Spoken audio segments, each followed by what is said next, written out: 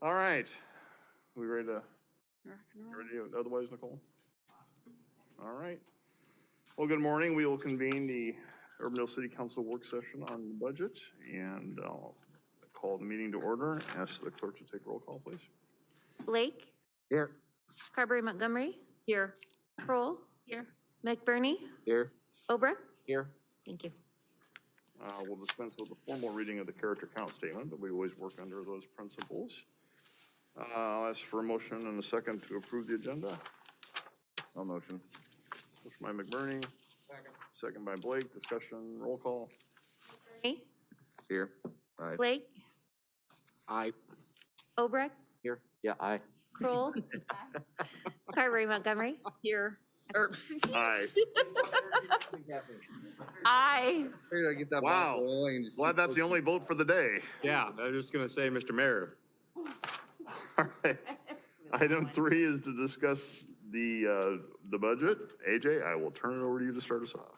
Mayor, members of the council, thank you very much for joining us this early morning on a Saturday. So we will make the most of your time and we appreciate it.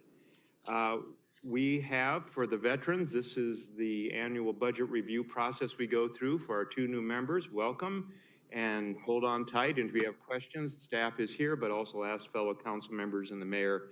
They can certainly walk you through any of the particulars.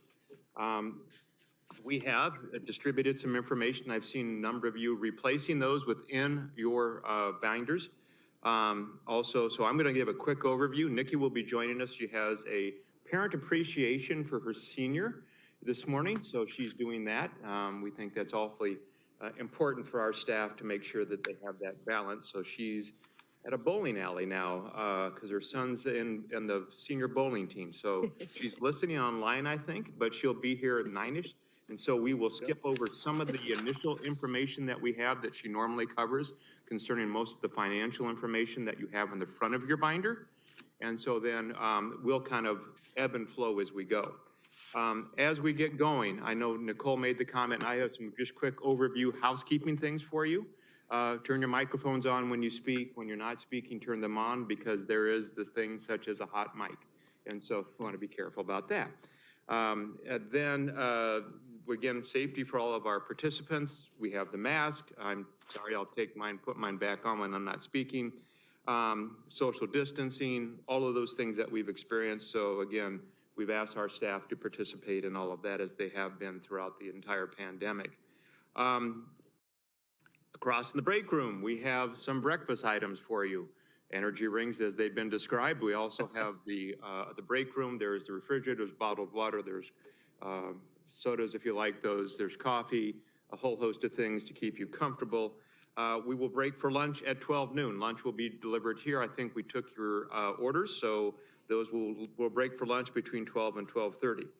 Restrooms are down the hallway. And we are scheduled for breaks every 2 hours. However, I would stress that this is, even though a formal council meeting, this is we want the process to be comfortable, and we want, it's kind of like lunch and learn in the sense that we're going to give you information, you ask questions, we move forward. If you need to get up and stretch, if you need to, if the break doesn't come soon enough for you, please keep yourself going. And so we'll do that, but every 2 hours we do have just a time to get up and stretch around. We have a hard stop today at 5 p.m. If you're done before then, wonderful. If you're not, we have Monday. Monday is kind of our cleanup session for you at 5:30, and that could take 15 minutes if you want. But at the end of however the time is, either today or particularly on Monday, then those are the directions that we'll have from staff for any changes, alterations, adjustments, and then we will begin our process of putting everything together for the public hearings, the state documents, everything that we have to do to meet our deadline for March 30th for publication and for getting our budget certified to the county. So again, we keep you focused today, Monday. If there are particular follow-up questions that we have to have additional comments or meetings on, we can do that. But at some point, we will tell you, and Nikki will have that a little bit more later about when our dates are, but we have we predetermined all of our public hearings on our calendars right now. So we will keep you keep you on along those lines. Another one, again, cell phones off. Part of my job today is to kind of move you through this process. And so I will keep things moving as best I can.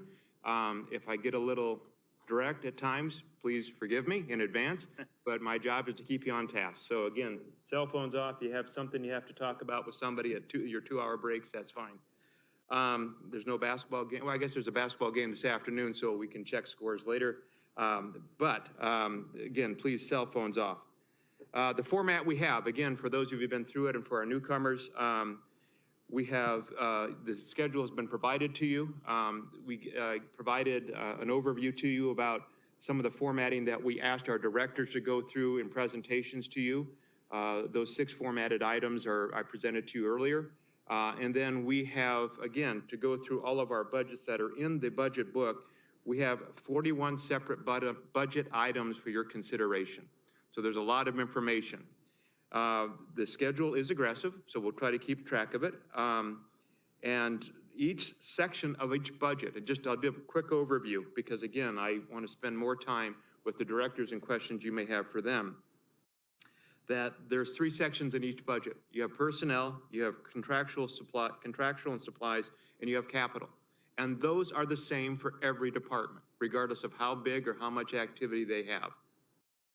And there's also, I want to just kind of give you an overview. There has been multiple layers of review prior to it coming to you.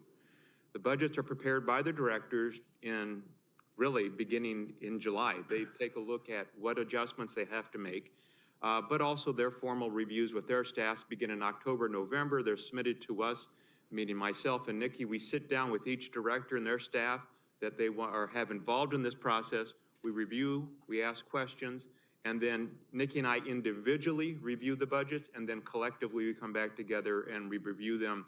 And then we make adjustments and recommendations that are included in this budget based on the assessed valuation, revenue projections, those type of things. We have to provide you by state code a balanced budget. How you take that budget now collectively is the decision of the 5 of you. And so, again, I always like to make that comment is that what you have is a balanced budget between our revenue projections, requirements that you may have for union contracts, whatever it may be, this is incorporated throughout the entire document. So again, just want to make sure that was there. Also, just remember that this budget is prepared 18 months in advance. So when they're preparing it in the fall of 21, this is projecting through June 30th of 23. So there are adjustments. And every May, we make an adjustment or amendments to your budget. So there are certain things that come up that are unanticipated. We might have some catastrophic event that we have to budget for. We might have a mechanical failure of a vehicle or something with a building or something that we have to adjust for. Price of gasoline. We buy gasoline by contract, for example, for 18 months in advance, up to 18 months in advance. We're locked into a pretty good price now. That's going to contract was going to expire here in the spring, and so we're going to see what the prices does. But those are the things that we make adjustments for. Also, if we have some significant reduction in revenue, that certainly can happen. Certainly there are certain things that come up. The state may make some adjustments in certain things that we are not anticipating, although I'm not sure what else they could do to us as far as revenue. I'm sorry, that's an editorial comment, and I apologize in advance. Well, if you haven't learned, my passion is local government, and that's where I support, so this is where the decisions are best made. Anyway, another editorial comment. So we make those adjustments come May.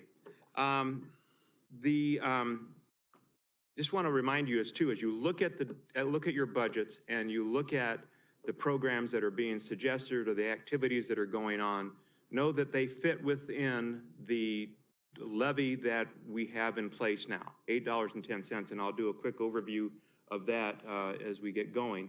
But and hopefully you've had a chance to read the overview because that's really fairly comprehensive.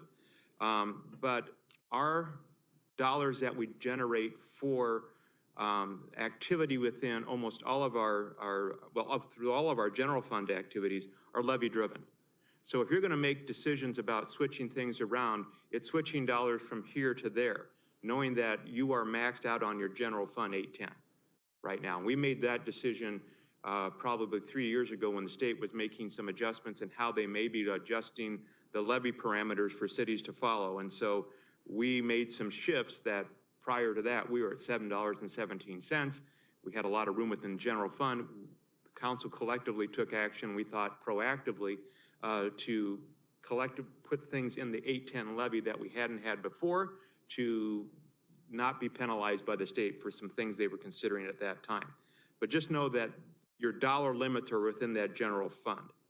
There are other funds that support the budget. Obviously, stormwater, we have capital projects, we have other revenue sources that help support that, but the bulk of that comes from the general fund dollars. Let me see. What else Again, hopefully you've had an opportunity to read the introductory material. It's fairly concise and to the point. Again, we'd be happy to, I'll make a few comments on that, and then we'll go right into, we'll answer any particular questions for you if you may have at this point in time. Also, as I mentioned, Nikki, when she's here, we'll rotate her in during the budget review for those discussions. I will mention that if you look on page 1 of your budget document under the overview tab, we lay out our levy for you. And as we've explained that overall, we'll be recommending a reduction in your overall levy by 5 cents. We have the $8, the levy would be set at $10.06. Pardon me, $10.06, which is 5 cents lower than the previous year, fiscal year levy. The $8.10 by statutory requirements is the maximum that you can levy for general fund activities. Chapter 411, Police and Fire Retirement Levy, would increase by 5 cents. When I first came to the community, one of the directives I had from the council was to work with the chief to increase our professional staff at the fire department. At that time, and Jerry can attest to this, we had a mixture of professionals and volunteers. And when we started that process, and as we added members of the fire and police department, the directive from council has always been, we want to be able to levy that 411 retirement requirement separately, so we have a true cost of what it is to provide public safety. We have salaries, we have capital, we have all the supplies that we need for these individuals, but the retirement, which is a system, both 411 and the IPER system, which is mandated by the state for participation, we've segregated that out. We always have. Last year, we didn't levy enough to cover our full cost. This year, we're making the recommendation to make that increase to cover our full cost, anticipated full cost for our retirement for police and fire. And then we have the debt service levy would be reduced from $1.54 to $1.44. And then our statutory maximum of $3.03 for the ag levy. And so overall, one of the things that we've looked at, and one of the things that you noted in your strategic planning, is that you wanted to have a competitive levy rate, a tax rate. And so at $10.06, although I don't know what our compatriots throughout the metro are doing, I can tell you that that is probably still one of the lower rates around. So we've been able to accomplish that for you. And as you go through the budget, I think you'll still see a reasonably high level of service for the citizens that we serve. Again, I won't go through all the other, those are probably the main things within those first couple pages. The big issue that obviously for the city is that we're a service organization that takes people to provide that service. So if you look at page 4 of your book, you'll see that we've made a total request for 12 additional bodies throughout the organization, and they're listed there. And some of them, again, we've shown as they've progressed. For example, on the fire department, we're changing that from part-time to full-time. Jerry's been looking at his part-time staff, and he can address this later, is that it's harder to find folks to fill in that part-time, to fill in those gaps. And so for us, that was a fairly easy move to take those individuals or take those positions to part-time, or from part-time to full-time. The police officer you already previously approved during some of your discussions, And then I would say for the senior center, we had a recreation specialist that we moved from part-time to full-time to meet their needs as they've begun to reopen and have their activity. And so those positions are outlined within the page 4, and they will have further explanation when you get to each departmental review. We also outlined that we've made salary adjustments in projections for our 3 unions, and those have been tentatively approved through our negotiations over the last several weeks in conjunction with the recommendation for the non-union folks. And so we've always made that recommendation at whatever the level is for the highest union salary adjustment. That's one of the things that as you get into your discussion, and if you've heard from other folks throughout the metro, and I'm sure Aaron from HR will explain a little bit more about that, is the cost of providing for our people is a little bit higher. You know, we have vacancies that we're having a harder time filling, and we've talked about that previously, and we're seeing that the cost of people has gone up. And so we've made those adjustments to our budget. The city, another item on page 5, just one of those things for a cost that we have. Contributions to health insurance reserve will be at $5 million. We are a self-insured program. Blue Cross Blue Shield administers for it, but this is a big expense for us, and we project what our total out-of-pocket expenses will be for health insurance. And so it's down a little bit, but at the same time, as the mayor can attest to, we've had times where we've had to make transfers at the end of the fiscal year of $1 million to $1.5 million to cover health insurance losses that we've had. We will continue to contribute the General Fund Liability Reserve Fund. That is for our insurance, variety of insurance products that we have for general liability, auto, building, professional liability, everything is through there. And so we work through ICAP as our insurance provider, as you've heard before, and that would be presented again each year when we renew that contract, so we have an opportunity to review that. On page 5, our revenue review, and I'll leave a lot of this to Nikki to review, but overall growth rate for our cities, the counties combined that make up Urbandale is 4.61%. And that's not too bad. We've had it between 2% and 3% for the last couple of years, but that reflects the growth that we've experienced, particularly out west. And as Steve will share with you, the numbers reflected in the building permits that we've had and the information we've shared with you recently, that we've had some pretty good years, and last year was a very good year for us as far as that goes. Again, the variety of the pages on page 6 and page 7, they outline the revenues and the expenditures. The pie charts say a lot, quite honestly, and that's a really good place if people inquire to you about, you know, where do we receive our monies to operate the city and how do we spend those by function. And so I think that gives a very good overview. Again, I think it's fairly self-explanatory, so I won't spend a lot of time talking about that. If you have more specifics, I'm sure Nikki will be able to share those with you. So right now, I would take any particular questions you have that I might be able to answer for you from the introductory standpoint. If not, we'll begin with our technology department. Just before we start too, I just want to know too that I think I've told some of you, but I will have a talk with officials with the chamber at 10:30, so I'm going to be walking out of here and going into the conference room to handle that for an hour and a half. So, Okay. so I'm not getting mad and leaving. I'm just multitasking today. So. Okay, very All right, good. James. James, you're up. Council, volume's good. Cool. My name is James Breyer. I'm the technology director for those of you that I've yet to meet yet. I'm going to go ahead and start with the COVID impact protocols at current time. Can you tell us what page? Oh, Oh, yes. sorry. Pardon me. It's GG17, but I don't know what that is. That would be under your general government tab, page 17. Actually begins on GG15 in your book. I'm sorry, thank you. Oh, that's right. We had all of our protocols set up, telling you except where to find it. I actually cheated and printed out my little tiny section, so I didn't have the book on me.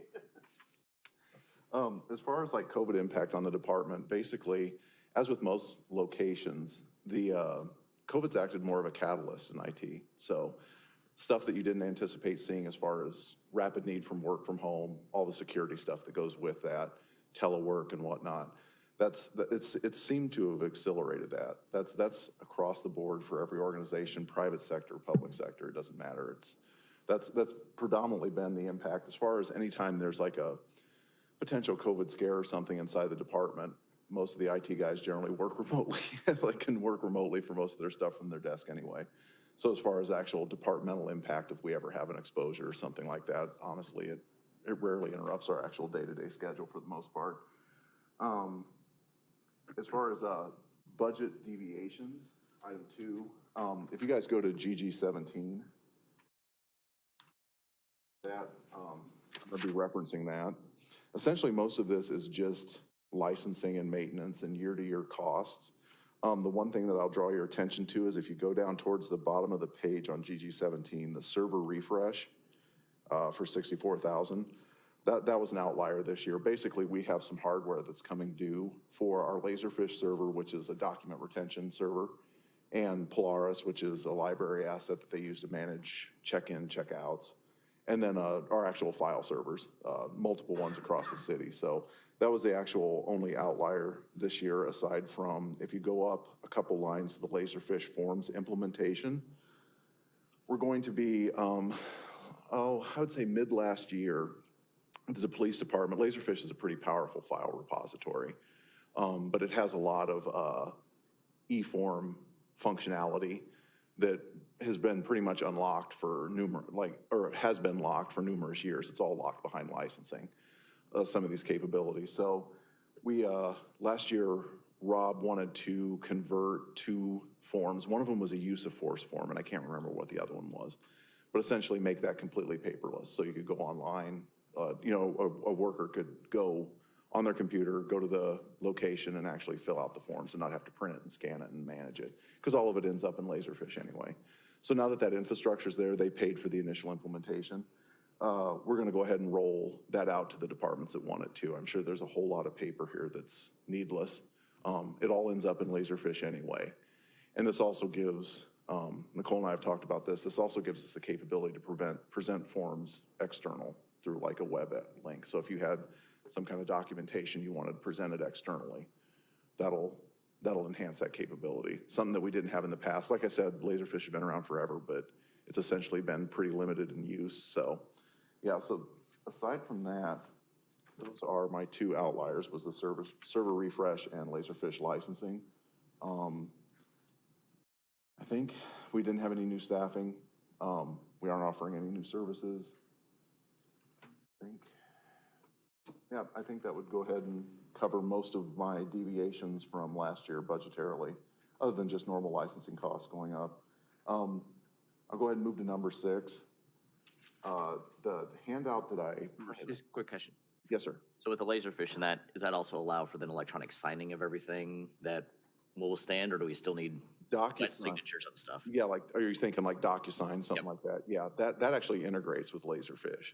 Okay. So we don't have that yet, or? No, we do not have that yet. So we've been working on, there's other products other than, I keep looking at her because she's the one that I deal with Laserfish all the time. But yeah, we've been looking at getting something like e-signature stuff like DocuSign. And we were gonna kind of wait until we had the back end for it, essentially. So that actually integrates with Laserfish. I'm jumping ahead here, and I apologize if I'm speaking out of turn, but go for it. you will find in the city clerk budget that piece is a proposal. Got it. Yep. To kind of fit in with this piece. Will I eventually be signing everything by DocuSign? That would be lovely if we get to that point, Okay. yes. So taking a big packet every. Yes, yes. Well, it just seems so silly because it all ends up in Laserfish anyway. Yeah. So thinking about it, it's like, why all of the shuffling and scanning and toner, and this is just much more efficient. But as with everything, it's going to be a continual rollout through the departments. So And from an open record standpoint, I'm sure that makes. it absolutely, too, right? yeah. This definitely gives you the capability to present it as, You basically present it outside as a web server. Yeah. So that way you can link to documents and there's access control and all these other Yeah. tools. So, yeah, it's good stuff. But like I said, it's just something that, it's all locked behind licensing, so it's pay to play, as with everything. Okay, so did you have any other questions about the budget specifically? No, it's kind of gobbledygook. So go ahead and move over to that handout I passed out, if you would, please. So this is to cover, Adam, last year we had talked about Wi-Fi in the park shelter areas, and I know you'd made some inquiries in between now and then. So this is not my handiwork. Dick Lilly thankfully sat down and mapped all this out in GIS, in maps. But he was able to do essentially a rough estimate. The first page is a cost assessment for doing the infrastructure to the actual, every shelter we've got to make them Wi-Fi capable. So when you go to the actual equipment cost column, that's the ballpark I threw on for the actual Wi-Fi radio, the minor costs that you would have if you had the infrastructure there at each location. So the other costs are essentially getting the conduit there, electrical, fiber, and whatnot and as he noted down at the bottom, that's basically based on a fiber distance measured from the shelter to the nearest city-owned handhold or traffic signal. So basically your nearest jump-off point from an infrastructure standpoint. So that first page basically covers all of them. The second page is each location that already has a flushable restroom, which makes some of this easier from storing the equipment, because you're gonna need a little switch there. And you'll have naturally the Wi-Fi radio in every location.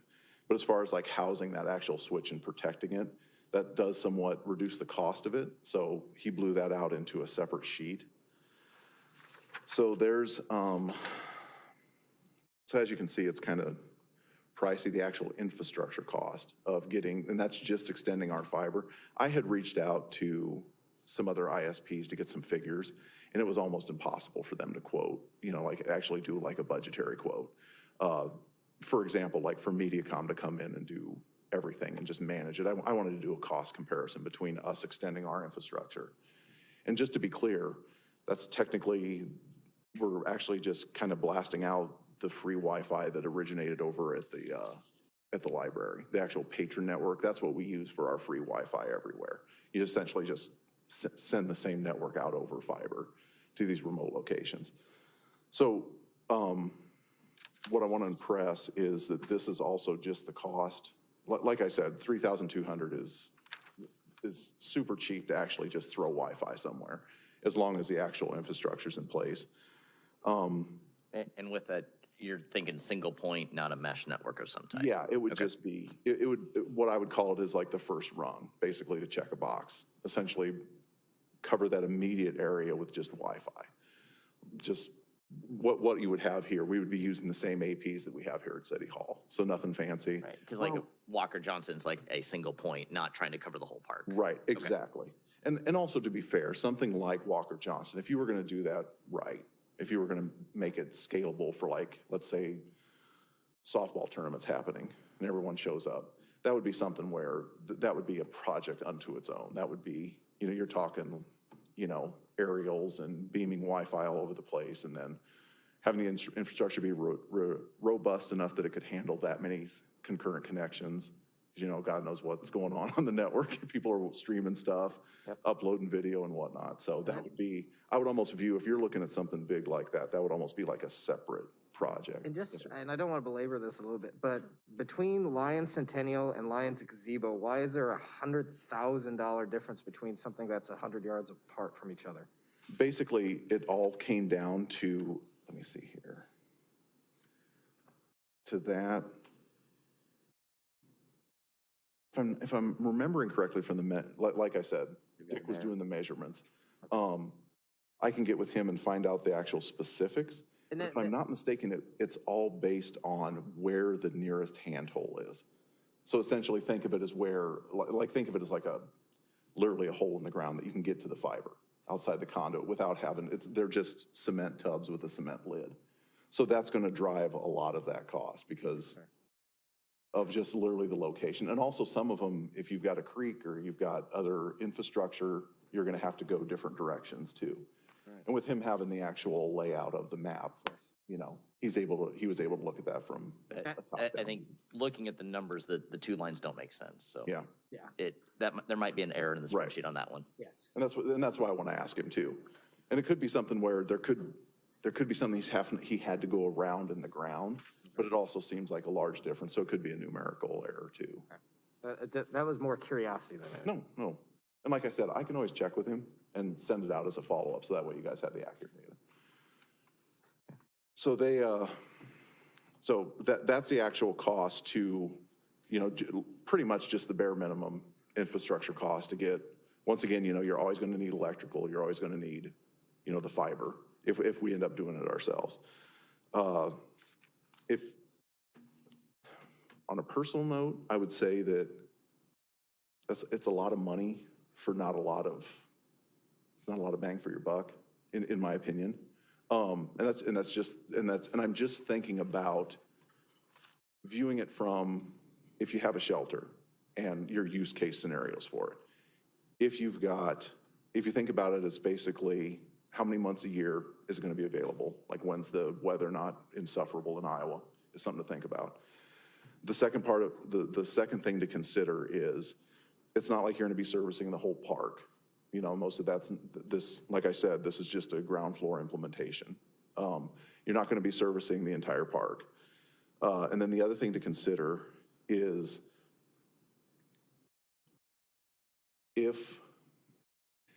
let me back up.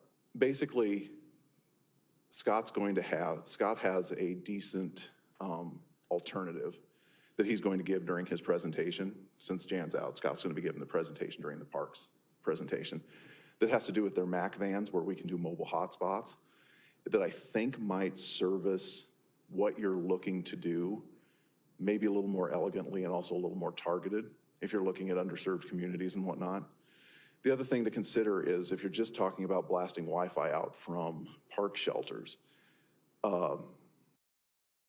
Wi-Fi isn't exactly the amenity it used to be as far as the way data plans are structured right now. Like if you have a phone, if you have an iPad with cellular capability, it's basically gotten to the point where you're servicing a narrower and narrower slice of people by providing free Wi-Fi as just like a bare minimum. Now, if it's at like a hotel or if like, you know, you've got a place where, like Giovanetti's a perfect place, or Lions, you know, where there's a place for someone to go and sit and, you know, there's an interior place for them to sit, then by all means, that makes absolute sense.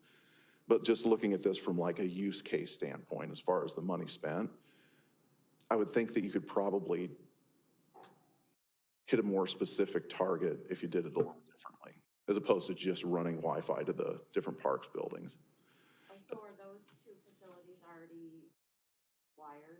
We're actually in the process of wiring Lions, so we're gonna, Lions already has, due to needing door access, you know, when you badge in, badge out, all that's across the network. So we had to run stuff there already, so. Giovanetti's already wired. And also I think, yeah, it was during the pandemic when we ended up wiring the outdoors for that too. Like we ended up blasting Wi-Fi out into that sitting area, you know, so if someone wants to sit there for an extended period, then absolutely. I think it's a 30-minute limit on MediaCom at the Giovanetti, the outside space. I don't think there's a strong enough free-only signal. As of October, there wasn't, at least. Well, that's bizarre. That's our actual, I wonder if you're picking up. So there's a Wi-Fi free from MediaCom hotspot there that you get 30 minutes on MediaCom service there. But outside of that, we couldn't find anything on our laptops, so. I look at AJ, what? When we moved to Giovanetti to the library, we took our system and Yeah. essentially broadcast it outside of the walls. So again, as James Yeah. said, Like that's actually our, was to get Well, those and my laptop didn't pick anything up other than the MediaCom signal, so. interesting. I wonder if there's a, When you sit in the overhang on the, would be east side of the building. Well, I know I'll look into they've that. talked about at other parks. I know like Centennial Park in Waukee has the same I wonder is that something that they're potentially providing? If you're a MediaCom customer, you can log, it's been out there for 5, 6 years. Interesting. Okay, But- so I wonder if they're blanketing that area. Just, yeah, it's close to that area. But, and I guess, thank you for putting all this together. And for me, it's one of those that, as I look at the list, there's probably 3 or 4 parks that to me make sense to do it in, not at a blanket across the board. It was more of a, as we're building out infrastructure, make sure we're including this. Yes, sir. Was the original intent. So going back into parks that we aren't touching with stuff, I don't see that we add it. It's more like Bozen Park is $8,000 to put it in while we're putting in everything else. Sure. That makes sense to me. Yeah, absolutely. And it's also, like I said, Scott has like an actual mobile solution that I think is going to cover, I think it's going to kind of do a lot of what you were, some of what you were intending to do. I think so. Yeah, he'll have more on that when he actually gives his presentation. It's all part of the Mac stuff, as far as like a mobile hotspot inside of the actual van that's going to be traveling around, so. What Yeah. were the ones that you think make sense, Adam? Again, it's the construction projects that we've got going on. We got Murphy Park going on, we got Bozen Park going on. Those 2 to me make sense to do as we're adding in shelter, as we're adding in electrical. Going back into the Memorial Tree Park and spending $60,000 doesn't make sense to me. But I see the use case of between Chromebooks, between kids that don't have cellular, I'm extremely wired myself between, I think I've got 3 devices that can pick up non-Wi-Fi signals basically at all times. So I agree that it's a smaller slice. Right. But I do see a lot of, was it actually up in Boone, there was a lot of parents sitting there working on laptops while their kids were off playing. Sure. And that's not hotspotable items that they're doing. Right. So that's some of the use cases I see is getting people out of their homes more. Right. And like I said, as we're doing construction projects, to me, it makes sense. Well, yeah, and the shelter at Walnut Creek Regional Park, Right. And like Bozen, I could see going there, doing some work while your kids are off playing type thing, or the kids doing maybe even some school work from there. Who knows? With their Chromebooks that they now all seem to have. But it's all devices that don't have built-in cellular is what I'm thinking of. right. Would you, I guess I'd like to see in those 2 parks specifically, it's less than $15,000 for Murphy Park and Bozen, if we could figure out a way to. would that be added to the technology budget or the parks budget? I imagine I would end up paying, I imagine I would end up paying for the switch and the It Wi-Fi. does come from the technology because we would utilize the funds that we allocate each year in our technology fund. And that when we have activities that James is engaged with, that supplants what may happen within the various departments. So it sounds like this is something we need to pay attention to after Scott's presentation, perhaps circle back around to.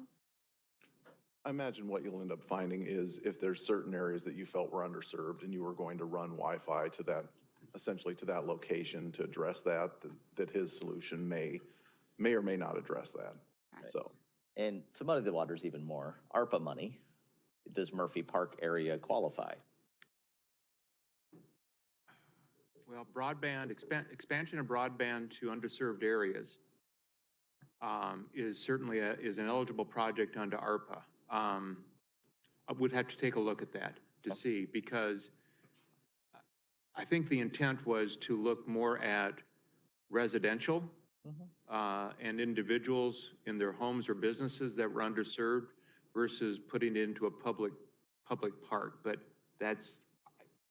I don't know. That I just have to come back, and I just know that broadband was one of those eligible projects under the capital, and I just don't know if that's going to be an eligible expense. It probably could be, but again, we can check.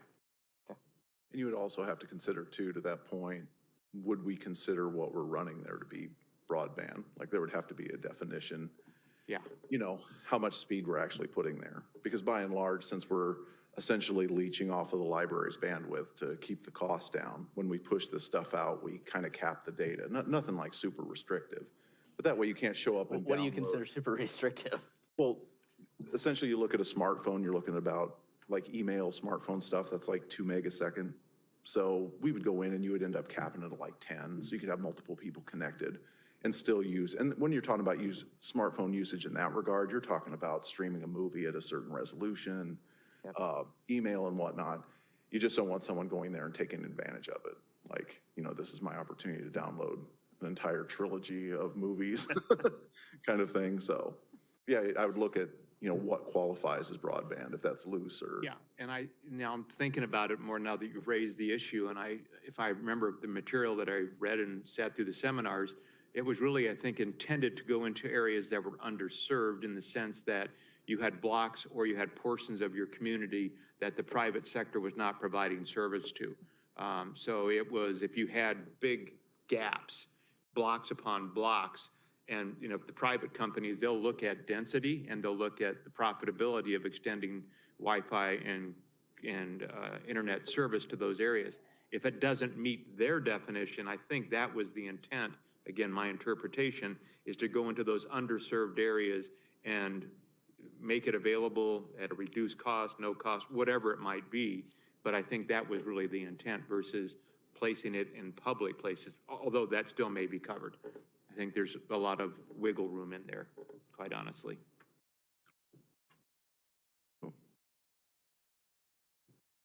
Any questions about that? I guess I saw you take a note, but I guess I'd like to come back to later in the discussion about adding it to those two particular parts. I had Murphy and Boson. Yes.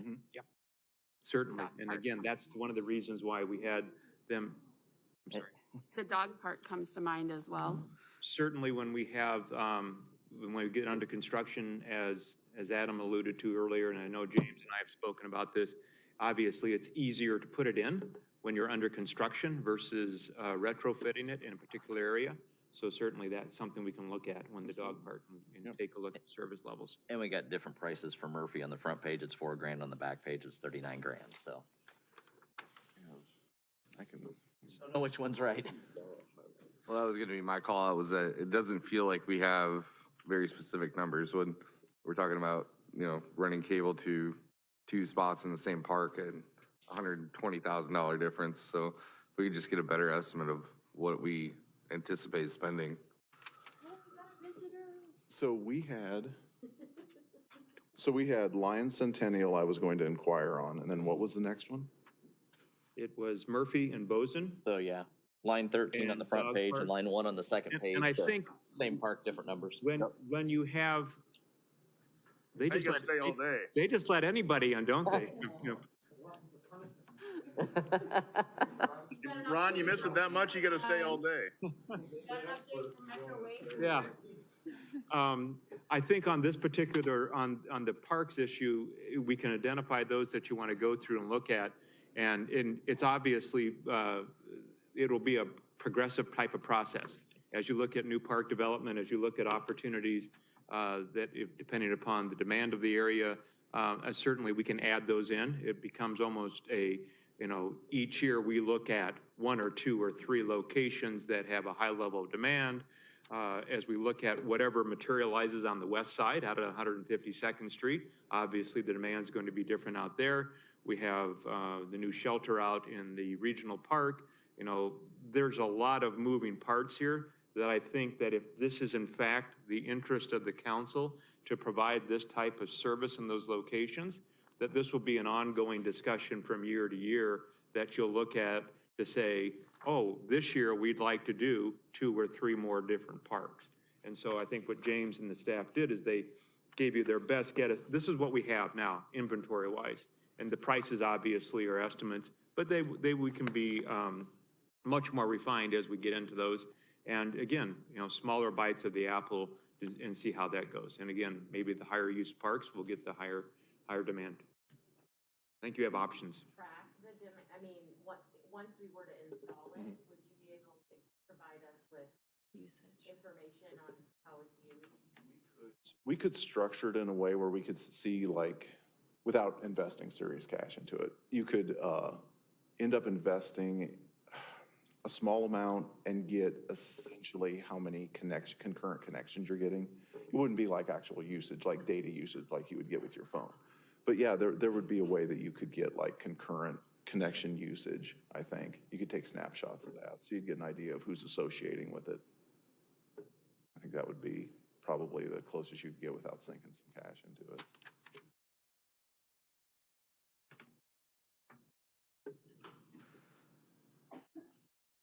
I'll just say, we'll wait for Parks and Rec, but I'll be supportive of this, and I would move forward with it budgetary-wise if we decide to, so.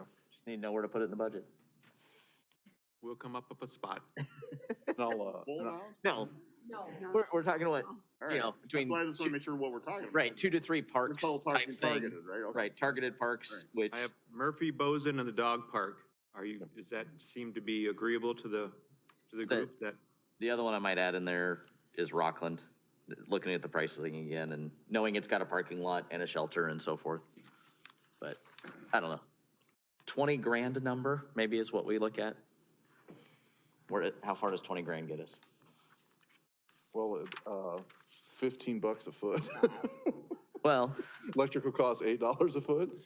I would say that would get you, because Bozen 8, Murphy 4, well, there's 12 grand. yeah.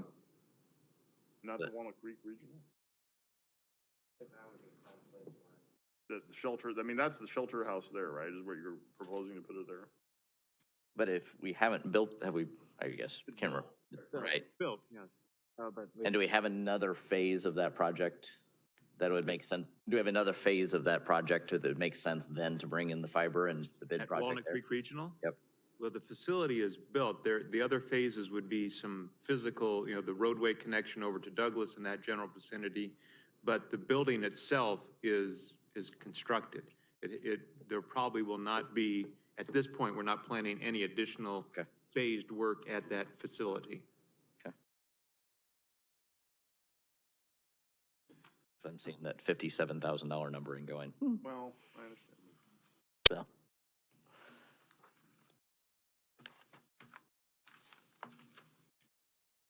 It's also, I was just going to say, might I suggest that we take the 3 that you've all agreed on, Murphy, Bozen, and Dog Park, come back with a specific number for you. We will find a place in the budget for it, and then as either before you adjourn your meetings at the end of the day on Monday, or at some point, we know that these are priorities for you that you want to, as your sample product, to put out there for the community. those 3 do spread out across the city, east, central, and west, pretty roughly too, so that's. So yeah, that's a good point. They give you kind of a nice, and you can gauge, see how it's reacted. And then we could scale up appropriately if we all use, so that's good. Okay, that's what my notes say. I got them. What's that? Have them in my notes. Okay. And then I will, when I get back, I'll email Dick on the other ones in question and see if he's got, I think this was the most current spreadsheet we had, but maybe he had a different one. So I'll get the actual numbers for you. All right. Is that it?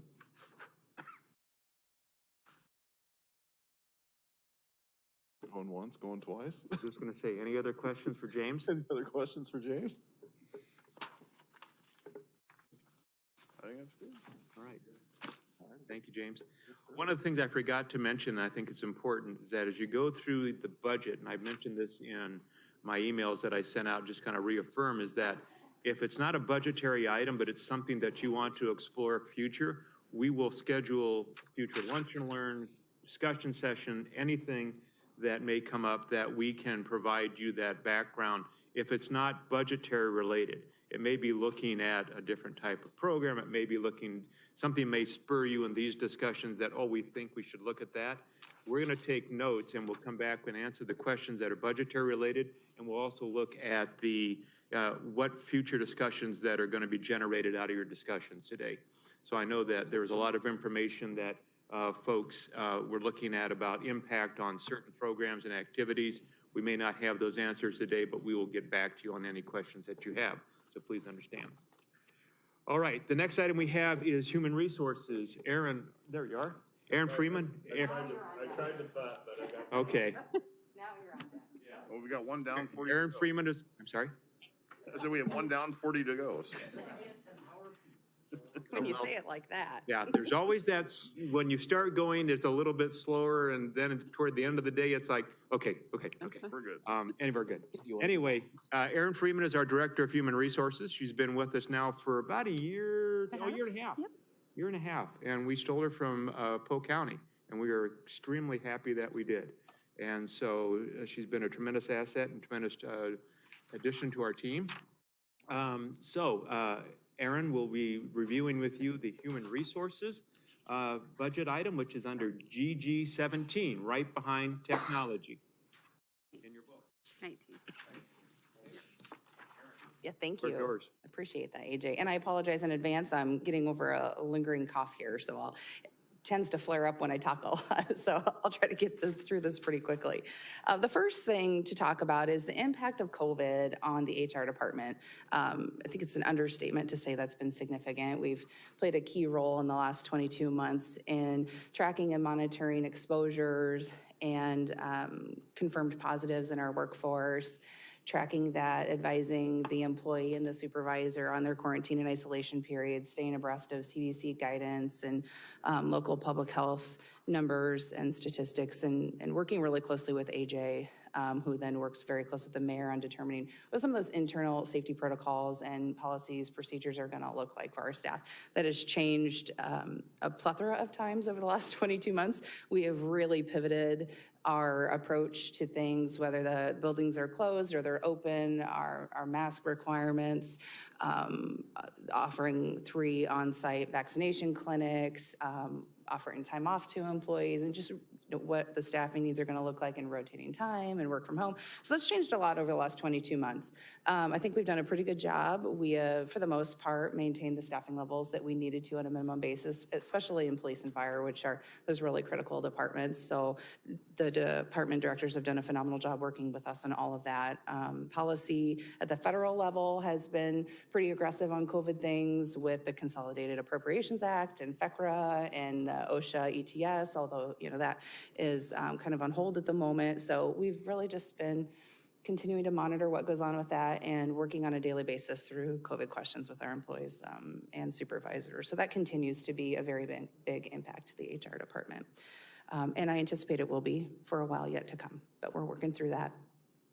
In regards to budget deviations, there really were none for HR and no staffing requests for HR, although there are several that you'll talk about throughout the day with other departments.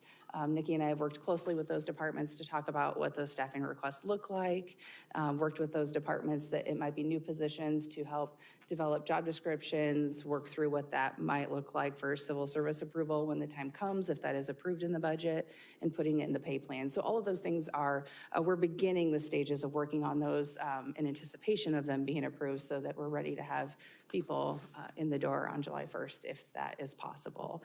We typically have about a 3 to 4 month timeline for bringing in a new employee, so that's why we start to work on it pretty early. In regards to staffing, I did hear AJ mention this briefly at the beginning in his introduction. Staffing continues to be a challenge for the city. That's not unique to us.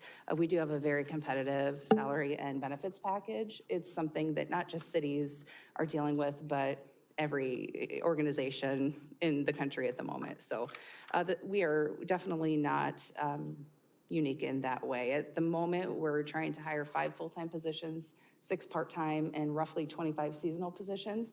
That is a lot at one time, especially for a 2-person HR department. So Beth, the HR analyst, is staying pretty busy with that. That's really where her focus shifts when we have a lot of recruiting to do, and that doesn't include any new positions that might be approved in the budget as well. Applications overall citywide are down about 37% in the last 5 years. That is consistent with other municipalities, according to some research that governmentjobs.com did last year. So we're slightly better, I guess. And we've been trying to combat that through a variety of ways. We've worked very closely with Derek Zarn on some promotional material. We're really utilizing the social media platforms for advertising positions and getting the word out there and trying to hit different markets with that type of advertisement.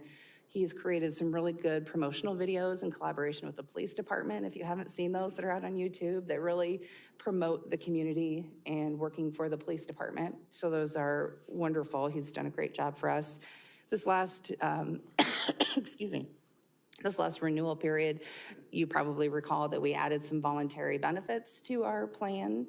We worked with Gallagher, a benefit broker, to identify those kinds of benefits and perks that different generations in the workforce are looking for. So we're just always looking for ways to round out our total compensation and benefits package to really attract and retain employees, in addition to adding the telework policy, which I think has helped as well. So Are people taking advantage of those optional programs? yeah, they are. We had, I'd say, about a dozen people participate in at least a dozen in each of those new programs, which is pretty good for its first year out. We did some. Remind us what those new ones were. Yeah, we added a critical illness policy, an accident, a personal accident policy. Those are employee benefits that they fully pay for, but we were able to negotiate a pretty good deal through Gallagher with Sun Life for those benefits. And then identity theft monitoring and legal shield services. So yeah, we had pretty good participation out of roughly 260 benefit eligible employees. Got about a dozen to participate in each. So that's pretty good for the first year. And we'll continue to promote those in future years. Usually after the first year, when people can hear from their colleagues and their peers that they liked it and what they got out of the benefit, then participation goes up in year 2 and year 3. Thank you. Yeah. We recently negotiated tentative agreements with the police and the labor units. So those will be coming before you sometime in the next month or so for ratification. And the fire contract already was locked in for this year. So you'll see that come before you next year for wages only. That's about it for staffing. In terms of newer changing services, I wouldn't say it's a change necessarily, but it is a change to the last 2 years. We are planning to return to pre-pandemic level training. We've offered a variety of virtual training to our staff throughout, but it hasn't been at the level that it would have been previously, so you'll see that reflected in the budget. In terms of, oh yes, did you have a question? Oh, I'm sorry, I thought you had a question. We were asked to prepare some information on maybe the impact of mental health and substance abuse in the issues that we deal with. You know, fortunately, not dealing with, to my knowledge, substance abuse issues with our workforce. However, we do place a very special emphasis on mental health training and awareness, and we are regularly sending out training and resources to our staff on access to free opportunities for that. We sponsor some of the trainings, and sometimes we just link them out to existing training. There's a lot of local resources for that. There's NAMI and MindSpring, and so we're always trying to connect people to those in addition to our EAP and the services that they provide to us. So that's something that's been ongoing in our budget for the last few years and will continue to be in the future. And great distractions. I think that's pretty commonplace in HR, so I can't necessarily pinpoint any one specific thing that is a great distraction, pulling us away from our regular duties. That's just the very nature of HR. So aside from COVID, but of course. Any questions about things that I might not have covered?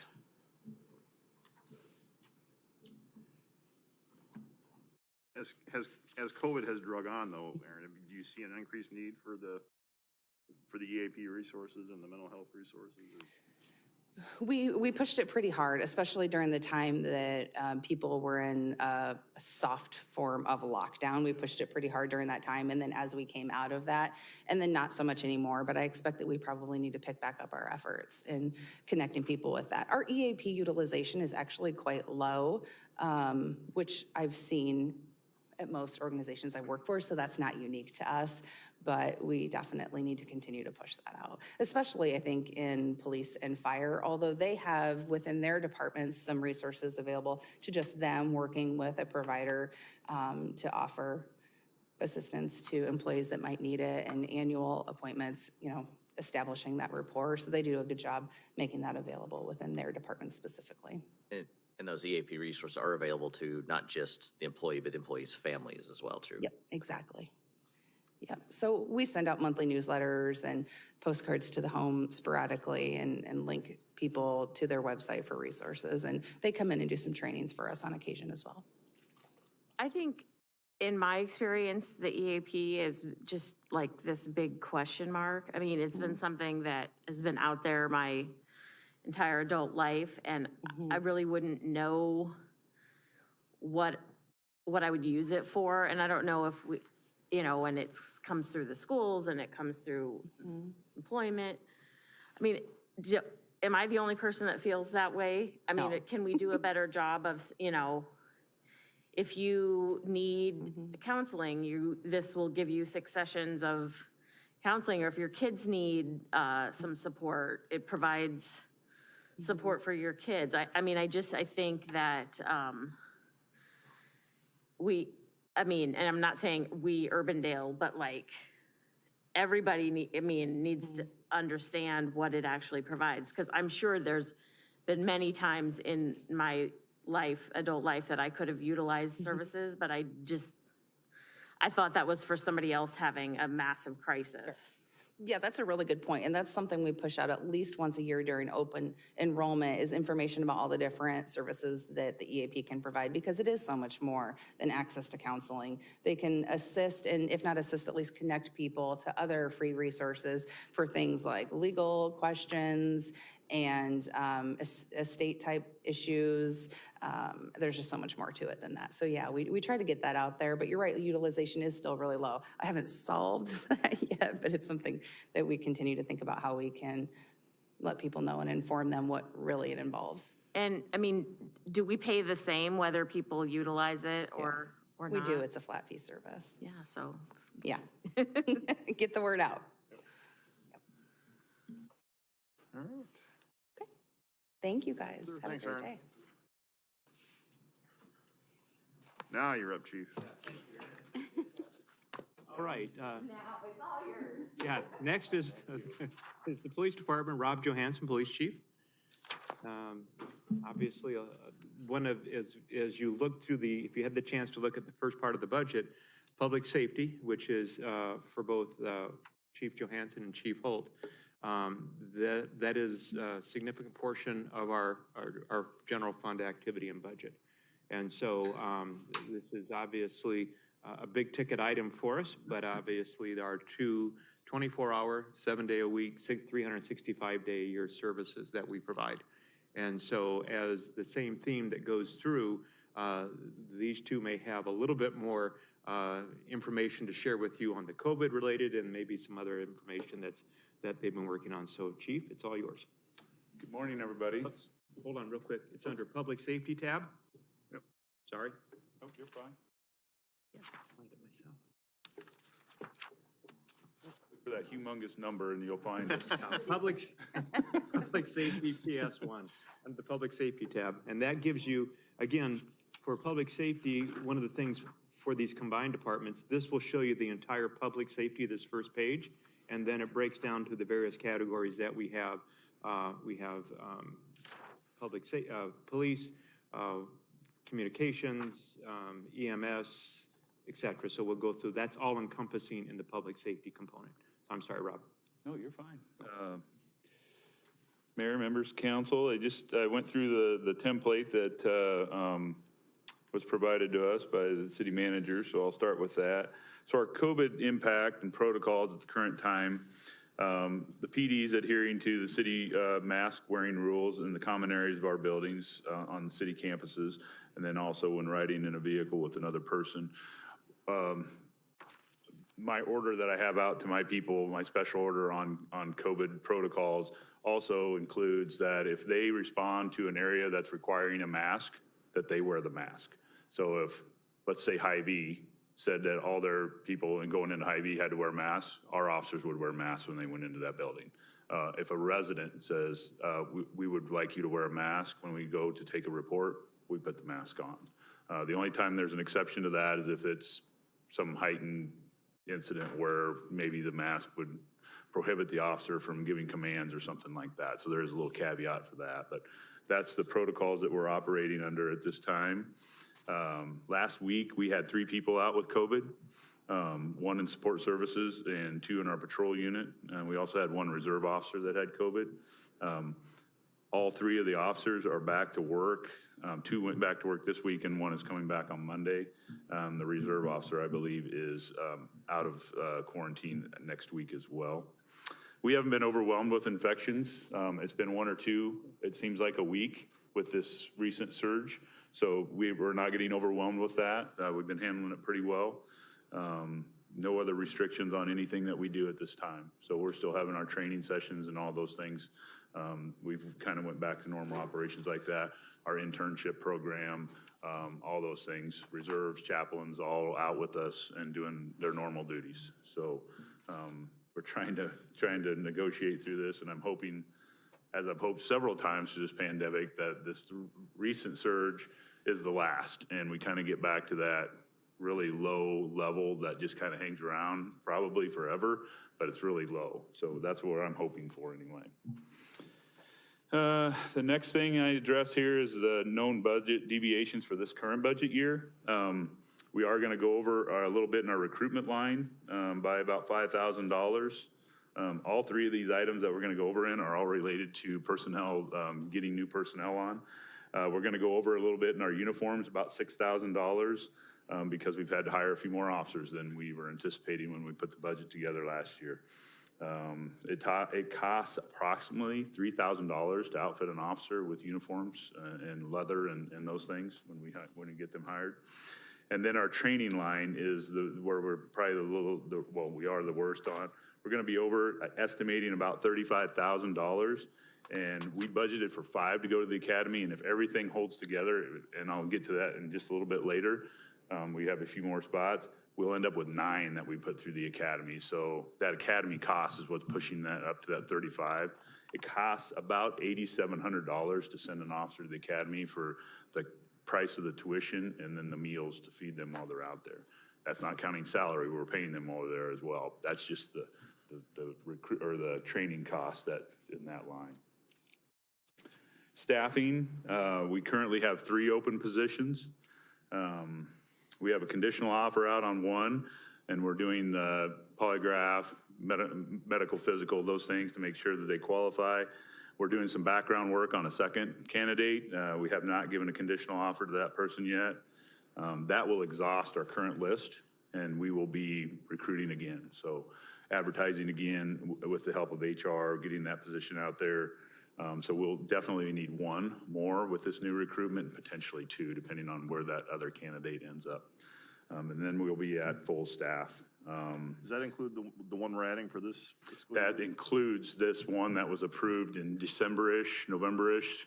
Okay. There were some things that happened at the time I asked for that. That pushed us 1 above, but then we've had some issues that happened. One of those 2 that specifically that I talked about that night, those 2 good candidates, ended up had conditionally accepted the job and then turned it down when it came time to show up for the academy. So, and then we had another one that was in the academy, went 1 day to the academy and quit. So we've had a few little hiccups, I call them, that along the way here, and it's just the nature of the beast. It happens. They quit. They didn't go to any other agency. They went. Nope. So when that happens, are we still charged the same cost? We were fearful that the academy was going to charge us the full amount because that's how they operate, right, off of their tuition. We've taken a seat. They charged us $125. Oh, thank goodness. So we got lucky. They treated us very well, so we were thankful for that. And the person left basically out of policing. Yes. Sounds like, but Yes. it wasn't a better job offer, just Nope. figured out this wasn't their Right. option. Yeah. Okay. It was kind of weird. I'll have to admit, it was kind of weird how it all went down, but we've had this happen a couple of times over the years. Better to happen now, though. Yeah. Yes, exactly. Chief, so with current staffing, we're at Hold on, Chief. I'm sorry. Well, so we approved the additional position in December, but we still have open spots. Right. So could we end up at the end of the year below budget for last year's? We do end up with, when we have shortages throughout the year in personnel, we will end up with savings in salaries. Okay. And that are in the budget that we did not spend, yes. Okay. That tends to add to overtime though, too, doesn't it? I mean. Yes, we've been pretty good about managing the overtime. We've made some adjustments in number of officers that are out on the street and things as we've managed this when we were down 10 officers at one point. So we've made some adjustments to that. We're hoping to get back to full staffing out on the street, you know, as far as our minimums for staffing. We're still operating under those levels right now as we get people trained and stuff. Because currently we have 3 people in the academy. We have 2 out in FTO training right now, plus the 3 open positions. So we're still 8 people down of actually being out there working by themselves. What's FTO training? Field training, so they go. Okay, so they've they already to- gone to the Yep. academy. So we send them to the academy, they go through that 16 weeks, they get back out, we assign them with a field training officer, and then we teach them how to actually do it. They get the basic training, basic academy training, and then we, you know, how do you actually do a traffic stop? How do you, all those things, right? How do you run the computer? All those things, all of our policies and procedures internally, they go through that. It takes about four more months to go through that. So we have, right now, we are with that, an officer that was approved, all the way up to me, so 57 sworn in the police department. That puts us at about 1.21 officers per 1,000 residents. We work, I project out staffing needs and other things for 10 years in a multi-year plan that I do. We've always worked, and what works good for us is about 1.24 residents.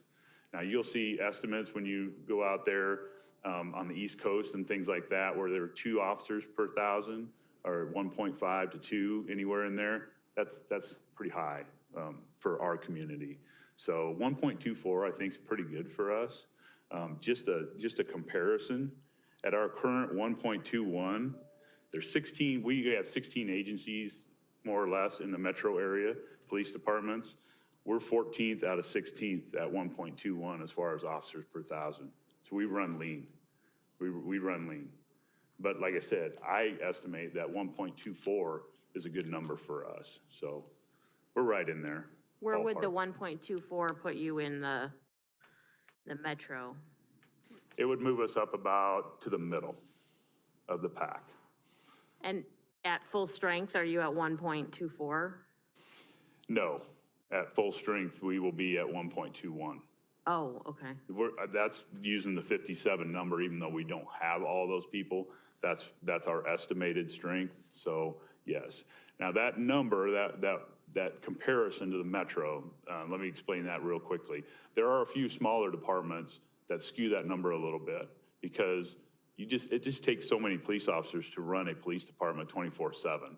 So if you have a smaller community like a Windsor Heights, they have probably more officers per 1,000 residents just because they need to keep that many, the bare minimum to keep an officer out there every shift, you know, or 2 every shift takes, I don't know, 20 people.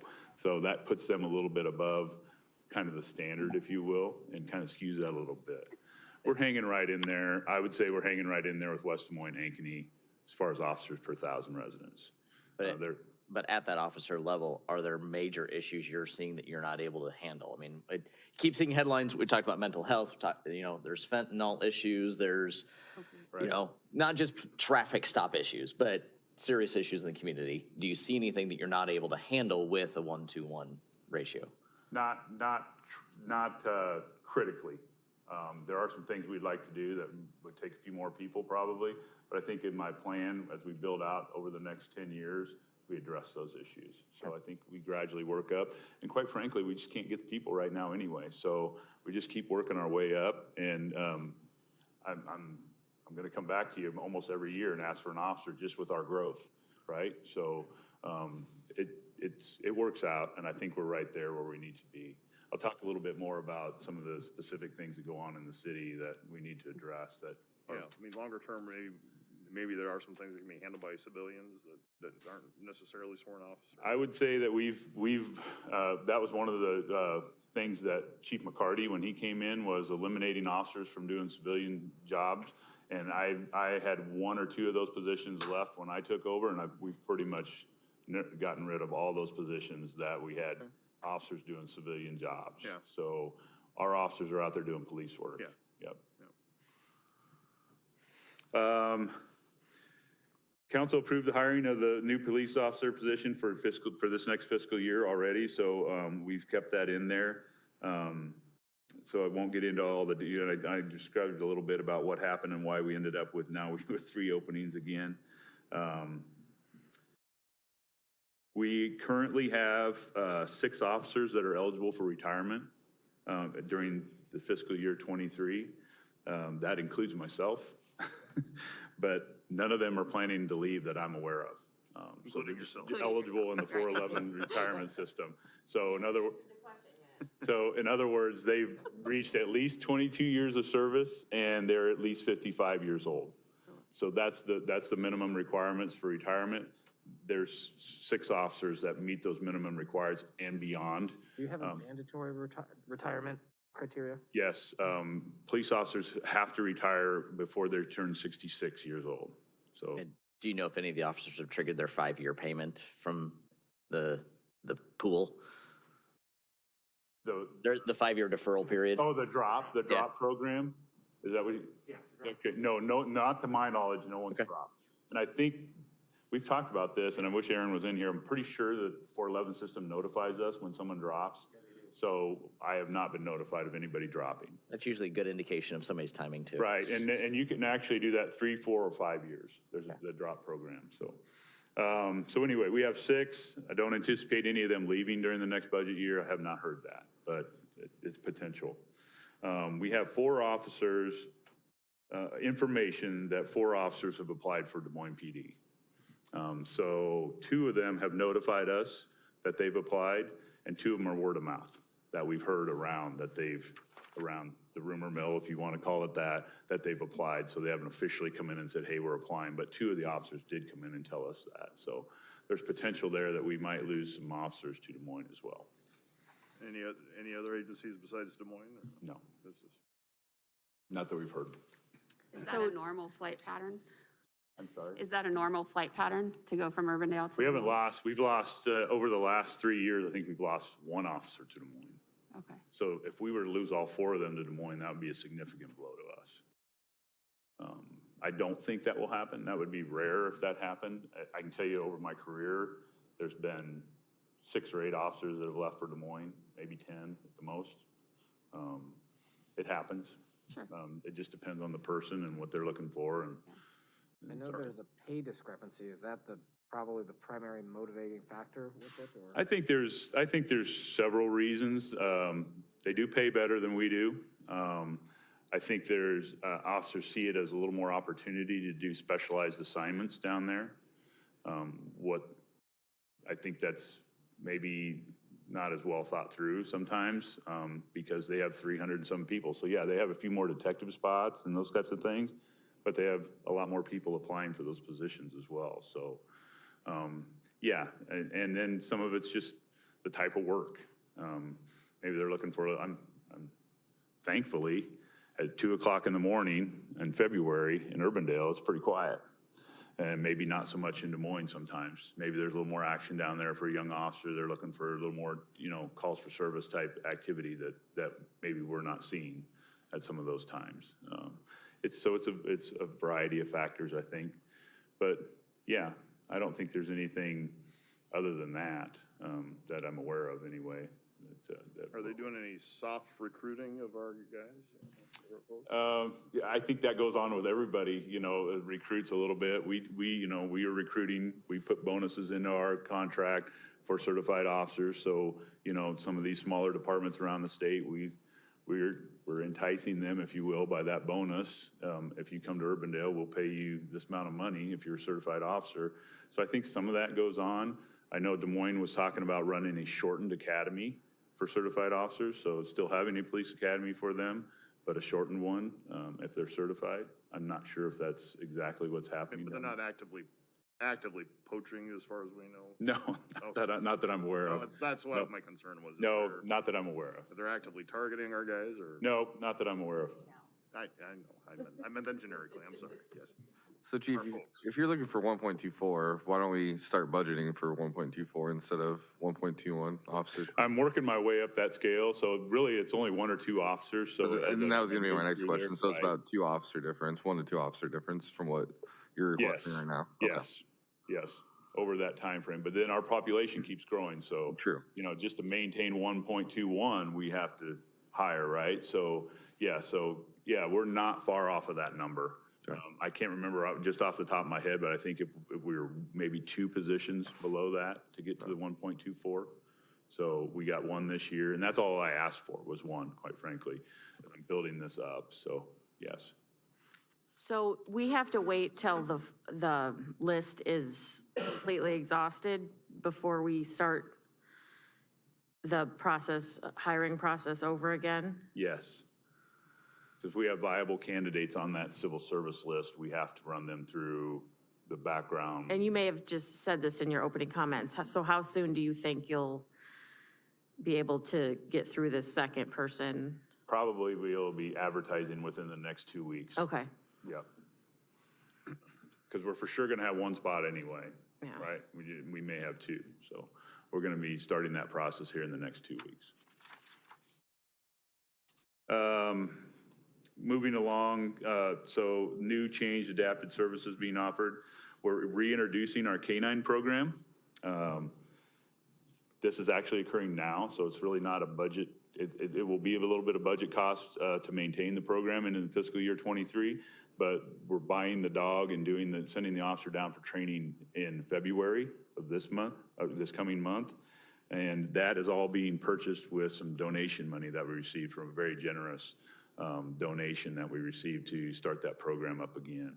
So Officer Carlos Pacheco Meza is heading down to Jonesboro, Arkansas in February for 3 weeks of intense training with his new dog, Basco. And that will be, when he comes back, that's when he'll bring the dog with him. We know what the dog is. We've been down to Jonesboro and all that, and all that. Got it all picked out. Everything's done. It's a black German Shepherd. So once we get him back here, I'll make sure that we bring him in front of council so you guys can take a look at him. I swear him in. We can do some bite work with the mayor, have him put the bite suit on and see how that goes. But, I think that's a great opportunity for some PR. I think the city of Waukee did a birth announcement for their ambulance this week. A birth announcement for their new ambulance. I mean, but it caught my eye, and I mean, I think, I think you put Derek loose on a new dog, and we could draw a lot of Oh my positive gosh. traffic. That's probably one of its most important functions. Yeah. Besides the actual work on the street, I would say it's probably 50% of the program is actual community relations. Yeah. So it ranges from doing demonstrations at National Night Out, when we do our Culture of Integrity program, the class that, they have little challenges that they have to do, and the classes that win those challenges, the dog comes up and does a demonstration at the school, or they get to see it. Just little things like that. It's just crazy. People love that dog, and with good reason. They do a lot of good things, and they're incredible what they can do. But yeah, we're very excited to get back into that program. So yeah, I think Waukee raised the bar with their birth announcement. I don't know, you saw that, Chief Holt, but. Elected official to be attacked by the dog. You're volunteering? Okay. We have a new bite suit, so it should be. Yeah. Yes. So we got, so the Canine program is going to be reintroduced. One of our new things that we're going to be in our budget for next year is doing our public records requests via the web. So right now, we're very archaic, in my opinion. If you want a public record, you have to come in and ask for it. There's no way to do that over the web. So we've looked at a couple software programs, companies that offer those, that you can do your actual request from the web, and that includes video, anything like that, that would be open record. You can do that, pay for it, everything via the web. That's something that potentially we can expand citywide. I consider us kind of the pilot program at the police department. We handle open records more than anybody else, requests for those. If it works well for us, then we might be able to, expand that and do that citywide as far as people being able to ask for those public records without actually having to come in the door. So that's one of the new programs that we're looking to initiate in fiscal year 23. Aaron mentioned it just briefly. This is our second year of mental health wellness check-ins, we call them, instead of checkups, check-ins. So all of our sworn officers at the police department are required to meet with a psychologist that we have that specializes in police and fire and first responders handling their issues, and we all check in, myself included. So we did that for the first time last year. We actually did it virtually because of COVID, and which I was a little hesitant to do because I wanted that, in person, but it worked really well, especially for the first time because people are a little uneasy about it anyway, so they felt a little more comfortable. They could do it from home, they could do it at work, and we had a room set up. So that second round of that is going to happen in February and March, and we have it in our budget for next year as well. So that's something we do all the time, or we're going to continue to do all the time. It was very valuable. Our people we had really good feedback on it, that they enjoyed it and it helped them. So we're going to continue that. Do you get like a high level feedback from that psychologist? I mean, I know there's confidentiality, obviously, but do you get any sort of feedback like this might be an issue or? We did not hear of any. Okay. There is, when we partnered with him, if there's issues that we need to address or that we need to do differently at the police department, then he was going to let us know that, and there were no issues that came up. So at least during the first round. I think you're going to, as we continue to do this and people get more comfortable with it, I think that maybe there will be some things that come out of that, hey, you guys, as a department-wide need to maybe look at doing this differently or this differently because it's causing issues or there seems to be some problems with it with a variety of employees or several employees, so. And does this psychologist like make referrals? I mean, if they think the person would benefit from further, ongoing. Right, so if there's a problem and they need to meet with them further and stuff, then that opportunity is there for them as well, yes. Great. We are going to be replacing 3 vehicles in our next budget cycle in fiscal year 23, and we're going to dip our toe. We're going to try some hybrids for police vehicles. So I don't know if any of you saw it, but Ames PD has done hybrids with several of their, most of their fleet now has been converted over. And they've had very, very good success with it and cost savings with it. So it's not even a break even. They are expensive to get into up front. I think they're around $10,000 to $13,000 more per vehicle, but it looks like we should be able to recoup that cost and then some. So we're going to give it a shot now that we're not the first ones trying it. So we know that Ames has had good luck with that, and we'll be in contact with them a little bit further about, in a little more detail about how it went and what you need to expect. But we're going to do that with the next 3 vehicles that we purchased in fiscal year 23. Chief, you preempted me. I was going to ask that, and I applaud you. That's good. Right. Awesome.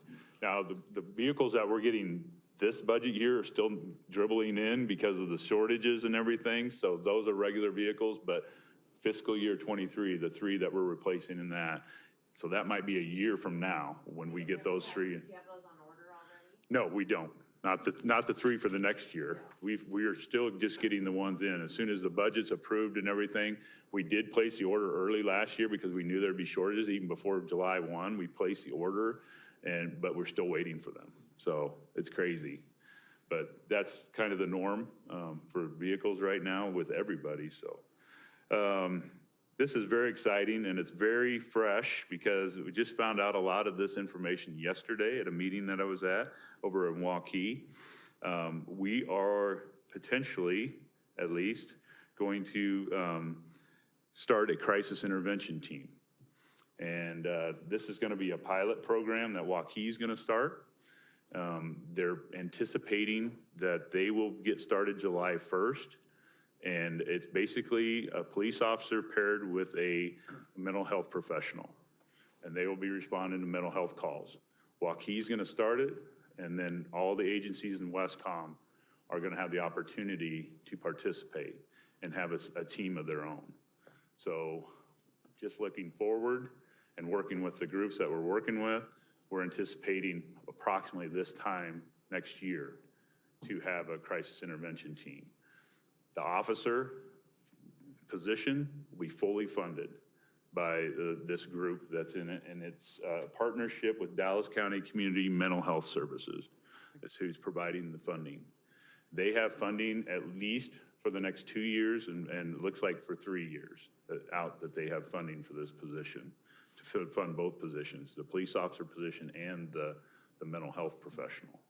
And so, just out of curiosity with that, would that be each department has their own crisis team, or would it be a function through Westcom that we all work with Westcom? And those details haven't been ironed out yet.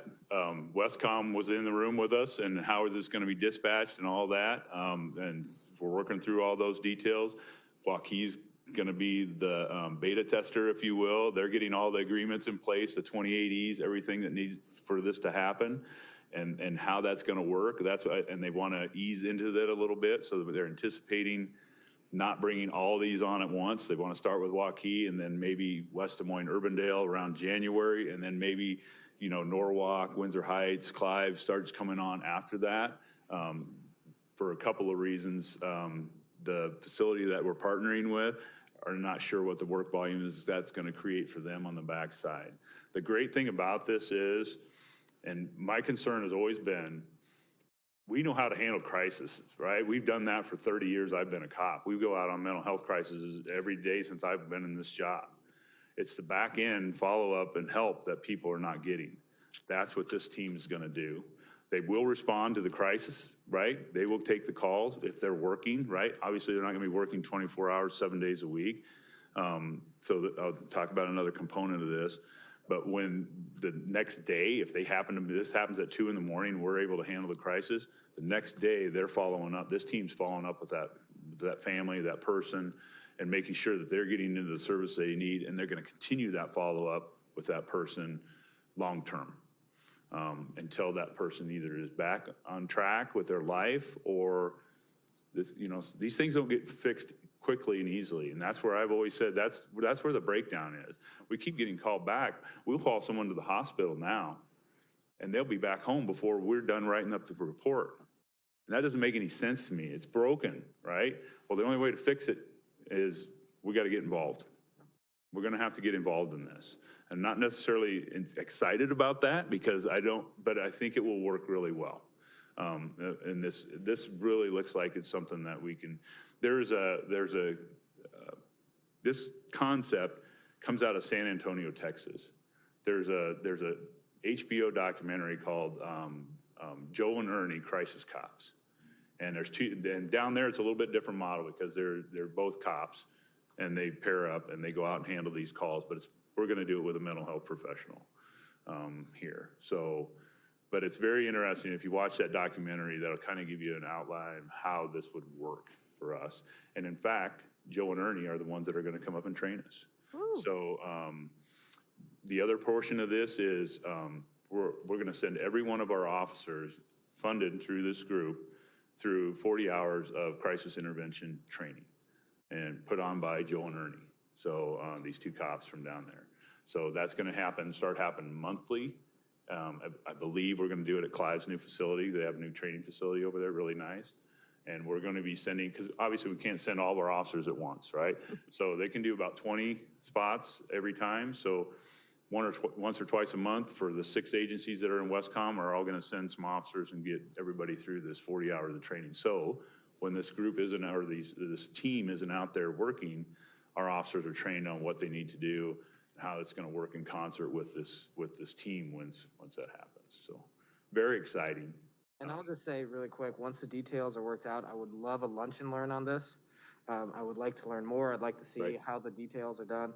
And then I will say up front that if 2 years the funding runs out and if I'm still here, I would even look at our own budgetary wise to make this happen. So I think this is vitally important, and I applaud you and Westcom for taking action on it. And I applaud Waukee for being the one that really is pushed this forward and is going to be the beta tester of it, if you will, and kind of work out the details. Dallas County Community Mental Health Services said they would come in and do a presentation. They've done that for Waukee to kind of get the ball rolling and kind of explain what they're, and then on the back end, it's not just the response, they also have their connections to services on the other side of that. So like getting them in contact with a counselor, getting in contact with substance abuse people that are actually doing the work. So I think it's really exciting, and I will make sure that when we work a little bit closer to that and Waukee's ready to maybe kick it off, that's when we'll present it here, because then we'll probably be about 6 months after that before we actually start here. I just want to say thank you. I mean, you and I had that conversation 6 months ago, and it's just exciting to see this come to fruition. It is. It's scary for me because, you know, mental health is a scary thing for police officers to follow up on the back end a little bit. But I think if we get that person trained and we have that other mental health professional with us, I think that that's going to really, and one of the things that I talked about a little bit yesterday is that trust factor that we build with the person that we're helping or the family. So if they know a police officer and they trust them and we've done all this good, that bleeds over to everybody else, right? If that call does come in at 2 in.the morning, they know that they can trust the Urbandale Police Department is going to help them. So I think it'll work. Where will that social worker or mental health provider be located during the regular? So Waukee they're cramped for space. So they're talking with Waukee Community School District about housing that team, the officer and the mental health professional in the school somewhere, having an office space for them in the school. I don't anticipate that to happen in Urbandale. I think we have the room for them, but I think we will house them right at Urbandale PD. Now, as this grows, as we talk, we're walking out the door and all the chiefs are talking, right? Really, maybe it makes sense once this is all up and running, is all 6 of those teams are in one place. It's like a task force, right? We do this all the time with narcotics and other things. It's like that group works together and they all help each other do things. So if we get these 6 teams put together, hopefully someday maybe, okay, so the Urbandale team is not here today, so the Clive team, if there's a crisis, they come in because the Urbandale guy is on vacation. You know, there's people that are gonna be gone or sick or whatever. So maybe those teams start working together and covering for each other a little bit more too, and maybe we house them in one spot, you know. But right now it's gonna be individually housed, at least conceptually, that's what we're starting out with. Well, and as you look through and think about best practices, feel free to reach out to me. You know, that's my jam. So I'd be happy to help in whatever way is needed. Okay, excellent. Dallas County Community Mental Health Services, are they a county agency or a private So that was the agency? question, right? It's like, so a lot of us are in, and we can get bogged down here and talk about this for probably 2 hours, right? Oh, we'd love to, actually.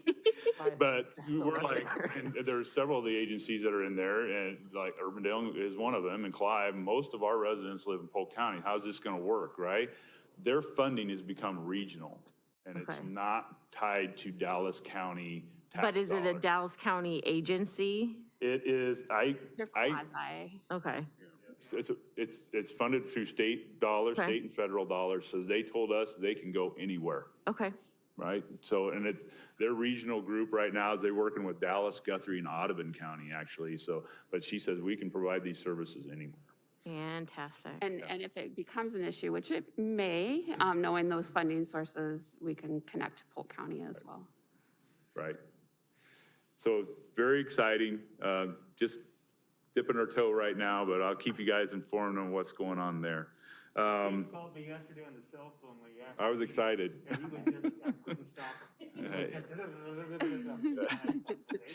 I didn't want to blast it out in front of him today without even, because it was that, you know, yesterday meeting when this all came out, that this was happening, so it's. It was fun to hear. Right. Fun to hear, it's exciting too. Well, and I would love to see the metrics that we track in relation to that program. How is it working? What are we tracking? Right, All and of there those was discussion KPIs. about that yesterday because we're not sure that we're tracking or capturing as many calls for mental health stuff as we really are going out on, because a lot of times you get called out on a burglary and it's not a burglary, it's a mental health case, right? And so making sure that we're making those adjustments in our CAD so we can pull that data later. Yeah, those things were all talked about as well. So making sure that we know what the numbers are and where we're gonna be. So we're working on all that, lots of things to do. Gonna move on from that real quick, unless there's any other questions. In the budget, I also have a space needs analysis money in there. Our current facility is getting kind of tight, and if you're involved in the CIP process for the last several years, you've seen that we, in the outlying years, have a building expansion and a parking lot and covered parking expansion. This is to find out exactly what we need, because I'm not sure how big we need to get, how much we need to add on. We've anecdotally said we need to add about 10,000 square feet onto the one corner of the building and then expand our parking lot, but I'm not exactly sure. So I'd like someone to come in and tell us, how can we best utilize the space that we currently have? And then what needs do we have as far as growth and projecting out a little bit as well as far as our officer growth and what we're gonna need. So that's what that money is for. Down to the equipment and technology, Have you just a selected couple. somebody for that, Chief? I'm sorry? Have you selected somebody to? Nope. So I reached out and just talked just to get a price estimate so we could throw it in the budget. So I talked to Shive Hattery, and because they've done work for the city in the past, and just got, hey, this is kind of what I'm looking at. What do you think estimate that would cost to have something like that done? And that's where I came up with that number. New equipment technology, we're gonna get we've requested to get a Gray Key mobile device forensic. So this is a device that gets into cell phones, specifically, mainly iPhones. When you don't know the passcode to get in and you have a search warrant for that phone, it's extremely difficult to get into those phones. There's really only one company out there that provides that, and it's extremely expensive. We've been using the state to do that, but obviously this continues to grow and grow and grow. So we can't keep going to them and asking them to do them for us. This is $10,000. This gets us 30, basically, phones that are locked that we can do a search warrant on. It gets us unlimited searches of those phones if we know the code, if we have basically permission to get into the phone, or we have the code from the person, but it gives us 30 of these unlocks if we don't know the code. So it's an expensive endeavor, but it's kind of the cost of doing business anymore. We've been, like I said, we've been using our partners for the past several years, and our use has just grown to the point where we need to start taking care of it ourselves. And is this something others can now be our partners in this? If Johnston doesn't have us, they could use it, pay us to use it? The state's kind of been the fallback for everybody, for the smaller ones. So I think if we go out on we will probably use most of those ourselves. Okay. So if we have a few extras, yeah, we can definitely share with other departments. If we're looking like, hey, we're not using as many this year and you got one that you need to get into, we can definitely do that, just like they've done for us. I know Altoona has done that with us. We've shared with them once or twice over the years too, so yes. We have we don't do ink fingerprints anymore. We've done what we call live scan fingerprint scanning. That device is old. And when we had the cyber attack in West Des Moines that affected us, we shut down as far as the interface with the state because we had not upgraded that piece of equipment. It's super expensive to do. We're not proposing to upgrade that piece of equipment still because we just don't think we have the volume in our holding facility to do that. But we do want to replace that because we do fingerprinting for the public and stuff. So it's just went its lifespan. So we want to get a new scanner, fingerprint scanner, to do our public fingerprinting plus our processing of our arrested individuals. This is a very exciting thing as well. It's a license plate reading cameras that we're proposing in our budget to place at strategic locations around the city. They're called Flock is the company. Each camera costs $2,500. It's a lease program. We're not buying the cameras. The cameras are operated off of solar, so they can be placed anywhere or wherever you need them. The proposal we got from the company was 19 of the cameras around the city. We are gonna start off with 10 of the cameras. There's some really cool aspects to this. So license plate reading cameras, what they do basically is every car that goes by that camera, it captures the license plate of the car. And it actually runs the license plate through our Iowa NCIC crime databases. So if you drive by that, if a car drives by that and it's stolen, it will immediately alert our officers that are on the street on their mobile devices that a stolen car just passed this location. If that car has an amber alert on it, if that car has they call them silver alerts, someone that has dementia that's left in a vehicle and now they put they put that out. Anything, if that person has a warrant, and a lot of times when people have warrants for their arrest, then we enter the car information in that warrant as well in these Iowa and NCIC criminal databases. So if an officer was to run that plate, it hits that the person associated with that vehicle has a warrant for robbery, whatever it is. This license plate reading technology runs against that database constantly. That's the proactive side of it. The investigative side of it is probably just as important, if not more so. So here's an example. We have catalytic converter thefts out in the business area of Urbandale. And what we end up getting is a grainy photo from an overhead camera from that business that shows a white Chevy pickup came in here at 2 o'clock in the morning. You can't see any plates on it. You can barely tell it's a Chevy pickup a lot of times, but you kind of get the vehicle description and that's about it. These plate reader technology will probably capture that vehicle coming into the city or going out of the city. So then what happens is you can plug that into the system and it will kick up any white Chevy pickups during this time frame. You don't have to go through there and look at every single one. The technology in the system, in the software, will allow you to go back and pull up any white Chevy pickup. The other beautiful thing about this system is it's becoming a system of cameras, not just Urbandale. So West Des Moines already has these cameras out around Jordan Creek Mall. And they also have some different versions of this in some of their parks where they've had some problems with vandalism and thefts. This becomes a system of cameras now where you can get into those camera databases from all these other cities as well. So you're not just looking at your own. So if you're looking for a white Chevy pickup with this description, now it searches West Des Moines or whoever else. The case example I can tell you is they let us get into the system without having any cameras just to try it out and see what. We had a vehicle description that was involved in a stolen credit card. They stole someone's purse in Urbandale. We got the plate information off of that from Wichita, Kansas. That was a rental vehicle from Wichita, Kansas. And we identified it because of the make, model, and type of the vehicle, and it had a window sticker, some sticker in the window. Put all those parameters in there, and it kicks out a potential match out of Wichita, Kansas. So then and it had a plate, so then we run the plate, and then it's on West Des Moines cameras. So we identified who rented that vehicle and gave us investigative leads to follow up on. So crazy technology out there this day. To me, I look at it as a force multiplier. We can't have officers sitting in all these locations. We're just not capturing that data. So that allows us to get those real-time alerts plus that investigative lead that we need to follow up on.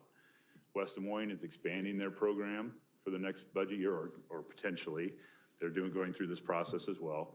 Altoona is going to do the same thing, and so is Ankeny. So these cameras will be able to record information. We'll be able to store it out on cloud somewhere and be able to go back and look for it. I only think about it from perspective of like being able to see. When I did the ride along with Sergeant Simpson, one of the problems that we had was it was a vehicle accident where we didn't know who caused it. We didn't know who ran the red light, but we knew somebody did, and we didn't have cameras that recorded. So would we be able to use these systems to go back and be able to see that information too? Right. So I'm not exactly sure. Not exactly? But okay. On that specific example, we would be able to tell, okay, so if we had a hit and run accident and it was a blue Chevy Impala that had hit the car. We knew that, but we didn't have the plate. Yeah. If that drove by one of our license plate reading cameras on their way either in or out of the city, then we would have that information. Right. The other thing that I want to mention is this is license plate reading technology. This is not facial recognition. Right. This is not capturing the driver of the vehicle or any of the occupants. That is completely without bias. This is just capturing the plates. It's not anything to do with the occupants of the vehicle. That's the stuff we will have to do in the follow-up. Okay, whose vehicle is this? Who was driving it at the time? And this isn't a passive system where it records every movement of every person. You have to proactively have targets, and these targets then be found. Like, you're not gonna be, like, I work in Urbandale, you won't see how many times I drive to Jimmy John's in a week, because that system will track my car. Sounds like, yes, it would. Yeah, it would. Or It'll would be in there. Yeah. be in there, but That you wouldn't be looking for it. It will tell us every time you drove by there if we needed to look into it and find out why. But there's no reason for me to look into that unless you're Unless- involved in yeah. something. Well, Matt, do you have something you want to say? and I guess I'm that goes, just curious from how much data we're taking. Right, no, and it's, Give me and the time. data's kept for years. So yes, it is capturing a lot of data. so then question on the data, because we've run into this now with the body cams, that we have so much data that it's becoming expensive to store. This is not our data. The So we don't own $2,500, it? Flock manages all of it. We don't have it. It's theirs. But what can they do with it? See how many times. Well, he just said that, he said he's able to get, identify a car from Kansas, right? So, Well, but, could they sell it to Google? Could they sell it to Amazon to know I'd traffic have to patterns see for the delivery? agreements and talk to them about that specifically. We never breached that with them, but if it was part of the contract, we could definitely see what it said. Used by other policing is one thing, used by Right. others is a big Right. issue to me. I think we could So, definitely, I'm speculating, I don't know the answer to that, but I'm speculating that it'll only be used by law enforcement. and I would not. For that pricing, I'm guessing they're selling it elsewhere. and so, okay, so these cameras are only recording the license plate information. They're not doing any actual video recording or anything like that, right? Right, so they're just Okay. recording the vehicles that drive. Got it, by. okay. Okay, that makes more sense then. Thank you. I see where you're going. Yeah, obviously there's a big brother fear factor. Right, I get it, and that's one of And the things that, used for good police work, it's a great system.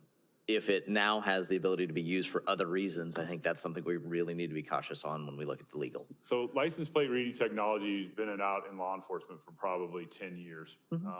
And A Ames lot got in of trouble with it by police driving parking lots, so yes. Yeah, a lot of police departments have them on their police vehicles. So when I drive through a parking lot, or when I drive anywhere, it's reading every license plate that it comes in contact with and giving those alerts to the officer right on their screen.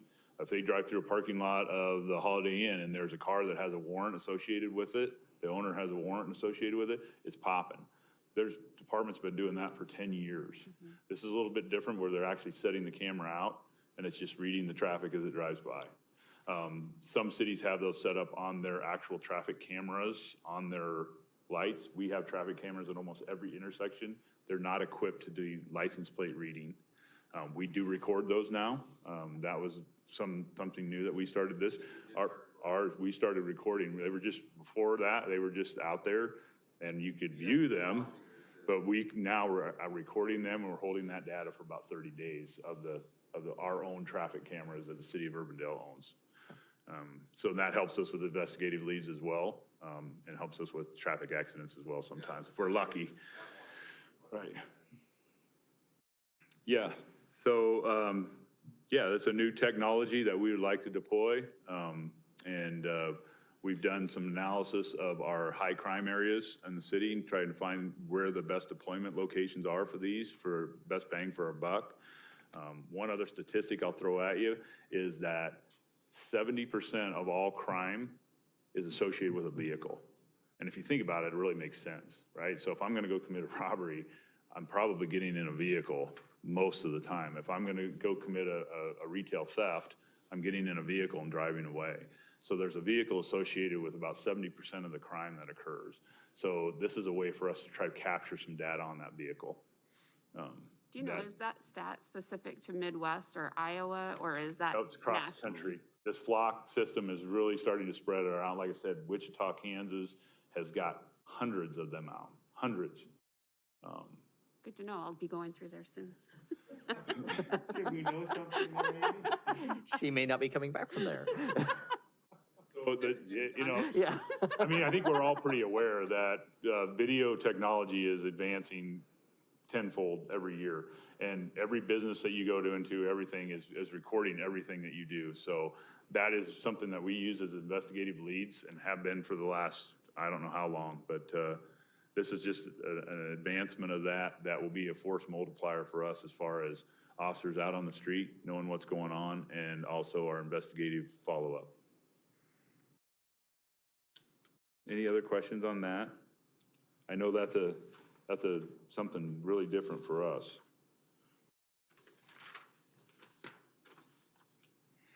A couple more budget items here, and probably running you guys over already.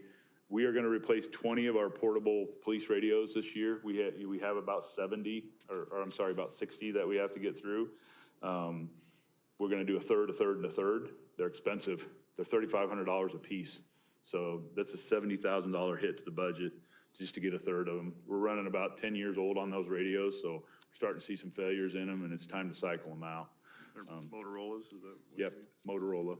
And is it increasing the quantity of them as well to handle the increased force over the next 10 years too, or? When we hire a new officer, we figure all that costs of a radio, equipping them with a radio, a body camera, and everything is part of their outfitting of them. So when we bring on a new officer, we figure in that $3,500 at that time. And does the new officer get the new radio, or they get the hand-me-down and the old officer They gets the usually new get a radio? new one. Okay. We have our radar speed signs that we put in our complaint areas for traffic. We have 3 of those right now, and we have demand after demand after demand. They want them to stay there. They want them to stay longer. So we want to expand that to 6. So we want to buy 3 new ones there. That's about $13,500. So they're, what is that a piece? About $4,000 a piece for those. So we'd like to expand that to have 6 of those that we can put out in the neighborhoods and on our roads. We talked about this when we did some WatchGuard, moving to the cloud with our WatchGuard body camera stuff here a while back at a council meeting. There was data migration of our old data to the cloud that we needed to pay for. And I told you I was working that number down. So I've got a budgeted amount to make sure we can do that data migration when we move over to the cloud. We have not moved to the cloud yet with that, even though you guys approved it. We can't get the equipment. It's supply chain issues with WatchGuard to get that up and running. And just one last item, WatchGuard video redaction software. So our videos, when we put them out to the public for a public request, we have to redact certain things out of their faces sometimes, those kinds of things. We've used an Adobe product to do that, kind of a third-party application. Very complicated, very hard to use. We really only have one person that knows how to do it. It's that complicated. I used to do it. It was very hard to stay up with it and do it. WatchGuard actually has their own video redaction. It's a lot simpler product and actually works well with their stuff. So we're going to move to that, and it's about $7,000, and that's for 3 years. 3 years worth of that product, software product. That's it in a nutshell. Probably more than you ever wanted to know, but I answer any questions you have. If that's a nutshell, I'd hate to exceed what the expanded is. There's a lot more than that. That's the highlights. We do a lot of stuff over the PD. I'm sure you're all aware of that, but. When are we up for CALIA again? So we do an annual, they do an annual file review remotely. We got through that this fall with no problems whatsoever. So they do a quarter of our files every year. So that 4-year cycle, then when we get through that 4-year cycle, they've actually reviewed all those, and then they do the on-site. So our next on-site is scheduled for 2024. 24, okay. Just a quick question on the Culture of Integrity program. I see it's in Urbandale, Des Moines, Christian, and St. Pius. Is Waukee doing all of the Waukee schools? They Is are. Johnston doing all the Johnston Yep. schools? Okay. Yes. West Des Moines, et cetera. All right. Anything further? That? one more thing I was gonna talk about just real briefly was Westcom. If you wanna know a little bit about that, or? Yeah, go ahead. Just, you have that Westcom piece in the budget, and I think most of that goes into my budget, but some of it's over on Jerry's this year, because of, there's some funding things there that he needed some of that in his, but obviously we both share that service. But I just wanted to highlight that that they're gonna hire 2 new dispatchers, July 1. And then they're proposing to hire a logistics supervisor January 1 of 23, and then another dispatcher January 1 of 23 as well. So they're expanding. Obviously, the cities are all growing. They got to keep up with demand. I thought, through our management of that and being on the board that manages that, I thought those were all reasonable requests from Westcom. I don't know a lot of details, and we certainly can get the Chief Riney from Westcom over here to answer any specific questions, but I just wanted to highlight that they were adding a few personnel on there as well. Is that facility still functional at that level, or are they gonna? It is. West Des Moines EMS has moved some of their people out of that building, so that gave them a little bit of time to expand in that facility that they're currently in. But as AJ is well aware, there's talks about we're going to have to do something for facility for Westcom.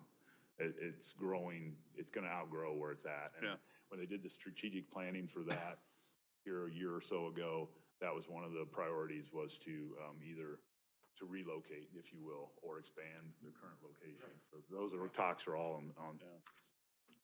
Probably should, that might be a good thing for people to see sometime too. Well, I was out there yesterday morning getting gas at Costco at 7:15, and it kind of struck me is that we need to get the new council out to Westcom to give them a tour. But I'm on the management committee now. We restructured it, and so we've talked about, especially after adding Windsor Heights and looking at, is there going to be potential for other communities? Because we've had other communities come to us and say, especially, I think Johnston was one. Grimes is with Polk County, so they're not interested. But before, it was Windsor Heights and Johnson had an interest in joining, and we had to look at the physical facility of how we were going to accommodate 24 hours, 7-day-a-week response for those number of communities. And it's been a very successful venture. Urbandale, West Des Moines, and Clive, as the mayor can attest, they were the original partners that put that together. And then they brought in Waukee and Norwalk as subscribers. And then they recently brought in Windsor Heights. And if you think about it, it makes geographical sense. We're all connected at some point. We all share services, and we all need to be able to talk to each other for first responders on fire, police, EMS, everything that is detailed out in emergency response. All of those communities have a connection. And so, but it's also 6 different communities, 6 different needs. It's at times, it's juggling personalities, it's juggling physical locations, budget issues, and then just the reality of we don't want to be caught short in our ability to provide services in that communication link for everybody. I don't think any of the council has been there. No, I was just going to say, we've done it probably about 3 to 4 years ago. So yes, we will. Yeah, I was gonna say, I've been there a number of times, but you need to see it. Everybody should see it. Yeah, it's pretty cool to see them. Yeah, what they deal with. The screens and the volume cameras is and crazy. Out at what fire station? What's the number? Number 19.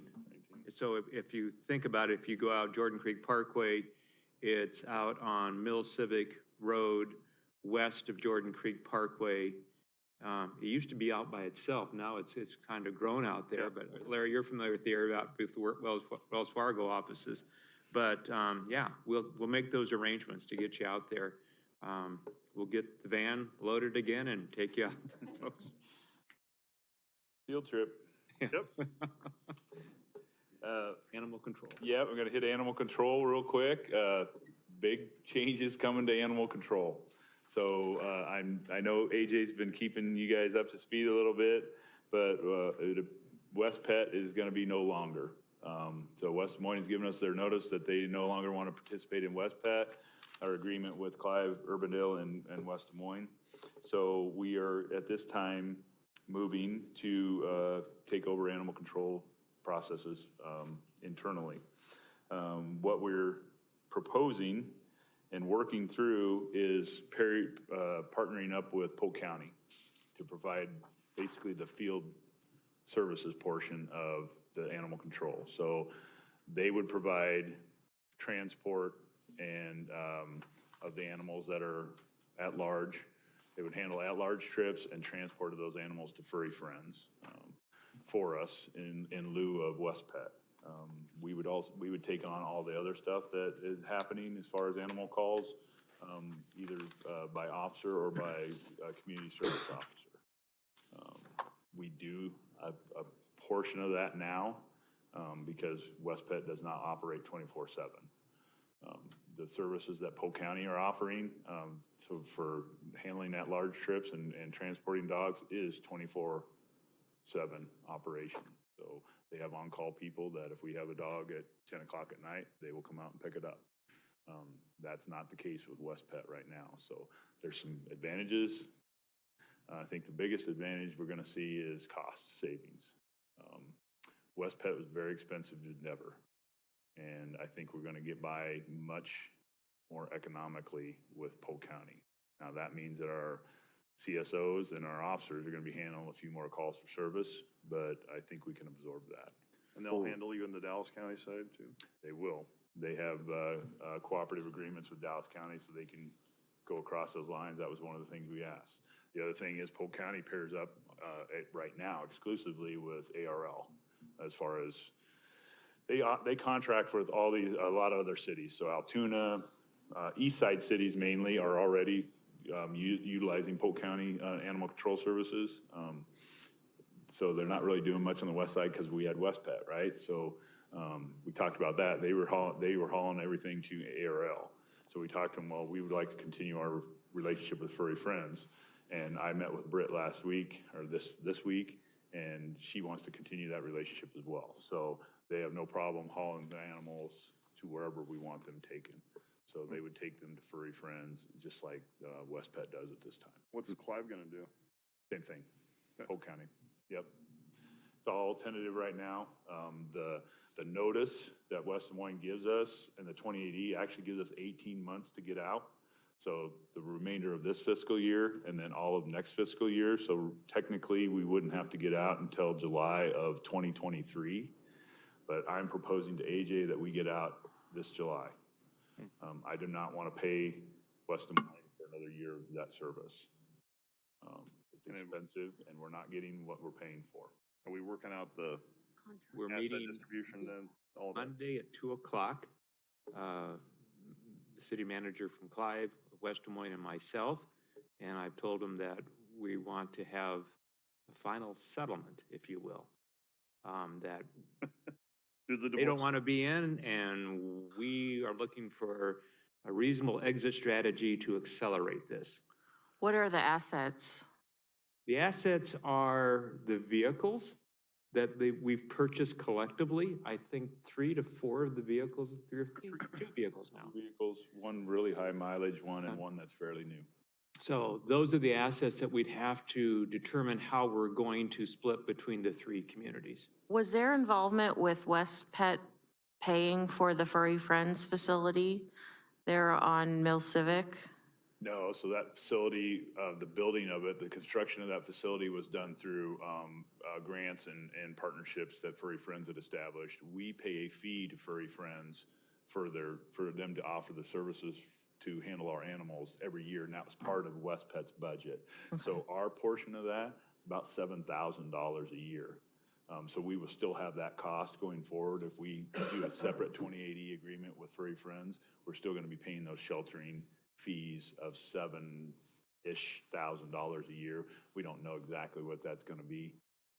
I did talk to Britt about that, and she, like I said, she's more than willing to continue the relationship with Urbandale. She is very interested in a TNR program for the city, trap, neuter, and release. We're talking feral cats here. So Des Moines has implemented this program throughout their city. So basically, if you get a feral cat, a wild cat, and it's brought into the facility, they cannot adopt that animal out. It's a wild animal. So they have to basically, as a no-kill shelter, have to care for that animal for the rest of its life, which is very expensive. The proposal is that they take that in and neuter or spay it at their cost and release it back into the community where it was taken from. Their theory is that if you remove that animal from that area, another wildcat will come into that area. But if that cat stays there, they're territorial. So it does not allow, they will not allow, it just basically lives out its life and no other cats are coming in. The argument is if you take that cat out of there, it's just another cat will come into that area. That's their take on it. And if you retrap that cat, how do you know not to take it in because it's already been processed? Tag it. Be chipped, yeah. They're chipped. What I've told her is I have no strong feelings one way or the other on the TNR program, and that would be a council decision on whether we go down that road or not. But she would like to see that as part of our 2080 agreement with her, that we work out an arrangement to do a TNR program. She didn't come out and say, if you refuse, I don't want to work with you anymore. She didn't say that, but she's very interested in continuing that. She has a lot of data on that program. Would love to come and talk to you about it. She can tell you about the success that Des Moines had with it, in her view, the success they've had. Each community does it a little different, I think. So that's something that will definitely need to be addressed as we go forward with Furry Friends. And I'm assuming that would be for cats that aren't a public safety issue.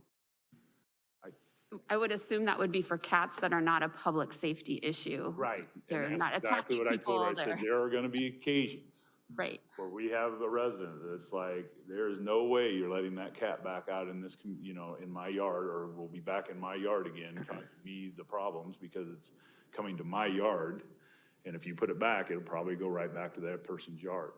There will be those occasional things, and she said, absolutely, we can work with that. Are they getting rabies vaccines then too? They're getting all their vaccinations and then being turned back out. As someone who was attacked by a feral cat, Yeah. like, ugh, I And don't so Polk County's equipped to handle all the same things that West Pet was, right? We're not gonna be missing anything with that.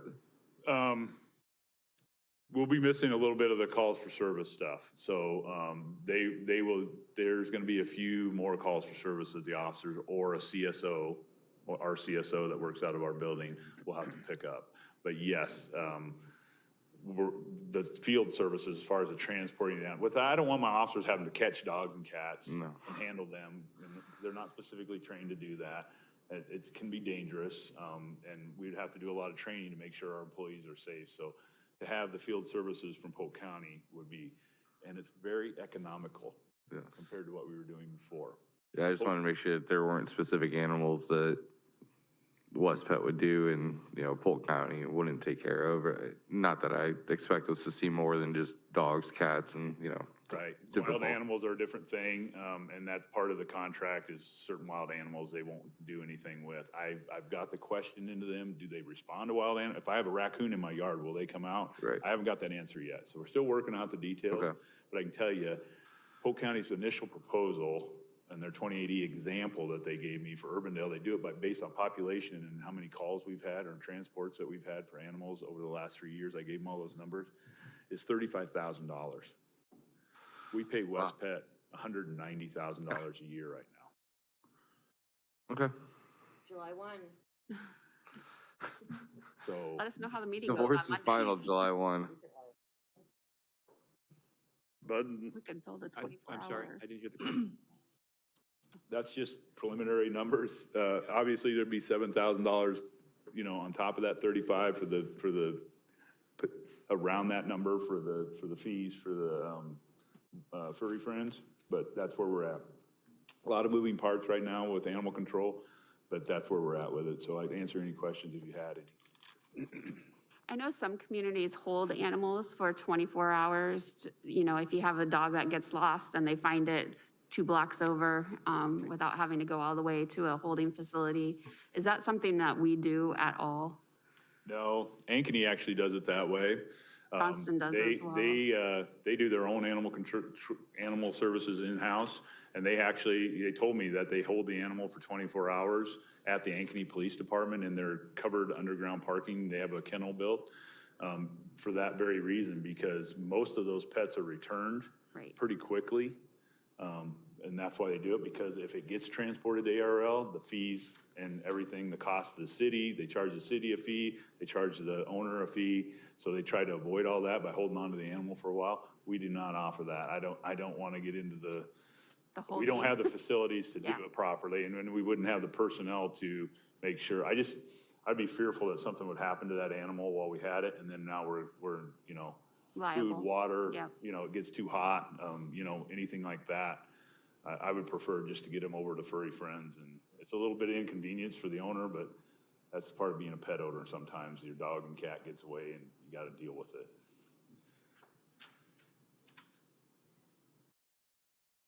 Any other questions on animal control? I blew the timing of this whole thing up today probably, but if you have any other questions, I certainly try to answer them, or if you think of something, just let me know or AJ know, and I'll get you the numbers. There were some specific requests for data and stuff when you got our annual report to you. We'll be pushing our annual report for 2021 in March. That's about when we publish it. Takes us a couple months to get everything put together. If you ever need specific data on anything, we can run those numbers and get them to you. So just let us know what those requests are. If you have a thought on, hey, how many times are we doing this? We can usually answer that question. Give me a call and we'll get it all together. Thank you. Right. Next, we have fire. Okay.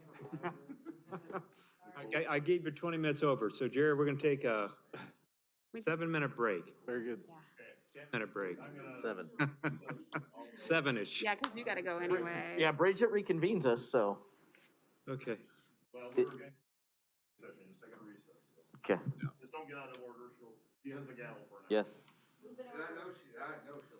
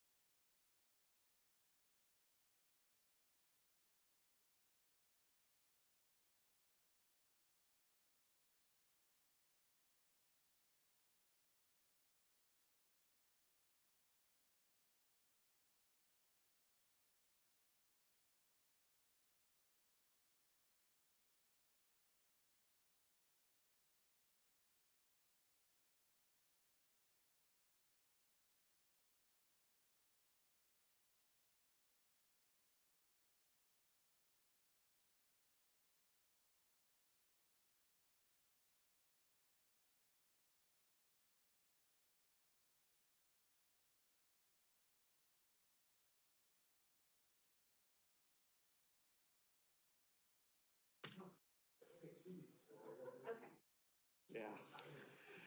Yeah, you may start losing friends and colleagues up there. Just had to know my strength. It's like the old state fair ones where you have to hit the hammer underneath your belt. Okay, we'll get started with Chief Holt, or is AJ, you want to say something? Oh, I'm just gonna say, Jerry Holt, our fire chief, is here today to go over the fire EMS operations. He did have a handout that he will share with you some of the additional information and comments on. This is under PS 11. Jerry, the floor is yours. Great. Well, thanks for being here on your Saturday, and thank our staff for putting our budget together. Would be Chief Cardwell, Chief Line, and Fire Marshal Rick put our budget request together. And then, of course, as AJ had mentioned earlier, the fire department's been a priority for several years, so it's made tremendous strides since AJ's took over the lead here in Urbandale, and my thanks to him and to Nikki for all the help and finding ways to make some of the things happen. But I just wanted to go over the items that we were asked to cover. The COVID impact, it definitely had an impact on the fire department. Just like everybody else, we've had those people that have tested positive. So that impacts our staffing. And when you have minimum staffing to start with, and you take 1 or 2 people out and you're having to do some mandatory overtime, that's been an issue in our department. But we are at the staffing contingency level for healthcare providers that allows our people to return after 5 days of symptoms free. So it's a little bit quicker than some other areas, and they still have to wear their mask, but that's as approved by the CDC. On a service basis, we still see a lot of COVID patients. So back in the height in January of 21, we were seeing about a patient a day. And then by May to June, that dropped down to 2 or 3 a month. And right now, in the first 2 weeks of January, we're at 2 patients a day. So it's a significant increase. And basically, we have to treat everybody like they're COVID positive. So you go to a car accident, what we found early in the COVID event was they were in a car accident on the way to the hospital because they had COVID, but they present as a trauma patient, so you're not thinking COVID to start with, but everybody's COVID until you figure out that they're not. So are your employees wearing Yeah, we have the same masks? policy that the city has. They wear masks when they're in public. They wear masks when they're in common areas for multiple people. Fire department's a little tougher, I tell you, because they're there 24 hours at the time, so you can imagine what it's like to be in your house and wearing a mask 24 hours at a time. But that's our policy, it's the same as the city's policy. But if they're out responding, like you just said, to a car accident. They're wearing their masks. They're yes. wearing a medical grade mask? Yes, yes, Okay. yeah. We treat everybody like they have it. And it's just universal precautions that we're gonna say you have it till we figure out that you don't. And the 2 cases a day, are those like breathing Typically, that's what issues we that get you're called for, if transporting somebody's people? having trouble breathing. But it could be a variety of things. I feel like I've got the flu, I've got a fever, or whatever the case may be. And that would check the box for us as COVID possible. Doesn't mean that they are COVID, but I know yesterday we transported 2 the day before that we got results back that were positive. So it could be anything from difficulty breathing to I just don't feel good, I feel like I have the flu, and we get a little bit of all of that.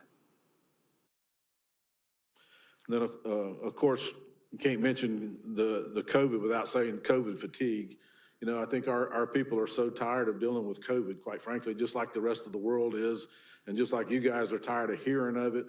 And, you know, quite honestly, you can ask 100 people and 50 of them are on one side and 50 are on the other side. And I think that even increases the COVID fatigue when you're having to work with somebody that may not see things the way that you see things. So that's certainly been an issue, and we're doing all we can to make things as easy as we can for folks. And what we're trying to do is avoid mandatory overtime where we can, because you think you're getting to go home at 7 o'clock in the morning, 6:30, somebody calls in sick, and guess what? You have to spend another 12 hours at the fire department.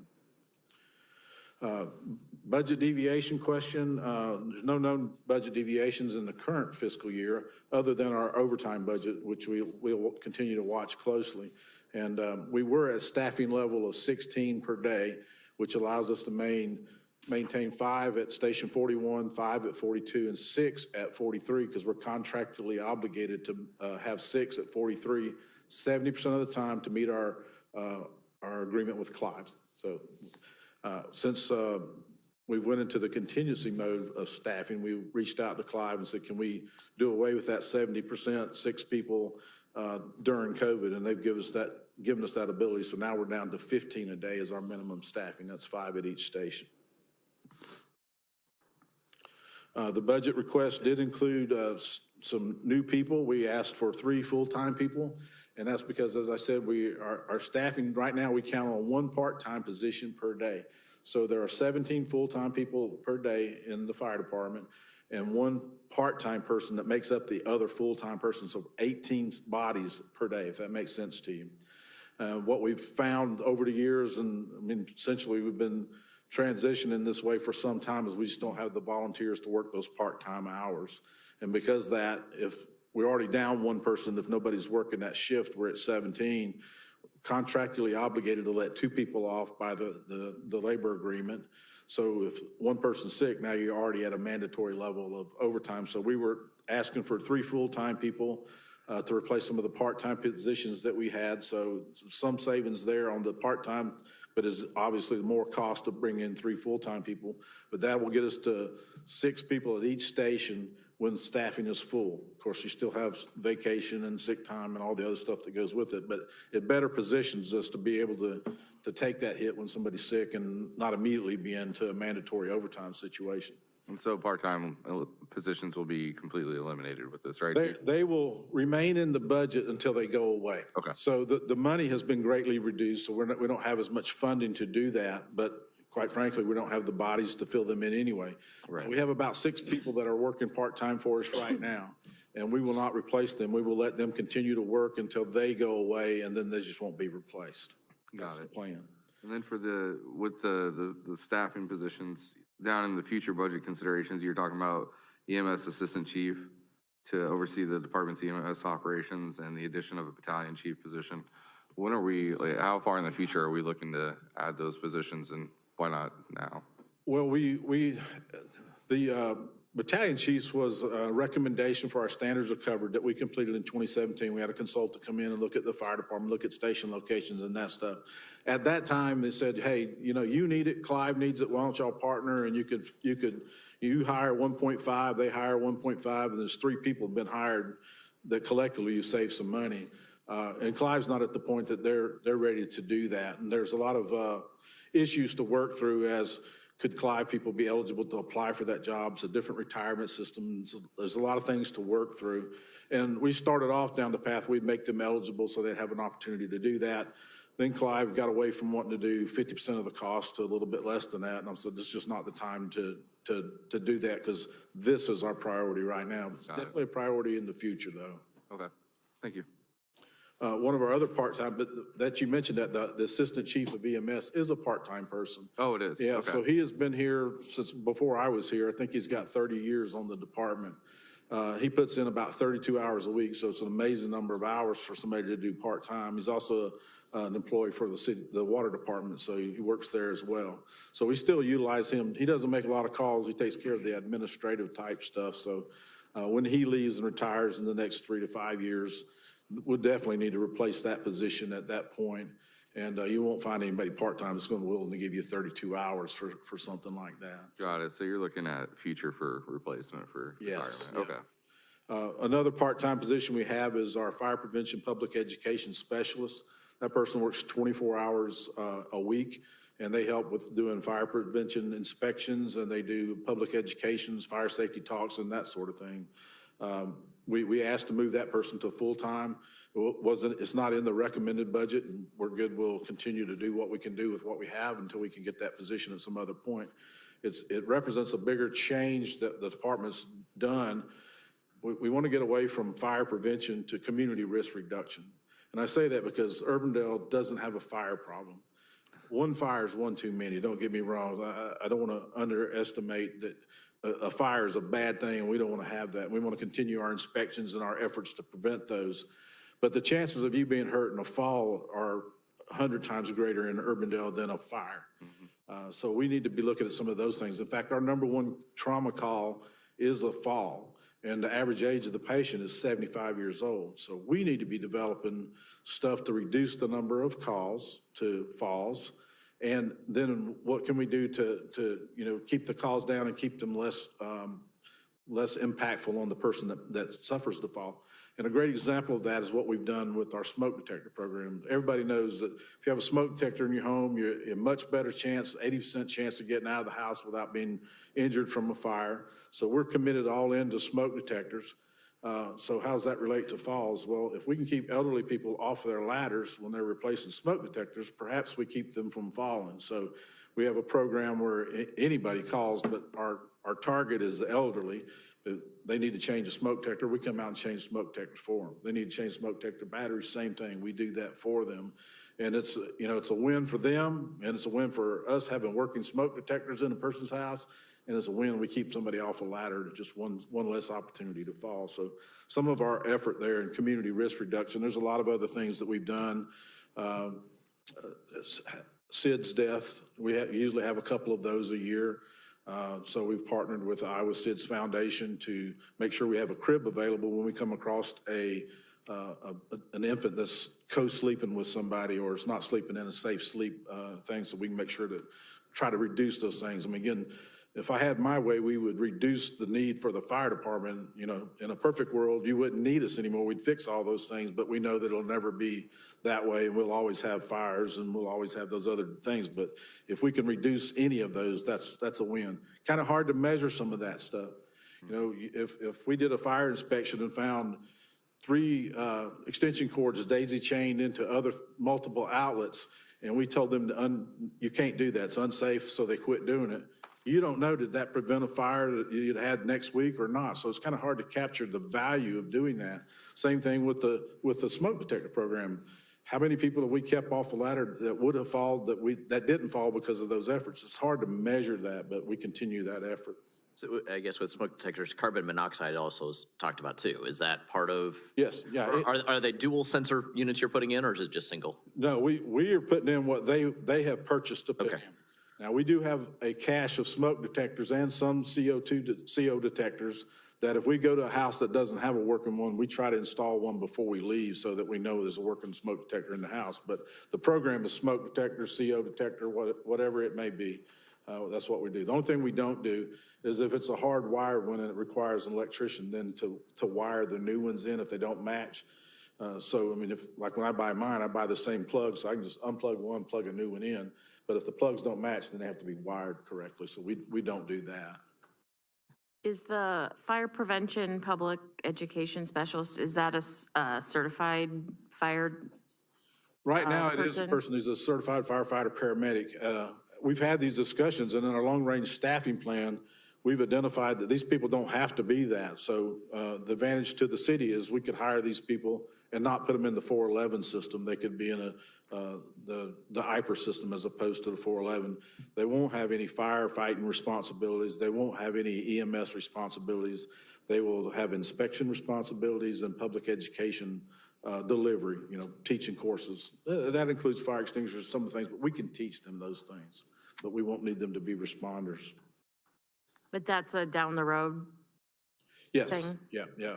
Our staffing plan, in a perfect world, we'd have at least three people assigned to community risk reduction. That'd be the fire marshal, the position we have now, and then a new position. But that wasn't asked for in this budget. That's something we're planning on down the road. We currently don't have any open positions. All our positions are full. Like the chief mentioned from the police department, when we lose people, we lose them to Des Moines, and it's the attraction of the big city. It's 11 stations. There's 11 more opportunities for promotions. There's the perception you'll go to more fires and more runs, and you do. The city of Des Moines ran 30,000 calls last year, so it's an awful lot of calls. But when you break them down by stations, it's not always as attractive as one might think it is, but it's hard to tell somebody that's looking at a future and I want to be a chief, and they have 8 chiefs and they have 60 captains and 50 lieutenants, then they see that as an opportunity to go. And quite frankly, you just can't compete with that.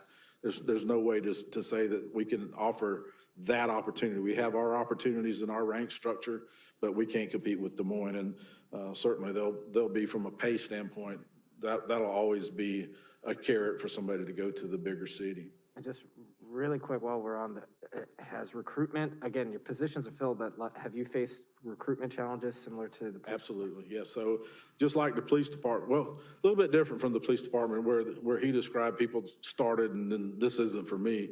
And Lord knows, I understand why, I don't understand why anybody would want to be a police officer. You lose it, whatever you do, it seems like. But our numbers are down 60% as well. And really, it's kind of you eat your own. If you go back 20 years, in Urbandale and most other fire departments in the metro, they would hire a volunteer that had no certifications, didn't know anything, said, I want to volunteer. We would train them to become a certified firefighter. We would send them somewhere to get their EMT training. And then we would really start capitalizing them. Over the years, as all these departments have quit utilizing volunteers, we've quit training people because there's not that opportunity. So as we were hiring people through the years, it was all these people from different departments that had that training that weren't on full-time positions, but aspired to be a full-time firefighter. And then they come on all these other departments. We've hired all these people now. So now it's hard for a person that says, hey, I'm interested in the fire department. They have no way to get that certification that we require at time of hire. So DMAC has come out with a program that's going to be aimed at addressing some of that. And there may be a day that we have to change our approach to something more closely aligned with what the police department does, hire somebody with no certifications and provide that. It's very difficult to do because there's not a school that you can send them to like the Law Enforcement Academy has. But we can partner with other area departments. And if we have one or two and they have one or two, then it's worthwhile to put on an academy for when you get to 6 or 7 people. 8's the magic number really to really get you there because there's so much hands-on stuff to do. And that's the department I came from. That's how we operated. And I would say you do see some of the people that, I want to be a firefighter, that's good. And as they go through the training and decide this isn't for me, typically we see more of that with the EMS portion. And we have dual missions, so all of our people are firefighter and EMT minimum preferred paramedics because we do advanced life support, ambulance transport, so they have to do both of those. You can't just say, I'm just doing fire. You have to be able to do both of those. And quite frankly, that's just not up for everybody. Not everybody likes to do the if you will, the blood and guts stuff of it. It's not always fun. Yeah. So I know like Waukee Fire Department has partnered with Apex, the Waukee Professional Program, and I think DMAC to offer a program that trains high school students. And I don't know, do you know what program I'm talking about? Or Vaguely, I know that they have a process where they can let high school students go to EMT school. So is that something that would be helpful to us, or is what DMAC doing region-wide sufficient for our needs? The DMAC approach is going to get them both firefighter and EMT. That's the best approach. Certainly getting somebody through EMT school is a good start because rarely do you get somebody that says, I want to be a firefighter EMT that passes EMT but can't pass the firefighter portion. And if they can't pass it, it's because of the physical ability test, and typically we do that on the front side. So if we brought on people as EMTs, then our system's not set up to have somebody that just does EMT. They have to be able to do both to give us the numbers. So when I say we go down to staffing at a station of 5, that's 3 people on a fire truck, 2 people on an ambulance. That's still a company that can work together. If 2 of those, or just one of those people on the ambulance is just an EMT, you take them out of any of the firefighting roles. So it's kind of the backup process. But years ago, they had that same program in Des Moines, and they had to quit offering it because they just couldn't get the interest of people to take the EMT. But I did see the Waukee's efforts are paying off, and they've had several people complete the EMT training. Thank you. No significant new services being proposed in the budget. I talked a little bit about fire prevention basis versus community risk reduction. I think there's an awful lot that we can do there. And when you get the annual report, and I know you get asked for some numbers, and I just gave you a couple pages out of the annual report. It's at the printer, should be ready next week or the following week. But you'll see some more discussion on community risk reduction, some of the programs that we've had and what we're trying to do today. We did request some drone training so that the police department gets a drone. If they don't, Polk County has a drone that's available to us through the Sheriff's Department and through Polk County EMA. We want to bring a couple of our people up to that level of training so that we can operate the drone as well. What is What do you use that for in firefighting? Just a situational awareness is for like a big fire, we have the ability to see the other side of the building from one place and that sort of thing. But it also has the ability as a FLIR camera, so infrared camera. So if somebody's lost in a cornfield, boom, you pop that up and you can cover so much more distance like that. So it's just another tool for the toolbox. Chief Johansson mentioned Westcom. Westcom has not traditionally been in the fire department budget. It's all been in the police department budget. But some of our Medicare reimbursement programs allows us to capture that cost. And so we requested to have our cost put in our budget. So it's new in our budget, but it's not new money to the city. It's just that our cost taken out of the police department's cost. That allows us to do some of the better reporting for Medicare. New equipment and technology, the biggest request we have for equipment is new cardiac monitors. And I don't know, maybe you guys aren't as floored by the price as I am, but $40,000 a piece for a cardiac monitor. It's a high-tech, very expensive piece of equipment. We do 12 lead EKGs with them. We also can do a pacemaker on a patient. So when that's indicated, we can hook them up and actually do pacemaking on them until we can get them to the hospital.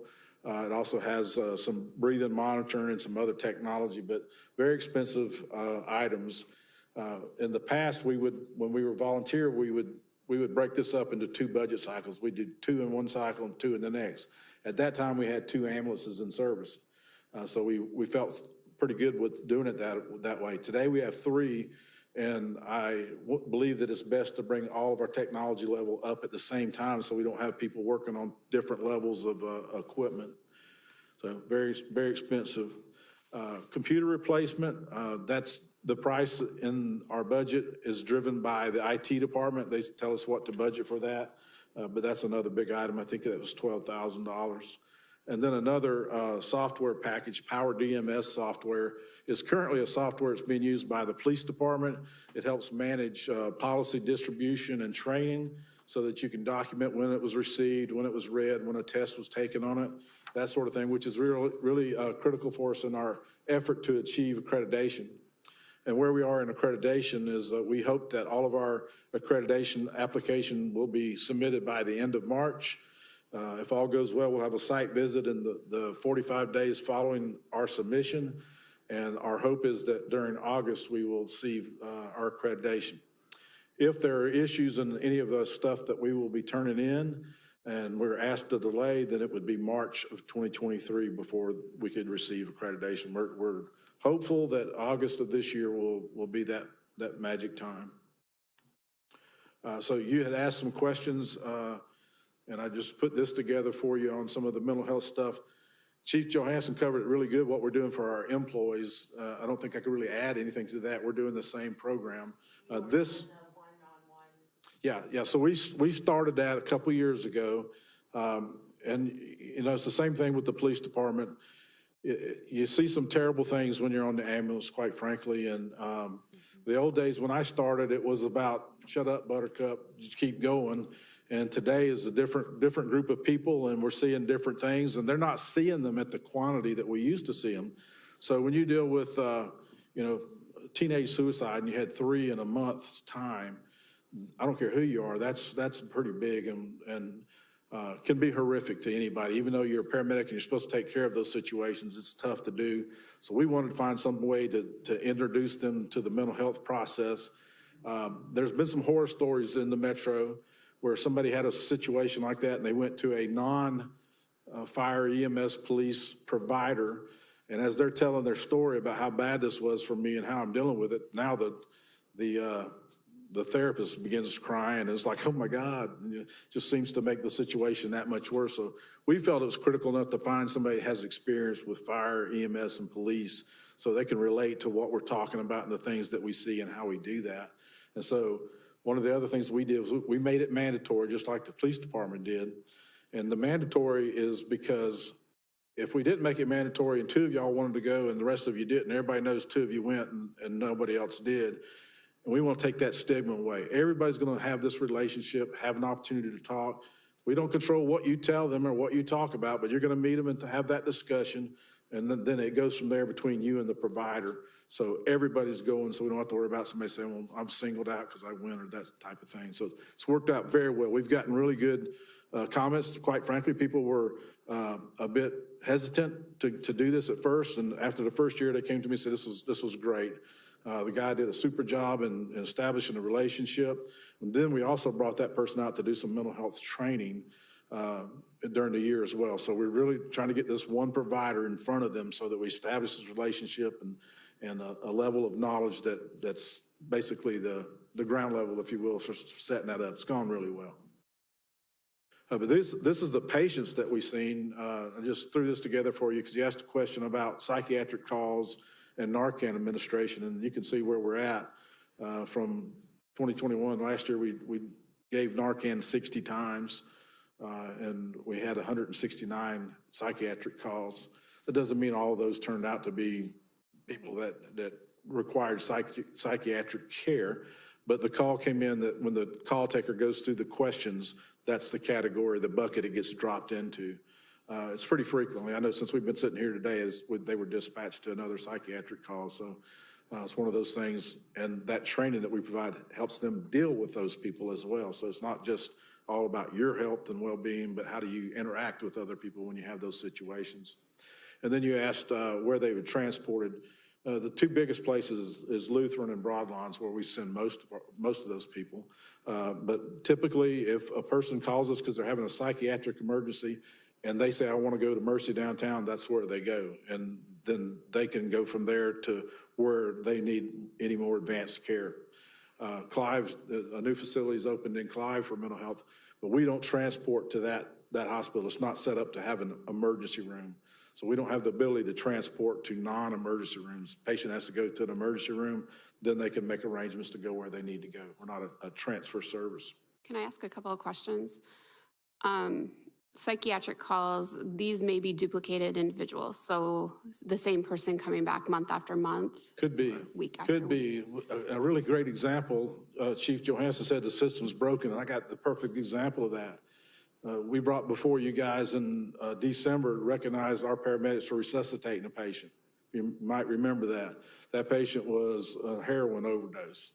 They resuscitated him. He was resuscitated again this week.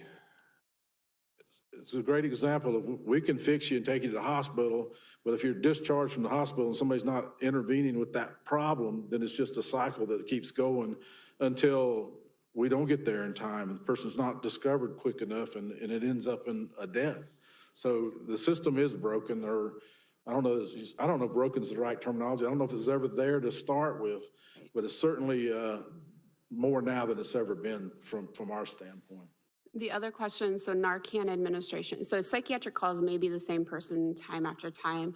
Are these all live individuals, or are there some deaths that could have occurred within the psychiatric call data as well? Yeah, both of those could have deaths in there. I did not pull that out. I just looked at how many times did we do that. So even though we gave Narcan, they may not were able to may not have made it through, and you may give Narcan more than once at a particular time. yes. So that 60 could be one person twice. Yes. 3 times, Yeah. okay. And then your psychiatric transport, what's your NA? What? Give me They were not transported. Oh, So okay. that's a group of persons, Got it. and this is kind of a call an ambulance, take them to the hospital. We get there, even though they may be having a psychiatric emergency, as long as they're competent to Yep. person, place, and time, we can't force them to go in the back of the ambulance. So if they tell us to take a hike, we end up having them sign that we advise you to go to the hospital, and sometimes they even refuse to do that, but that's our only alternative. We can't force anybody to go to the hospital. Okay. So a And lot of we're- those are, somebody else will take them to the hospital, or they don't want to go to the hospital at all. So our psychiatric transports total data matches the 2021 psychiatric call data? Is that an accurate statement? I didn't haven't done the math, I didn't do the so- math on it, but Yeah. it should have. Should, okay. Cool, thank you. Chief, the program that Chief Johansson talked about with the Dallas County, does that interface with what you're doing? I mean, is a police officer always coming out with, don't they generally come with They do. A Prior to company COVID, or- they would be dispatched to all those calls as well. They're not responding to all those calls now because they're trying to decrease their exposure to patients, but it depends on how that call came in. You know, if somebody was threatening suicide, then PD's gonna go to that same call. But if, you know, my child's not acting right, they've not eaten, and they're having a crisis, they probably aren't going to that call. So that'd be a call that we're going to. So, yeah, I'm excited to hear that about their project and be interested to learn how that can interact with what we do so that we can Right. get people to help. Because I can definitely see how that could definitely work together. Absolutely, yeah. That's the first I heard of it today, so I'm as excited as he was talking about it. I'm like, yeah, that sounds like a good process that might really make things better. Because you see this, I mean, you see the same people probably that are in these crises. Yeah, unfortunately, yeah, we see the same people, and, you know, there have been those that are, why we can't force them to go to the hospital, the police department can. They have some more ability to do that, and I know that they've made people go that you'll go to the hospital because they have the ability to do that, and we've transported some of those, but we do everything in our power to make sure they're getting the help that they need to get.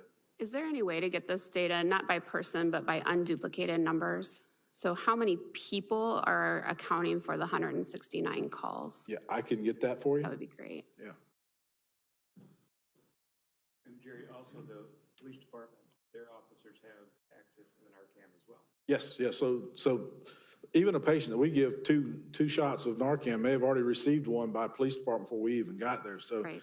it's one of those things, the quicker they get it, the better, basically, as you know, that they quit breathing and you want to get that breathing and respiratory drive back. Those were the numbers that I passed out for you. I think it would give you some of the questions you had on year over year. In the last 10 years, we've increased our call volume 100%, and we've increased our staffing like 58%. So we've made some tremendous strides. I also have the emergency preparedness budget. There's really only two significant items in there. You'll see three items that are probably of interest to you. The first one is what we pay to Polk County to be part of Polk County EMA. And basically that represents a regional approach to disaster response. So it's not just about Urbandale, it's about a bigger picture. If there's a disaster in Urbandale, it's going to involve other communities helping us. We'll all be working together, and vice versa is true. If Altoona has a tornado go through, then there may be Urbandale assets that are going to go over there and help be part of that process. So that agreement's been in place since I think 2005, somewhere along those lines. And then the other two items is one is a new outdoor warning siren in the area of 100th and the interstate. It's kind of an underserved area right now. It's primarily undeveloped with the businesses that will hopefully be coming in there. So we want to get the siren in before you put it in somebody's backyard. So it's a little less intrusive. You know there's a siren there when you decide to locate there as opposed to us showing up tomorrow and put one in your backyard. And that's one of those things, everybody wants to hear one, but nobody wants one in their backyard. So that's one new siren. That siren will be just like the one we installed last year on Alice's Road by the new water tower. It's a solar-powered one, so the batteries are charged off solar power, and then when it's activated, it runs off those batteries. The other item is just a replacement of two poles that are warped and need to be replaced. One is at the interstate in Douglas, right there by Bob Brown Chevrolet. As you come off the interstate, if you ever see that pole, it kind of looks like it's leaning. And another pole that'll be replaced would be on Meredith at the railroad tracks just past the old pallet doctor.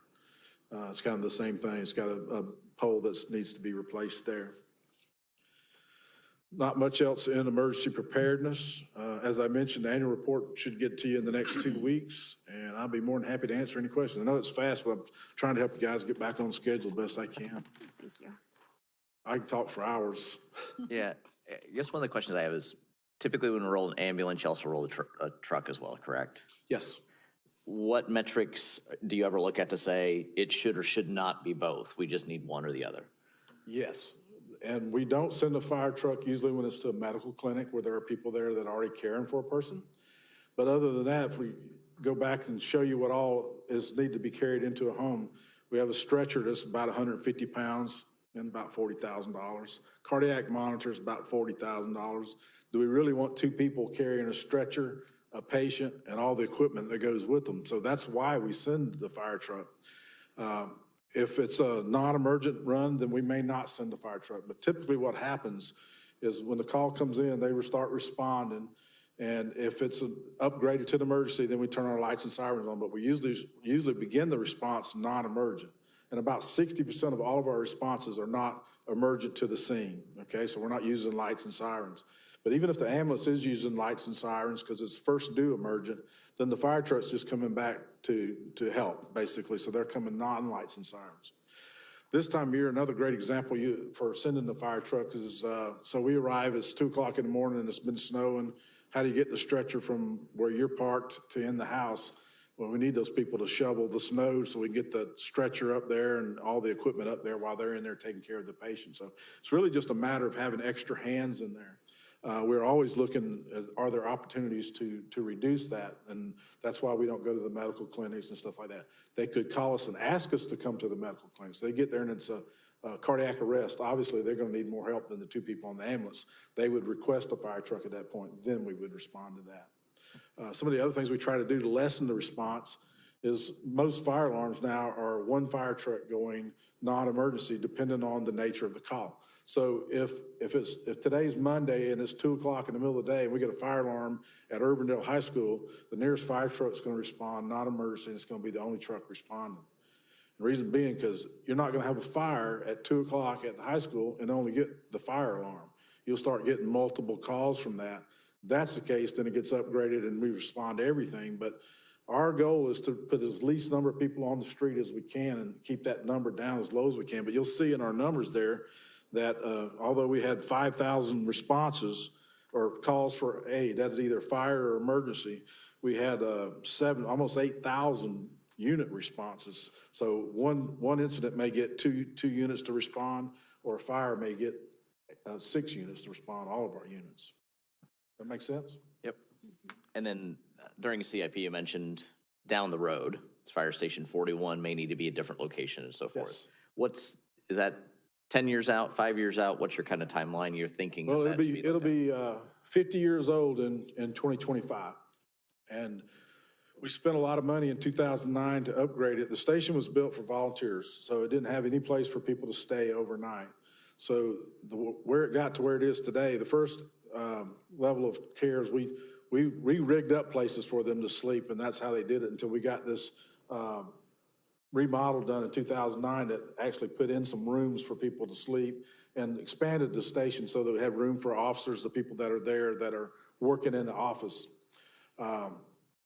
So it's come a long way, but it's a metal building that was built in 1975, other than the part that's sleeping in, and it's reaching the end of life. It's got a lot of issues. But is it 10 years out to replace it, 5 years out to replace it? What's ideal? I would say less than 10. I think in 5 years is when it needs to be replaced. I think we can make the justification today, but also know that we spent $1.5 million on it in 2009, that we want to maximize our return on that money. I get that. So we want to use it as long as we can, but we've had constant issues. And I think some of that goes back to the COVID fatigue and the fatigue of being in that station. It doesn't provide a high level of comfort to your employees when it's a metal building. As you can imagine how difficult it is to keep a metal building cool and warm. They can get into the other part of it, but it's just not what you would expect for facilities for a professional fire department. Just a follow-up, from a logistics standpoint, I would assume that covers a specific area. We don't have a lot of land accessible on the eastern side of our community. Would that be a challenge in trying to replace this building? It would be. So one of the things that I included in the CIP request was money to bring in and do a study and have somebody do that and find your best location. And you'll also find a section of this in the annual report that you'll be getting. It draws you a picture and shows you the problem. The problem is if you drew a complete circle around that fire station and said, this is the 5-mile coverage, over half of that coverage is lost to the city of Des Moines. Now, when that station was built, it covered Urbandale, right? Urbandale wasn't west, but as we grew west, we needed to have coverage to the west. So there's no sense in having half of our coverage lost to Des Moines. So if you just jumped it up and moved it that much further so that our coverage goes to the edge of Urbandale, then you're improving the coverage back to the west. It's still an issue and thing to be considered. A lot of calls in that area. Station 41 accounts for about 55% of all of our calls. And you'll see there's a heat map in what I gave you that shows you where the calls occur. So we don't want to move it too far west. We want to make sure that we're still there, but it would just make sense to move it west to maximize our coverage. That gives us redundancy between 41 and 42, and we don't lose anything that we're not providing any services to the city of Des Moines. And unlike Clive and Windsor that we do closest unit response with, Des Moines is not interested in doing anything like that. I would just say from a council perspective, if there is a large chunk of land in the next 5 years and that comes available, we may have to jump on that much quicker than we would think. So just thank you for that. Sorry, I missed that in the CIP, so I. No, it was at the CIP. It is the big shock to me at the CIP meeting that we're looking to do that. And so I just want to make sure we also had that discussion here too. Sure. I probably won't be here when that gets done, but that's something that definitely needs to be done. Any other questions I can answer for you? Thank you for your time. Thank you. How about I will talk through working lunch, maybe get us back on track? Okay. Although John's not here. Just do it real quick. Well, I got you back on time frame. Now nobody's here. I'll keep talking. Yeah. Yeah, they're all. We can cover the 411 piece of that. It's the very next page after emergency preparedness. CS 25. Oh, sorry, after animal control. So police and fire retirement fund, this is the detail pages that relate. Also, the page in the budget summaries has the full fund. So if you recall or are familiar with, this is a separate levy that we have for covering just the police and fire retirement contribution. So we're legally obligated to fund that from the state level amount, but we implemented a separate levy, and that is all those funds can be used for. So on BS 8 is where the full picture of how that comes in, so the revenue dollars that come in, and then the expense out is what you're seeing in the public safety section. So what we do with that is we set the levy, collect those revenues, and effectively buys down what the general fund has to pay. So we're still contributing the entire amount to 411, but some of it's covered by the levy, and the general fund picks up anything that was left. So this started about 10 years ago. We worked up that levy. We had never had it before, did 10 cents a year over 8 years to get it fully funded. And then as AJ mentioned earlier, we had the year of the legislation craziness that we were afraid we were gonna get penalized. We shifted it all to 810 for the general levy and reduced it significantly. So this 411 levy has always been there, but we lowered it way down. So we're back in the position between looking at these pages and up in what is in the budget summary section. You can see how much we're short. We are not currently funding our full obligation under the police and fire pension amount because we had reduced that and we've been adding steadily. So last year we increased it 10 cents. This budget reflects another 10-cent increase. And then in the out year, if you look on BS 8, this is a better picture for you. We're showing what that levy, what additional levy we would need to cover it back to 100% as we were before we did the legislative shift.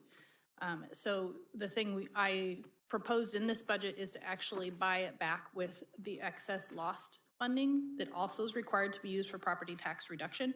We were using that on the employee benefit side, and we're shifting it here to bring us back to 100% funding, if that makes sense. So several steps through. We are currently at 37 cents in the current budget. The one that I'm recommending is up, I'm sorry, it's a nickel, not 10 cents. Debt service, sorry, all my levies are running together. So we go up to 42 cents, and then in the out year, it would be still just 47 cents, but lost is picking up the difference, so it brings the additional levy needed to zero. That's Like glossing over, I'm sorry. that's on SR7, right? The funding from Lost for that piece? The lost piece, yes. Yeah, okay. And all of those, every fund that we budget for is also up in that budget summary section. If you want to see the revenue and the expense on the same page to get to a cash balance, that's what's up in the budget summaries one. The expenditures are what in the section. So yes, in the lost pages that are out there, that's actually in the 24 budget, so that's in the out year. So Okay. the 23 budget is the one that we're obviously talking about. We're not going to be fully funded in 23. We still need an additional 11 cents. But in 24, we're able to use that excess to buy it down the rest of the way. Okay, yeah, because I thought our loss funding for 23 was pretty much all tied up. Yeah, okay, that's what I thought. Yes, I'm taking it when it's available. After we pay off the fire station, then, which also happens in 24. So that's why it starts to shift around. The total expense that the city has for the police pension is $2.3 million. And we're actually funding costs of $1.9 million. Yeah, So we're just short, but we're getting back to that. okay. Does that make sense? So that's why this is in that function, because it still has to count towards police and fire expenses. It's just from a different source, so it has to have legally be in a separate fund. It's a separate levy. But the rate did go down this year for the first time in a while. So we were super excited to see that. It went from 26.18 to 23.9. So a nice, Percentage of salary? yes, base salary. And why, so someone at the state is making that number, and why would it go down? Magic actuarial. Okay, Magic. Yeah, so they use their actuarial study to go through and determine what the set rate should be. It can't ever be lower than 17%, which it was once in my 16 years here. And it was supposed to go up to almost 40% back when we started implementing the 10-cent levy. That was oh my goodness, we got to do something here. And it didn't ever hit that high. It ended up capping out at 34-ish. So now it's kind of been hovering right there in that 25 to 27 range is pretty standard. So yes, it's on salary. how far in advance do we know, just a year ahead? They released it November. For your budget For next budget. preparation, Okay. that's when they release it. So their actuarial study, as Nikki mentioned, 411 and IPERS would have joint meetings. They'd invite us and they'd give us this actuarial study, and this is their projections. And it's based on a 7% return on investment, number of participants in the program. There's a whole host of moving parts within it. But at the end of the day, come November, they'll send us a number that says your contribution will be at this level, and that the employee level for participants is set. And so it's all set by state code. And of course, this is one of those things that you can perpetually argue about, should we or should we not, but it's a mandatory program for cities and for IPERS. There's IPERS and there's IPERS protected class. And then there's for 411 is for cities over 8,000, if I'm not mistaken. Is that the threshold? It was set way back. There's 49 largest largest cities. It's the 49 largest cities in 411 So at some there is magic time. there's a population threshold that you have for that participation, but they take those all into consideration, and the numbers of retirees and everything else. And 411 basically is work comp, disability, and retirement, not just retirement like IPERS. Correct. IPERS has some categorization for that as well, for disability, do they not? And They don't obviously, have the class of people in 411, firefighters pre-existing- and police have a higher disability issues. Correct. And they things have that way, so different that's what makes that presumptives. Contribution significantly different than IPERS. Yes. And The- they don't participate in Social Security. Correct. Oh, okay. Public safety typically does not. And that varies from state to state, but in Iowa, they do not participate, and that's one of the rationales for the higher contribution level. But also, as Nikki was mentioning, there's presumptions as well that you don't have in IPERS.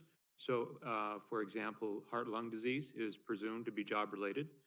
There was some discussion when COVID first came out about including COVID or viruses as a presumptive. I don't think that was enacted. There are certain cancers that are presumptive. That are related to that field. And I think as Chief mentioned, I think it's Jerry, not Jerry, but Rob mentioned the minimum age is at 22 years of service and 55 years old. And so that's a different structure, and it's just a different nature of the type of jobs that you're engaged in. And again, the system was set up long enough ago that, again, outside of, the advances in fire protection and fire prevention, you had fire departments that were always responding to a lot of fires, and you didn't have the protective gear, and you didn't have a lot of different things that you have now that kind of set that tone for how those determinations were made, and they're still in place. Okay, any questions on 411 or any public safety in general before we go on to the next one? Okay. We're going to move to, we're kind of off schedule here, but Yeah. only by an hour and 7 minutes. It's okay, talk fast, John. Talk fast, John. That'll be my plan. So we're gonna go to Public Works. And if you look under tab, Public Works, and John Larson is our Director of Public Works and City Engineer.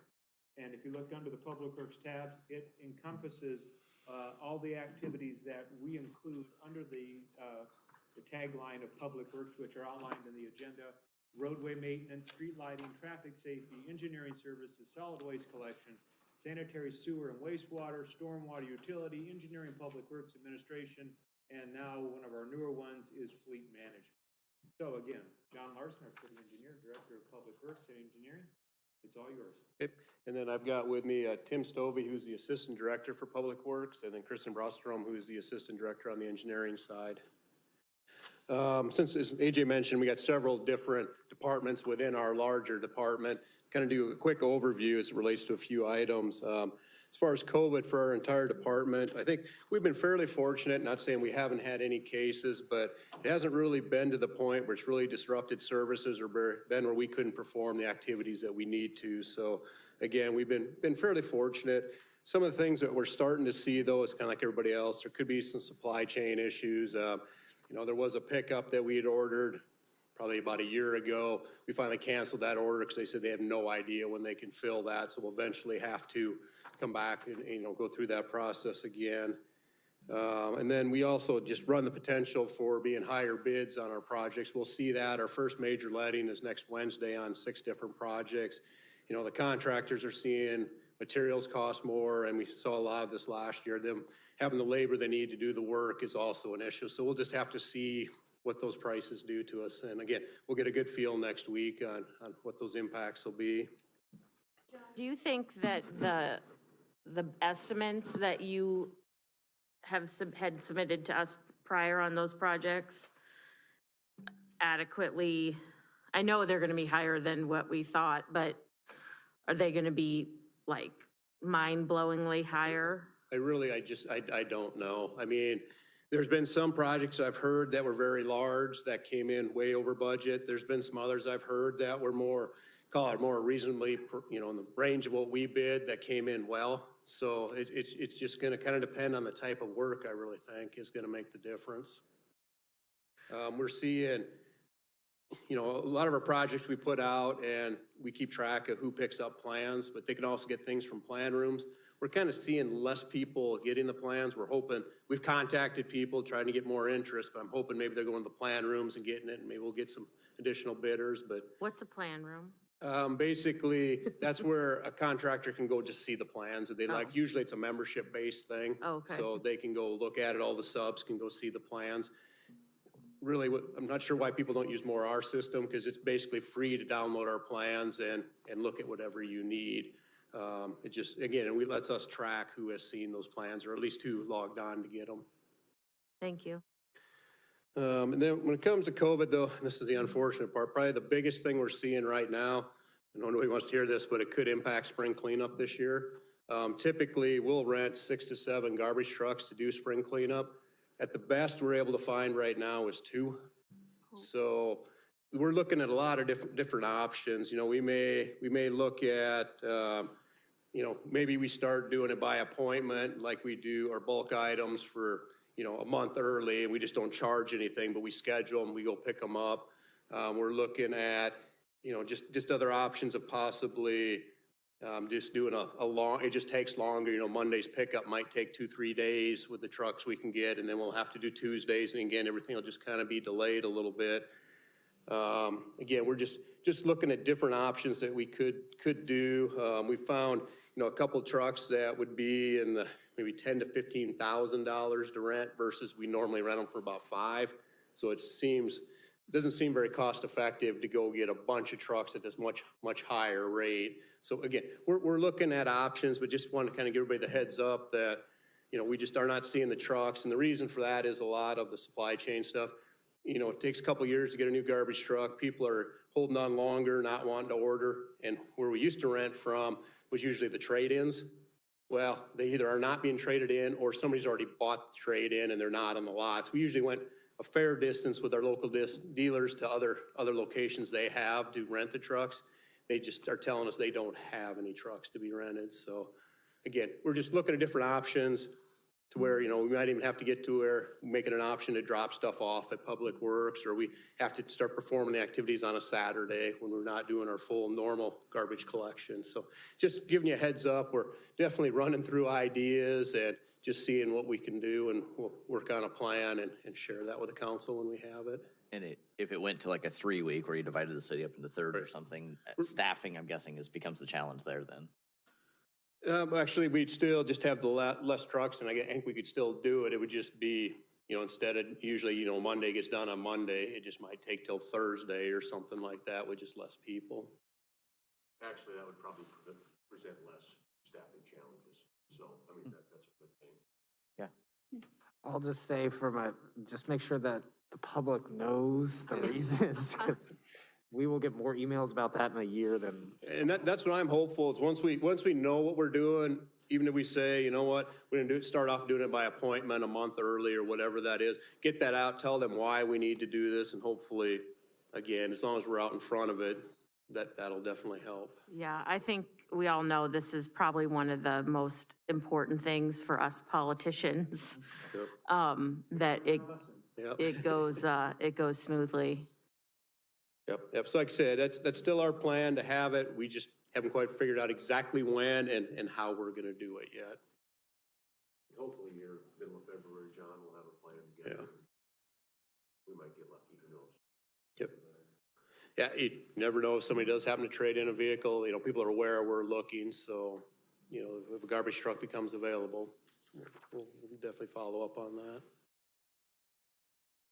So now I kind of go into each of our different subcategories of our budget.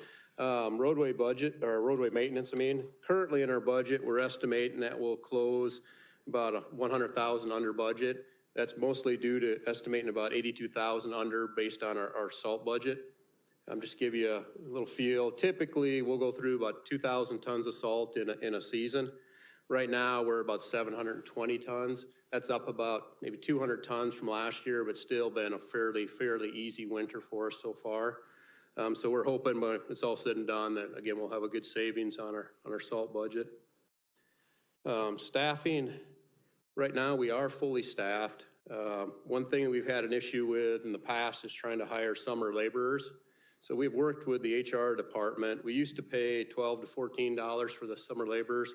Through the study that they've done, they're recommending a $15 to $17 range. So we'd start you at 15. It was the first year you've worked for us. If you've come back, multiple years, could be the 16 or the 17, just a little reward to get people to come back. So we're hoping that we're maybe a little more competitive and get a little more interest in the position to work for us during the summer. Who are the people that generally apply for are those like college? Right, correct. Usually college students. And they're out there painting the lines, or what are they? A lot of times they're the laborers, so they're helping out the actual crews. So we've got people that typically, that do the painting, but they can be helping out on that, whether they're driving the safety truck or things like that. And how many I think Aaron said it, but how many are you hiring? We usually 6 to 7, don't we? 7 is our goal, yeah. 7's our goal. We've usually been getting about 3, 4. Yeah, last year we got about 4 or 5. So. Yeah, so some years are a little harder than others to hire them. An interesting side note is we saw an article recently that the city of Waukee is going to look for 120 seasonal kids, or kids, I shouldn't say kids, seasonal people to work in their parks and on their roadways. So that's what they're looking for this next year, 120. And so it just exasperates the marketplace when you can't find enough under normal conditions. And then, pardon me, they jump into the market saying we need 120. And so what that does, it puts a strain on the number of people who are available, and it puts a strain on the price point as well. Because I think you've all been around and you've seen stores that were paying X when they're paying X plus 5, and they're offering bonuses. And it becomes. And again, our labor, I mean, it's not real easy work either, is the other part, so.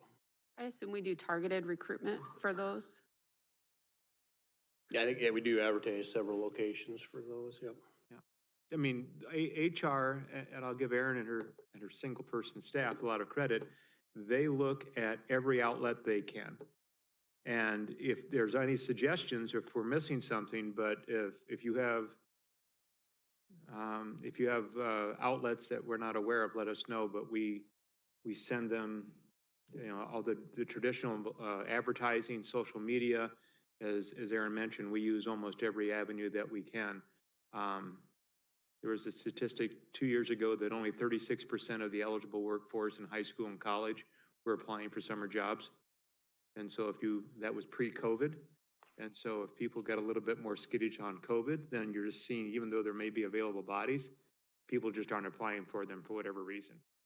So it's just, we're not the only ones faced with that dilemma. I guess on staffing, we've also within our budget have a couple laborers that we're requesting. I'm gonna have Tim come up and talk about that in a minute, but I want to run through a few more things before he came up here.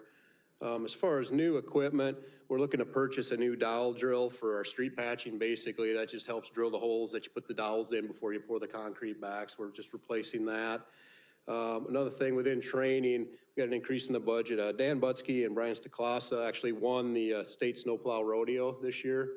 So this is actually the second time they've won it, but you could say as a team, they're the best snowplow drivers in the state of Iowa right now. So with that, they get to go to Loveland, Colorado and compete against other people in the western part of the country, and we'll see how they do. So we've got money in the budget for them to go compete. Are we making a big deal about that on our? We have, yeah, Public, we've sent that out. If you get the newsletters and stuff, I know Derek has sent that out on those and things to mention that they had. I think that definitely needs to be on Facebook and Twitter and. We'll make sure he puts it out there what he hasn't done already. You know, but it caught my attention, so. Well, our reputation for snow removal is at the top of the heap in Des Moines Metro. And I think we need to reinforce that with folks. So yeah. We will make sure we get that message out. Same two people won it 4 years ago, and they said, please, no more attention. Yeah, they're modest people, but sometimes we kind of push them a little bit to give them the more credit. With all our budgets, you know, we're anticipating an increase in the natural gas prices. So a lot of our utilities, we've increased our budget. Repair and maintenance supplies, we've also increased that, assuming that a lot of the materials we're gonna buy are gonna cost more. We're not necessarily gonna be doing more, just we need to pay for those materials. And then the big one that'll kind of be impacted across the entire city is just basically our fuel prices. So we had locked in previously, so look at the numbers right here. We were paying $1.37 for unleaded and $1.47 for diesel. Well, that contract's set to expire. I mean, the current pricing is $2.68 for unleaded and $2.51 for diesel. So again, just everybody across the city's costs for fuel will go up. And then in general, in road use, by the end of this current budget year, we'll have a balance of about 2.8 million. Each year we've been kind of bringing that down. So it'll get to the point maybe in the next 3 years, we just got to start looking at how do we fund maybe some other things through the general budget, not necessarily road use, but we're kind of monitoring that. Then to let you know, as far as our new Parks and Public Works building, we are all moved into that now. I mean, things are going well. Again, everybody's excited, all the extra space is making things work a lot more efficiently. In the spring, we still need to pour back like the main driveway and things as we come in. They're redoing an existing fleet building, things like that. But we're hopeful once the spring we get the concrete, things look nice out front, then we can have the open house and start having people in and start showing off the new building and everything around the area. Thanks with that, Tim. Do you want to talk the laborers? Yeah.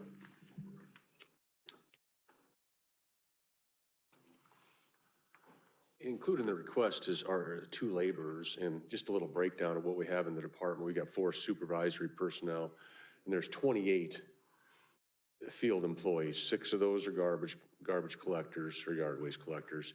2 are mechanics, 2 are sewer operators. So we've got a pool of 18 employees that just do the general maintenance. And snow and ice removal is a big one in there too. But that pool of 18 employees, we're just not getting it done from a maintenance standpoint. In the past, we've pretty much staffed our department based on snow and ice service levels. Now, we are hitting a threshold with cul-de-sacs where we need another employee, but we're falling short on our maintenance. We just need another crew out there, I guess you could say. So one, like I say, one's in roadway maintenance, so funded by the road use tax fund. The other one's in stormwater utility, and that'll be funded by stormwater rates or fees. So it's more of we've got, our infrastructure's hitting a point to where it's demanding a lot more maintenance than what it has. And, we've only added 2 employees to that general pool in the last 10 years. So we haven't quite kept up with staffing levels like we probably should have. So, and I also feel like once we get to the staffing level, we'll be good for some time.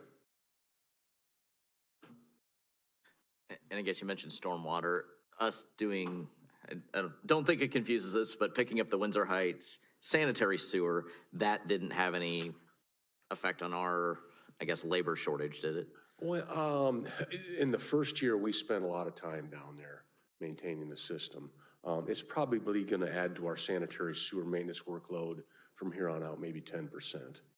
The good thing is that district reimburses us for all the costs, so it's actually a little more revenue for us. It has an impact, but it's pretty small. Okay. And for those of you that are new, I'll explain this before we get to the sanitary sewer budget. We've got 2 sewer districts in Urbandale. The majority of the city is the Urbandale Sanitary Sewer District. A smaller portion is the Urbandale Windsor Heights District. Last year, we took over maintenance of the city of Windsor Heights, the portion of the Windsor Heights District that's in Windsor Heights, and it's just an economies of scale thing. We're a bigger operation. We could do it a lot more efficiently than the city of Windsor Heights could. So far, it's going very well, but we basically act as a contractor for them. So every hour of labor, we charge right back to them. It's a good relationship. They've got equipment that they've funded that we can use for other city jobs and vice versa. So just a quick explanation of that.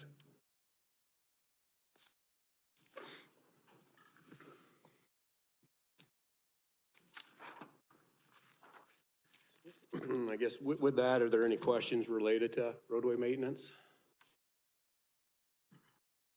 Okay. Our next one is street lighting.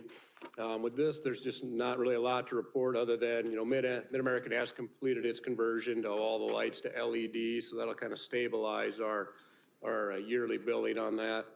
Basically, we'll see is just the increase as we add more lights with more development. And with that, I guess I'd be glad to answer any questions related to street lighting. Okay, our next one is traffic safety. Again, in this one, there's not much to report on the current budget. Things are running as planned. We are fully staffed in this budget. One of the things we are asking for as far as new equipment, we're looking to purchase a communication headset for the pavement marking crew. Basically, that allows them to just communicate better while they're painting, and basically they're noise canceling so they can hear each other and stuff while they're working. And then we're also looking to purchase 500 LED of the red bulbs for our traffic signals. We've had a few, they're starting to go out, and we found it's just much more economical to replace them all at once than to keep doing them one here, one there, because that's a service call each time we do that. Typically, you'd expect 7 years of life out of them. We've gotten a little over 10 so far, so we figure we're maybe on borrowed time, and we're just recommending to go replace those. Quickly, I guess, one thing was, I mentioned that AJ, Rolling Green Elementary starts July 21st, I think, this next year. Last year, I think we were painting the day they opened up, right around there. But second, on the preemption on the streetlights, do we have all of them preempted for fire, police? Okay. Any other questions related to traffic safety? Okay, our next one is engineering services. Probably the biggest thing to note on our current budget is that our revenues are up related to construction inspection and our Consesco inspection. So that just basically means there's a lot of development going on, a lot of home building. And we're just, like I said, spending a lot of staff time doing that. But those are items we get reimbursed for. So again, those revenues are up. Within the engineering services, we are fully staffed. As far as new equipment, we're looking to acquire a new utility locator. Basically, this is used during the one-call system to help us locate the fiber for our traffic signals, all our communication, and just the different loop wires and different things that are part of the traffic signal. The unit we're looking to replace, we originally purchased in 2009. So as you can imagine, technology is a lot better. This will be a lot better one. So that should hopefully speed things up. And I think it'll be a good asset for us. Then we also have noted 2 engineering studies. One is the Hickman Interchange Visioning Study. This was approved by council back in November. This is just now finding a way to pay for it. We were going to put it into this current budget. And that's a joint project with Clive as part of our work with the DOT. Then we're also looking for some assistance from an engineering firm to help us prepare a grant application. With that, any questions related to engineering services?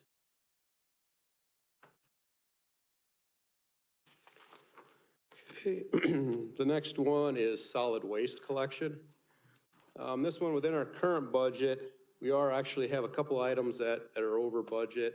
We're roughly 43,000 over on our contribution to other agencies.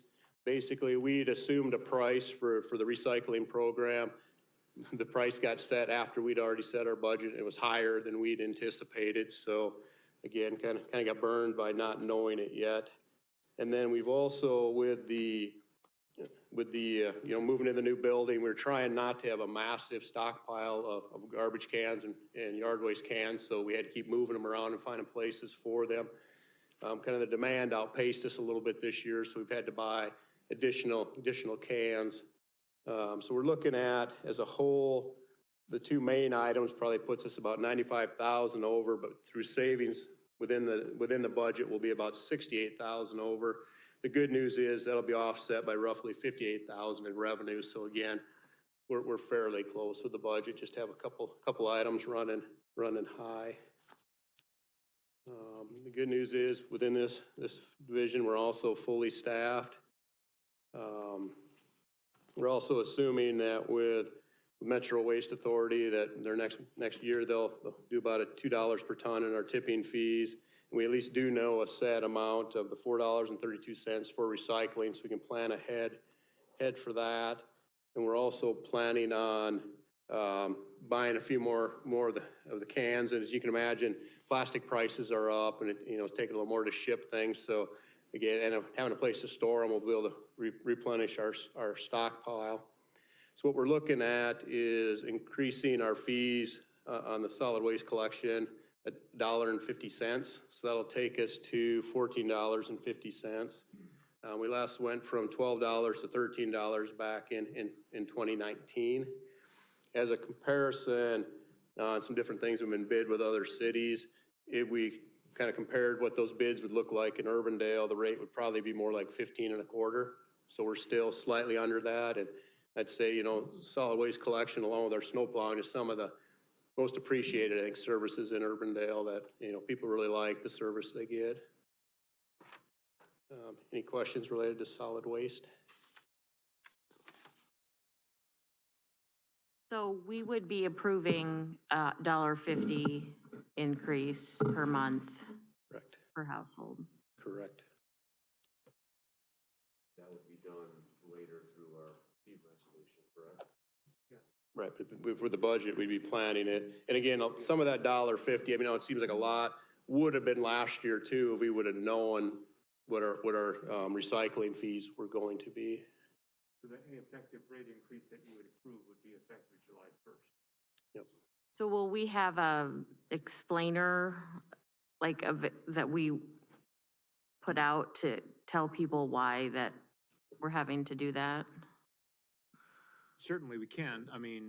Associated with the Metro Waste Authority, as John mentioned. And we do a flyer in the water bill that alerts everybody of price increases and details related to that, yes. And again, what we've learned through water bills as well, some people don't look at them. You know, if you pay automatically, sometimes you just kind of put it in the pile. So we'll use social media and we'll get the information out there as best we can. But I think John's good point is that, you know, comparatively speaking, what our residents will be paying, assuming that you're going to approve the rate increase, will be less, on average, less than anybody else in the metro. I just want to be able, you know, we do you know, ultimately, we're going to be able to lower, you know, the levy or those things, and then you sneak around with these increases, which I'm not saying we don't need, but how we explain the whole picture to people. I mean, like, and you throw in the DART levy in there, it's going down, you know, 2 cents. That's, you know, that's all part of the story that I think we need to tell people. We've learned that through the years, that the individual phone calls that we've all field, you know, they're starting to pick up more, and I'm assuming that the 5 of you, if you've not had them or are new ones, you'll probably get calls about why went up, something went up, or why am I paying more? You said you're going to lower your tax rate, and my tax bill went up, and we can get into that a little bit when Nikki goes through the financial review and the material, but we can certainly give you a script about that. At the same time, we'll do our best to inform the public as to what the circumstances are. And again, some of them, they are what they are in the sense that. I would say, since we do charge a fee, we try not to subsidize it with other things. We try to, you know, make it stand on its own as well. And I guess with that, I mean, it's looking like with that fee, we'd still have a $500,000 surplus. Is that, or am I reading that wrong at the top of the page? Net amount supported by property taxes, negative 500,000 on page PW 19. That's correct, but keep in mind that all of the John and Tim, none of those are charged to that department. It's not technically an enterprise fund, it's a department of the general fund. So the city isn't required to go through, like stormwater, a share of any of those supervisors, they're all charged there because we need to support that with a purely revenue-based. This fee doesn't cover some of those overhead items. Those are in the Public Works admin budget. So I think that's something to keep in mind. Yes, there is currently an excess there, but it's not covering all the other pieces. So that excess is then just part of the general fund, in other words. Correct. Elsewhere. So if we didn't have that excess, we'd be 10 cent higher in our levy rate? Potentially, it's $35,000 per penny. So yeah, you would be 15 cents-ish. Okay. And again, 4 years ago, we were paying about $270 per home per month. Like now that's going to be $4.32 next year. So I think we've been pretty good on keeping our operation costs pretty steady. Unfortunately, that's out of our controls. Question on this last bullet point for future budget considerations related to a switch from a diesel power to electric vehicles. Could you explain it? It's $275,000. Could you explain that out a little bit, how you got to that number? Just market, just an estimated cost of the difference between a diesel powered and an electric garbage truck right now. Okay, and that's one truck, the difference of. One truck right now, garbage truck standard, diesel powered garbage truck is probably about $275,000. That's about $550,000. Now, hopefully in 7 years, when we replace our fleet, that number will drop a little bit. And that doesn't, that doesn't take into consideration savings on fuel at all or anything like that. It's just straight up 1-for-1 truck swap. Got it. And you estimate 7 years from now is when we would have to worry about that. Yeah, we just bought a new fleet of 4 automated garbage trucks. So they have a life of 7 years, so correct. And that's our plan, is we need to deal with the equipment replacement fund. We got to start accruing the money so it's there if that's the route we choose to go at that time. And we actually have 2 yard waste trucks too, so that's our, 6 core trucks that are collecting trash and yard waste. So Probably expand on this a little more than I can, but there are strides being taken with refuse trucks, on the electric side. It's encouraging. So this $1.50 would we have to put this in place now to accrue the resources in theory 7 years from now? Or is this an indication that 7 years from now, we would have to increase the fee? I think we'd have to increase maybe more next year if we start on the accrual process. Yeah, you'd need to start ratcheting up because you wouldn't be able to accumulate that all in 1 year. So this is the per year impact, because just like Tim said, you have 6 trucks. So the cost difference per, but we accrue it over the life of the next replacement, right? So if we need to be up to that 550 versus the 300-ish that we're at now, we need to start accumulating that. So as that continues to mature, and I think Patrick was working on that as the fleet in general, looking at see what's available out there. Those are the prices today. Maybe it'll start to, just like anything else, brand new technology. So in 7 years, maybe that price will start to come down.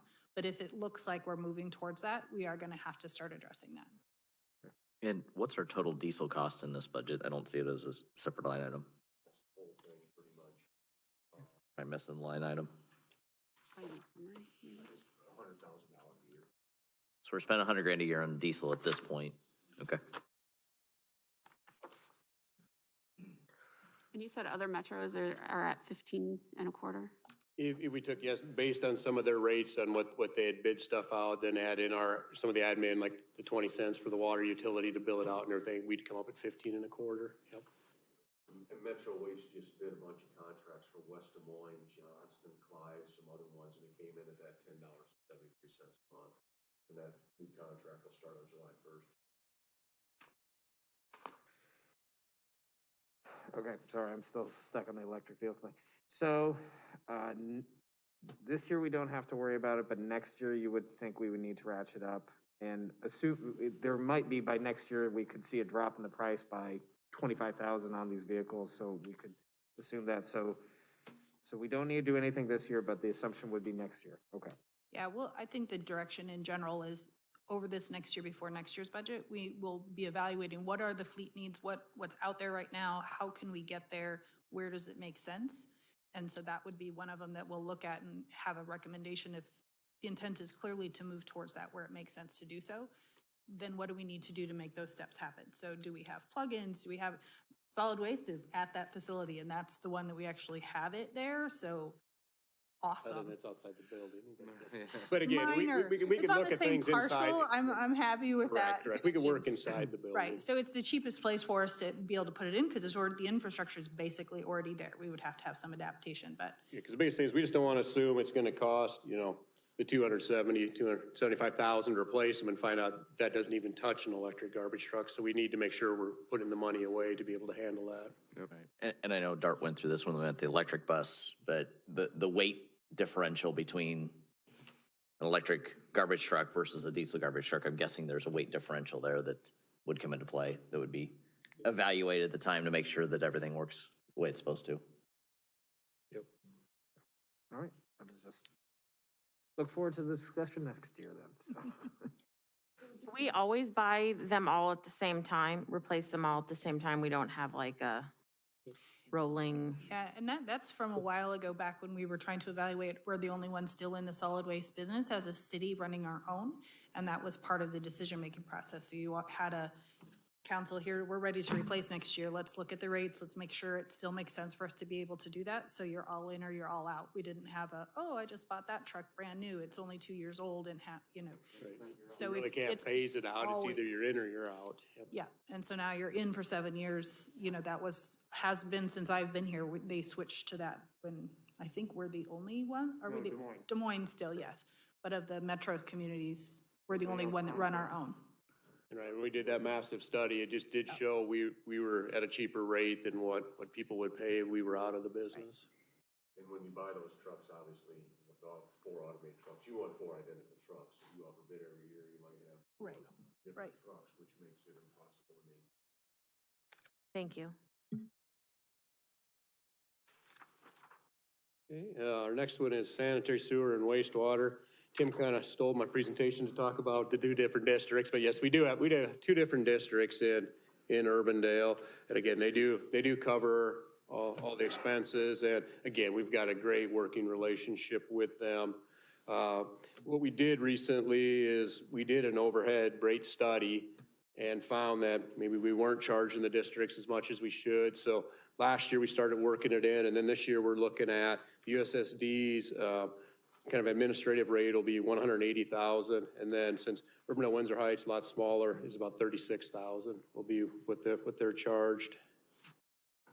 Again, with this being pretty much reimbursed by the districts, not a lot to discuss. They'll be starting their budget meetings with USSD on Friday.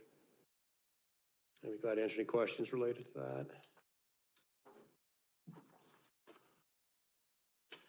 Okay, our next one is the Stormwater Utility Fund. With this within our current budget, nothing real substantial to report there. Staffing, Tim mentioned adding one laborer, or a request to add one laborer to Stormwater Utility Fund. Haven't really asked for any new equipment. One thing of interest within the budget is the Polk County Watershed Management Authority is looking to hire an additional person that'll kind of head up their education and outreach coordination. With that, Urbandale's share would only be $5,000, so we have that in the budget for them to add that person into their staff to help with their outreach. With that, I guess I'm glad to answer any questions related to our Stormwater Utility Fund. So I see no increase in stormwater rate is being recommended for FY23.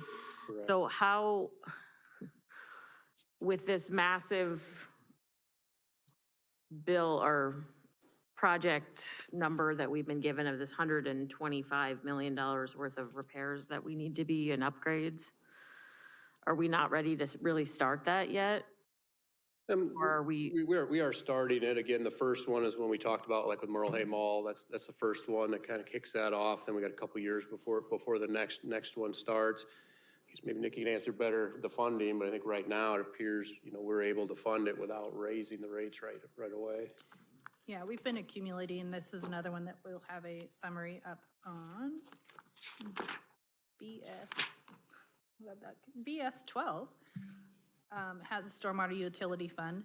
So that top line is what the cash balance has been. So when we first started this fund, obviously we go from zero, and at the beginning of this current fiscal year, we had $5.3 million.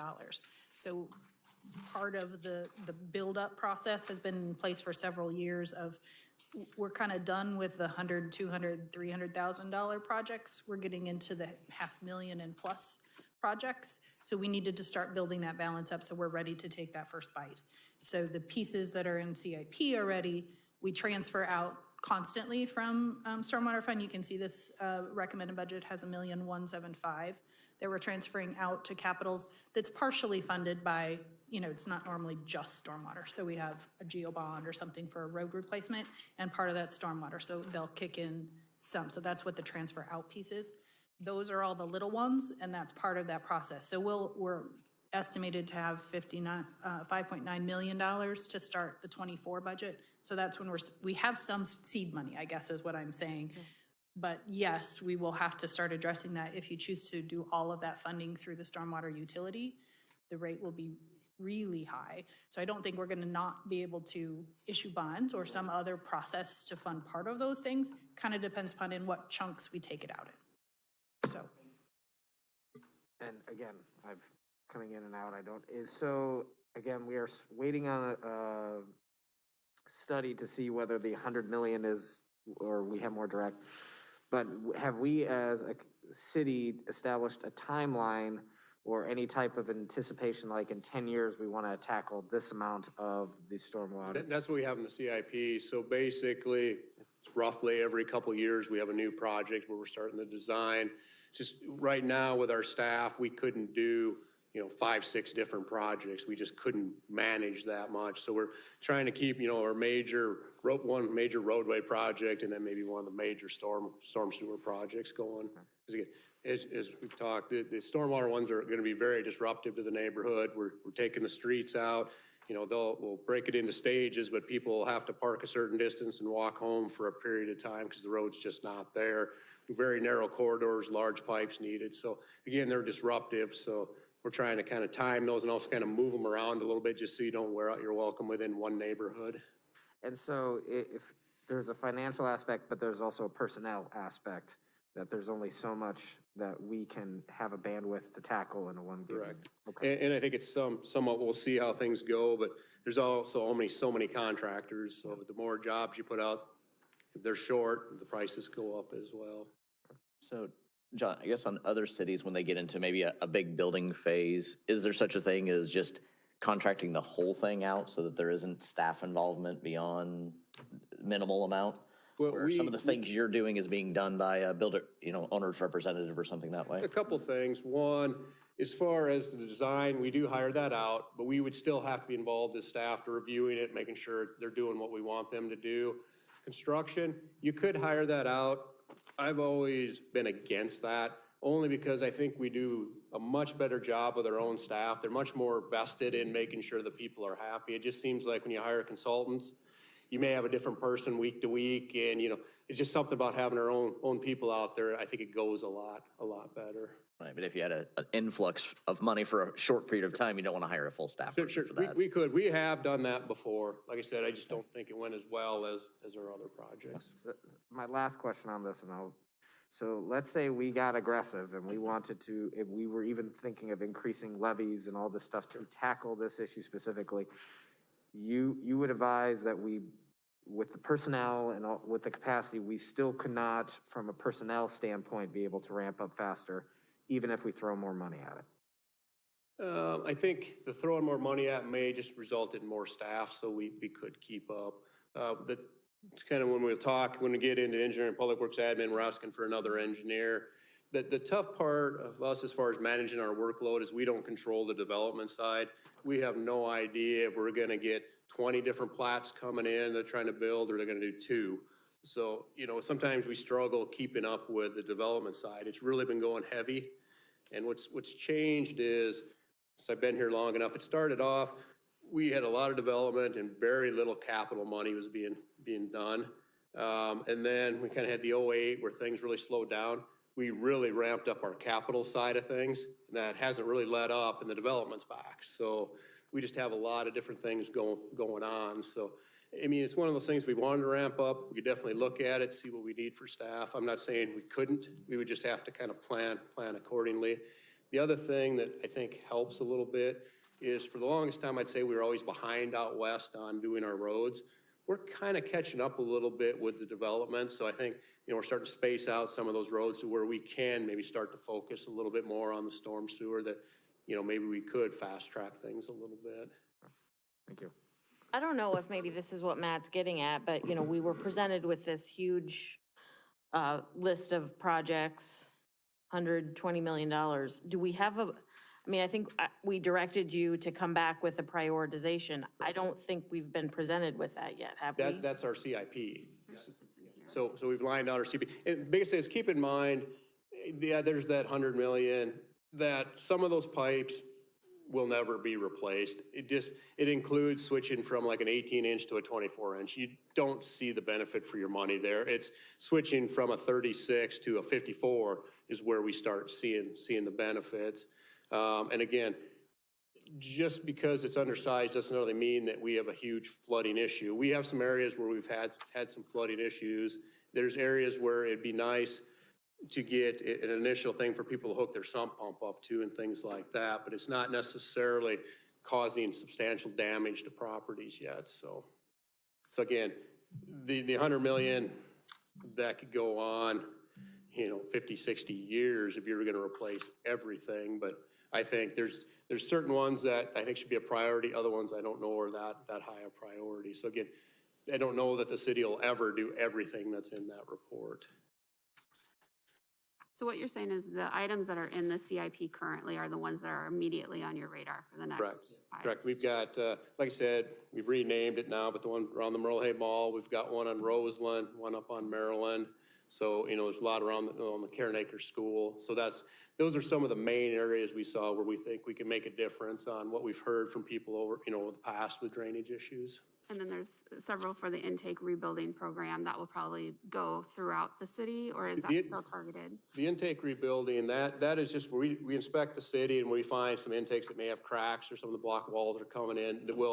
We'll hire people to help us with that with contractors. We also do a lot of those with our own staff. It just helps us tackle all those. You said as we're getting caught up on the roads on the west side, that we're getting to a spot where we can focus more on stormwater, but I see under our roadway maintenance that the condition rating for the street system continues to decrease, so. Those are two separate things. I was referring to building new roads. We're still doing, you know, the last maybe 3 years, and then this year included, we're spending a little over $1 million west of the interstate, roughly $1 million east on our patching. So we'll still continue to tackle those areas. I would just say in the full reconstructions, we've caught up a little bit. Got it, okay, thank you. Okay, anything else on stormwater utility? Okay, our next one is the Engineering and Public Works Administration. Again, this one with the current budget, not a whole lot to note, no real new equipment to speak of. We are looking at adding staffing, which would be for a new senior engineer, and I'll let Kristen talk about that here quickly.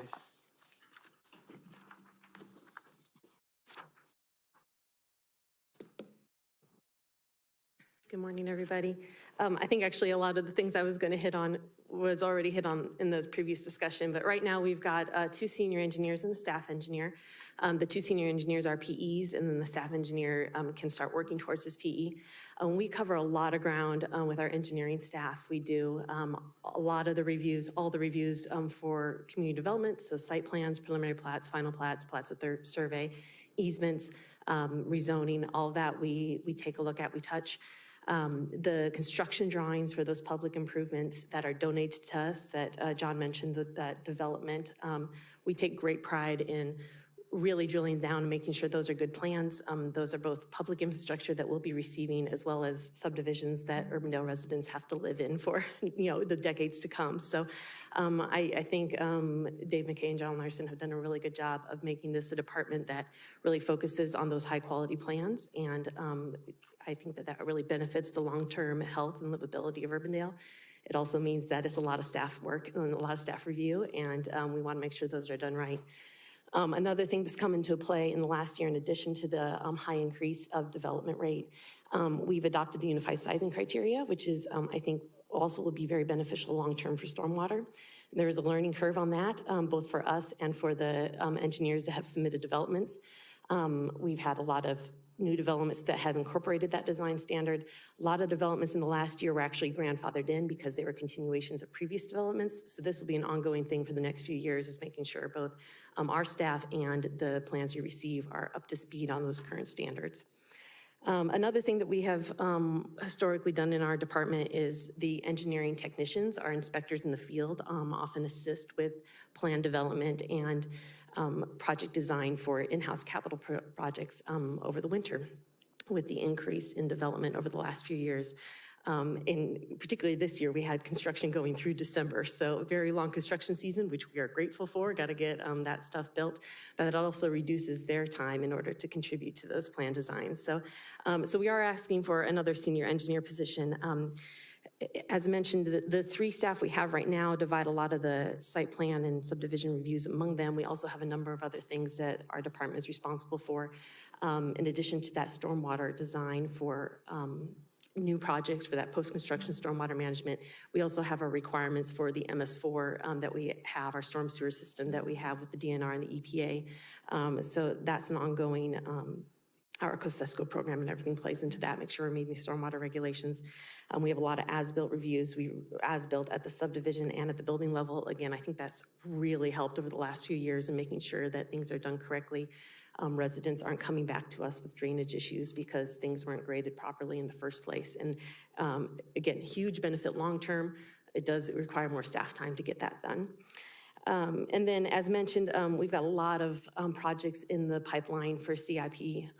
The stormwater projects coming up will be not only, not just the stormwater projects, all the projects we've got in the CIP will be time consuming, not just for plan review and for managing those consultant contracts to do that design, but also reaching out to property owners, making people aware of the project, doing those public outreach plans, coordinating with getting easements and access rights, temporary access rights, that sort of thing. All of that's very time consuming. So I guess all that to say, we feel that getting a new staff engineer now, an additional staff engineer, will really help us over the next few years as we ramp up some of those CIP projects. There's, I think, quite a learning curve for anybody new in that position to kind of get a handle on all the things we do. So one of the reasons that I like working here is we get to do all that stuff.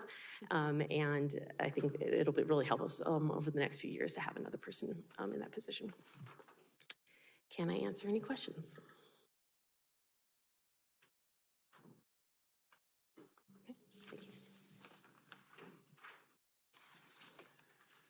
It's just one thing to add to what Kristen was talking about. The biggest issue we have too is just space on call it the engineering side of community development, engineering's building.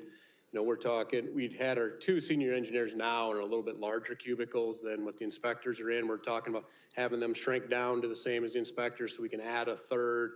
Currently, we've got a back room that we've kind of cleaned out, and that's where we set up a table, and that's where our interns are for the summer. So, you know, there used to be a time we had cubicle space, we would put them in. So it's just one of those things that we have is it's difficult for us to maybe grow much more than where we currently are because we pretty much have everything full. With that, just any other general questions related to engineering and public works admin?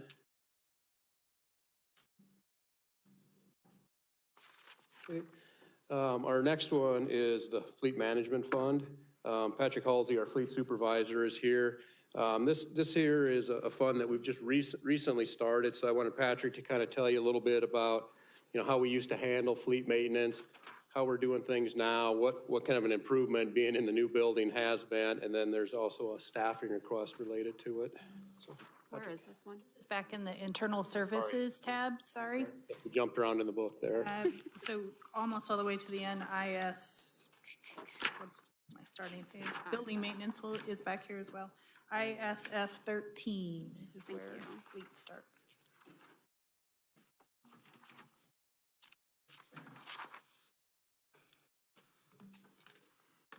Good afternoon.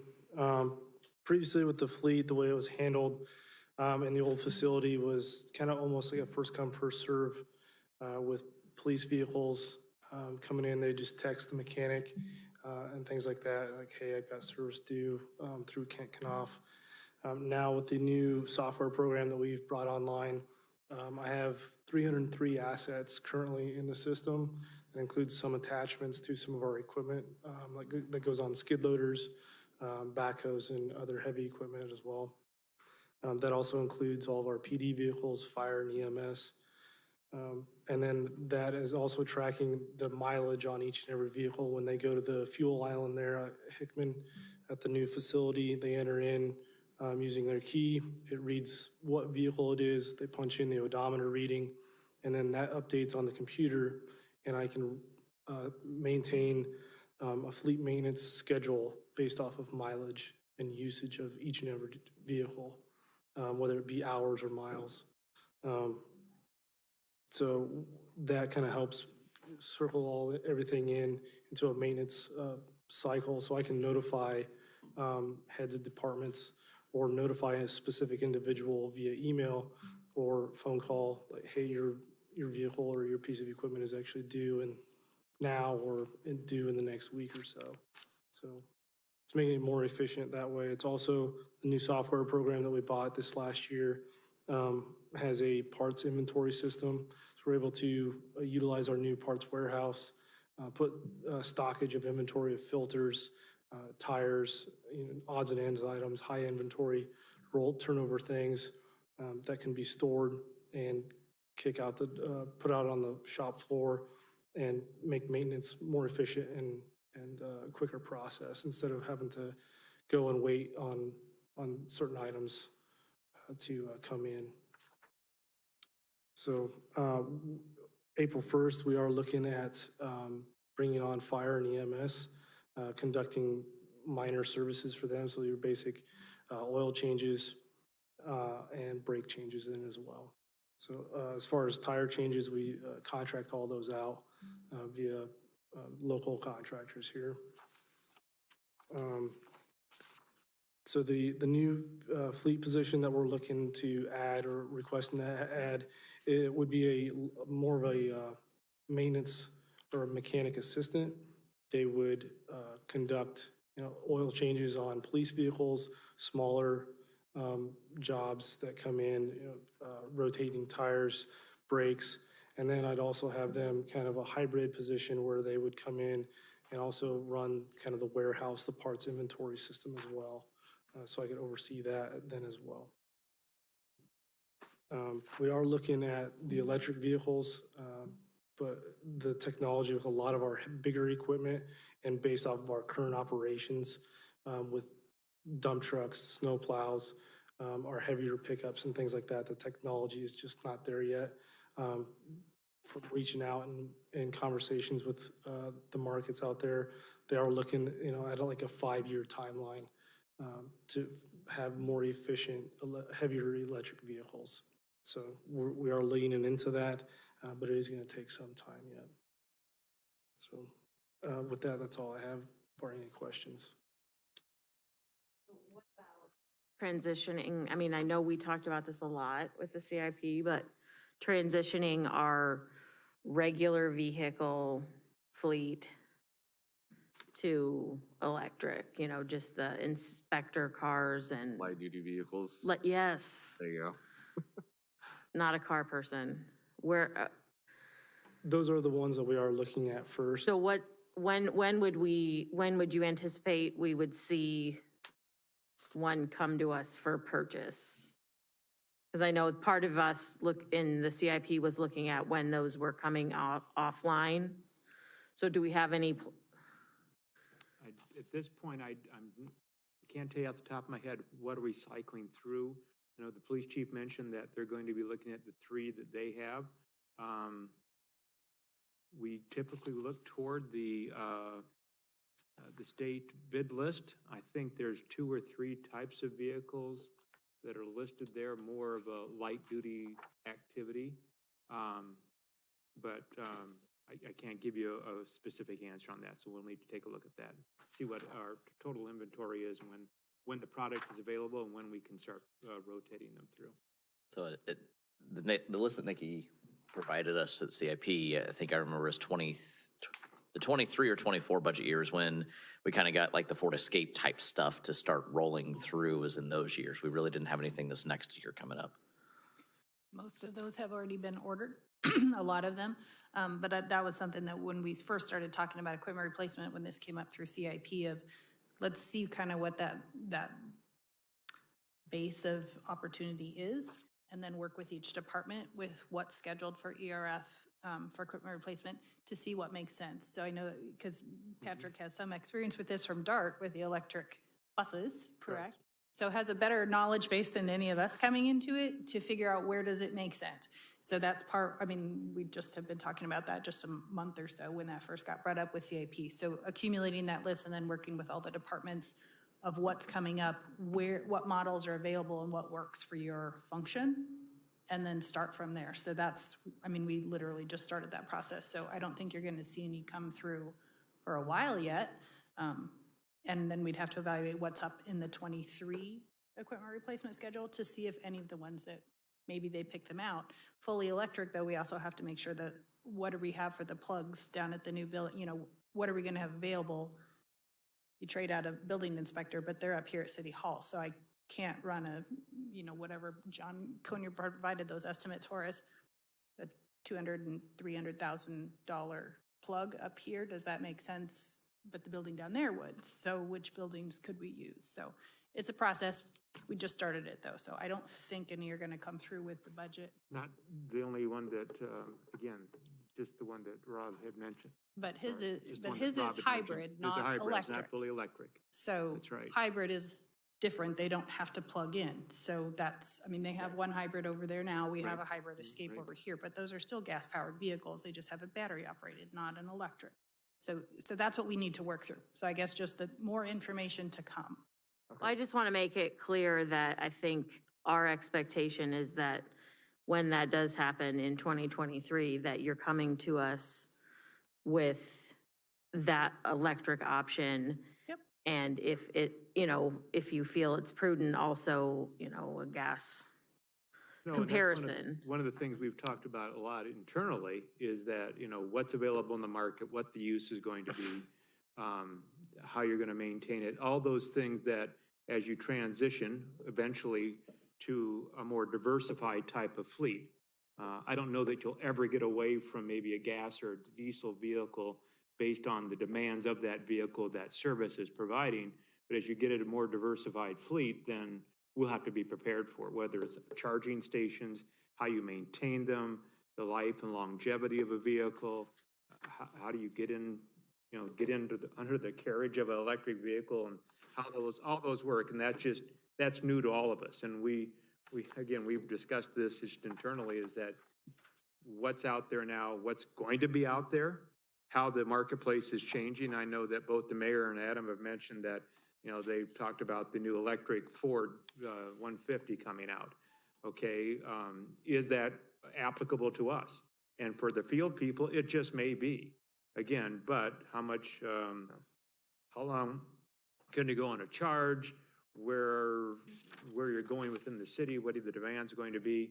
There's some new territory for us, and quite honestly, we're probably a little bit more on the, let's see how, as the chief mentioned, Ames has been doing this with their hybrid, so we have a good model to look at. And I know that's one of the things we like to benchmark, who else is doing this? And there are some electric vehicles out there, but they're not as prolific as I think people would like to think, or that they are. So there's still a learning curve for us. And just to be clear, though, we don't need to take any anticipatory steps from a budgetary perspective, and because they do cost a little bit more at this point in time.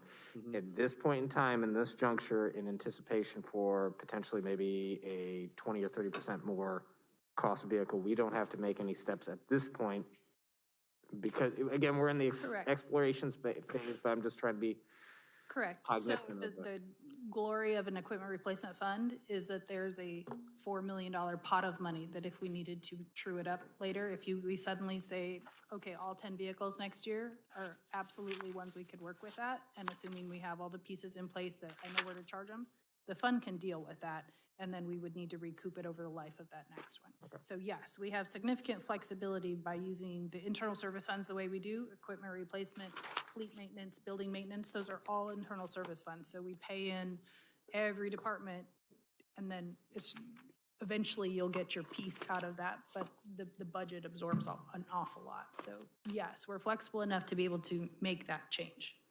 Okay, thank you. I guess now that your building is operational, doing our own maintenance, any surprises you found in the first couple months of?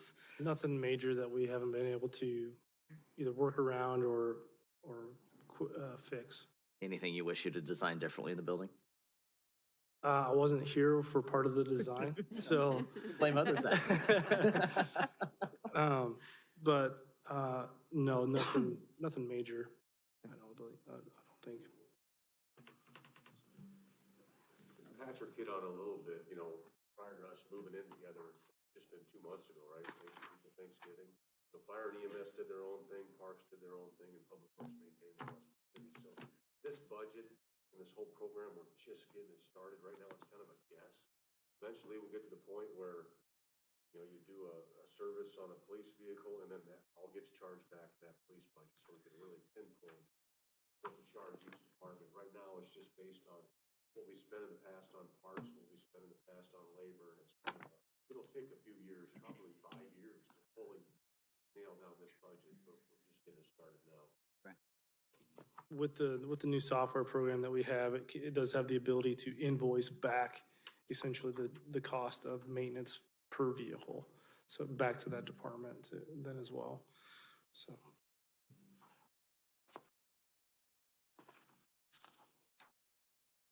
I guess with that kind of wraps up everything related to the public works function.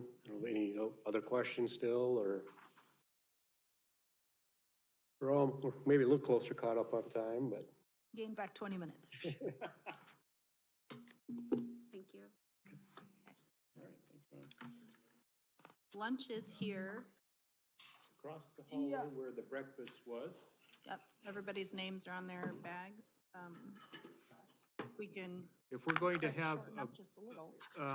we'll have you go over there, stretch out, get your lunch, and then if you want to bring it back here, we can work through the lunch on some of the initial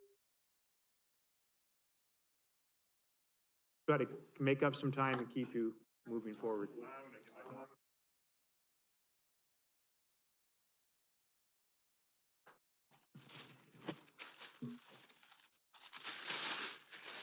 All right, thank you. We will continue. If you look under your tab for culture and recreation, this encompasses the library and park and recreation, but we will start with the library. Nicholas Janning is the library director. He's here today with members of the board. If you'd like to introduce them. Sure. Yep, Nicholas Janning, library director. We have Leslie Noble here. She is our assistant director over at the library. And then we have some of the library board members here. We have Diana Ripperger. She is our board president. We have Mary Keck. And then we also have Carrie Van Kieft, and she's our vice president. Very quickly on CR1, that's cumulative of all the cultural and recreation activities, so don't think that all goes to library. So, so look at CR3 to begin that review process. So Nicholas, it's all yours. All right. Thank you, AJ, Mayor, members of council. Thanks for having me here today. I'll talk a little bit about the current COVID impact over at the library.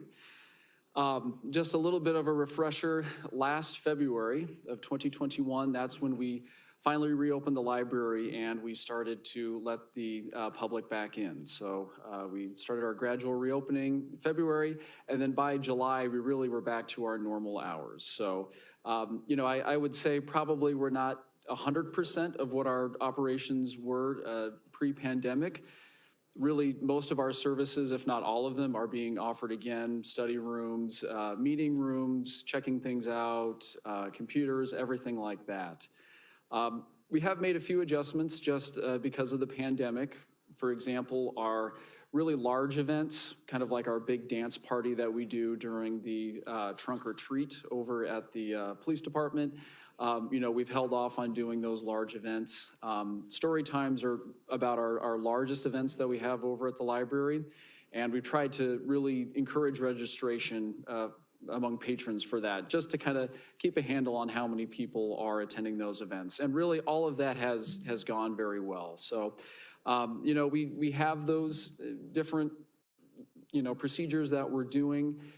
We've got about 46 staff members over at the library, and we've been very lucky, I think, so far with COVID. Not to say that we haven't had any staff members that have gotten COVID, but really we've been able to deliver services without really any big disruption. So that's just a little bit of a background on some of the current COVID operations over at the library. I'll talk a little bit about some of the significant budget deviations that we have in our current budget proposal. First is the personnel costs, as you probably see in your notes page. People think that books and resources are a big expenditure at the library, but actually one of the biggest ones is personnel, the human component. So those are going up for this next year. We have a couple of other areas that are kind of significant deviations from last year. The first one is the data processing line. Part of this, it's about $5,000. About half of that is going to be for a server migration. And James talked about that a little bit earlier. Today, we're taking our current Polaris software that we use for all of our Polaris, checking things out to patrons, patron records, book records. We're migrating that over to a new server. And James has requested the money for the actual equipment in his budget. We're requesting $2,500 for the migration costs for Polaris to transfer all of that information over for us. And then the rest of it is just sort of the natural increases in the different types of software that we use. So like Polaris, our door counter software, our meeting room software, stuff like that. So that's the data processing line. Another area of change is our request for a little bit more money to our library collection budget. And part of that is for Overdrive. If you're not familiar with Overdrive, that's the service that we use for ebooks. People can download ebooks and audiobooks and listen to those on their devices. So the cost of that service is going up, and that's because of the census numbers. The price for Overdrive is really kind of fixed by the state of Iowa. And so where we kind of contract to get that service from. So the previous amount was based on the 2010 census when we were below 40,000. And now with the current census numbers, we're above 40,000. And so that kicks us into the next tier for the overdrive funding. So that's a little bit of an increase from the past. And then we're also requesting a little bit of an increase to the expenditures of a few different areas in our collection. We just completed a strategic plan at the library and did a public survey, and there were 3 different collections that people identified as ones that needed significant, new materials and expansion, and those were the adult books, and then the adult collection, fiction, nonfiction, and then our book collection, ebooks, audiobooks, and audiobooks. So those were the 3 biggest takers from the survey. So, all of those have been very popular, especially the ebook collection. With the pandemic, we had curbside service and people were able to check physical books out, but really the usage of our ebook collection really doubled throughout the pandemic. So really nice to see that increase and people using more of the ebooks.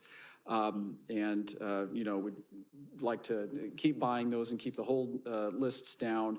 And also just the cost of materials keep increasing. Nicholas, I have a question about that. So anytime I go on, of course, I want the latest and greatest book. And there's like 47 people ahead of me. So when our bigger subscription to Overdrive isn't going to improve that. It's just that we have more people that we're paying more for it. We're not getting any enhanced access. And then do we buy our own ebooks too? How does that work in comparison to Overdrive? How do you check those out versus Overdrive? Yeah, I can answer some of that, and if Leslie, she's our collection manager. I see her nodding back there, so. She could probably talk a little bit more about that. But yeah, we do basically have our base subscription through the state where we get access to Overdrive. And then really all of the extra money that we get for ebooks, like in our budget, we spend those on, we call those advantage titles, and that means that those are exclusively for Urbandale residents, and that kind of bumps them up in the queue to access those books.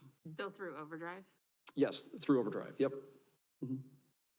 So yes, very popular service. That is one of the frustrating things that the holds list can be quite so long, but we do try our best to kind of stay on top of those and kind of allocate our resources to those more popular collections, so, yep.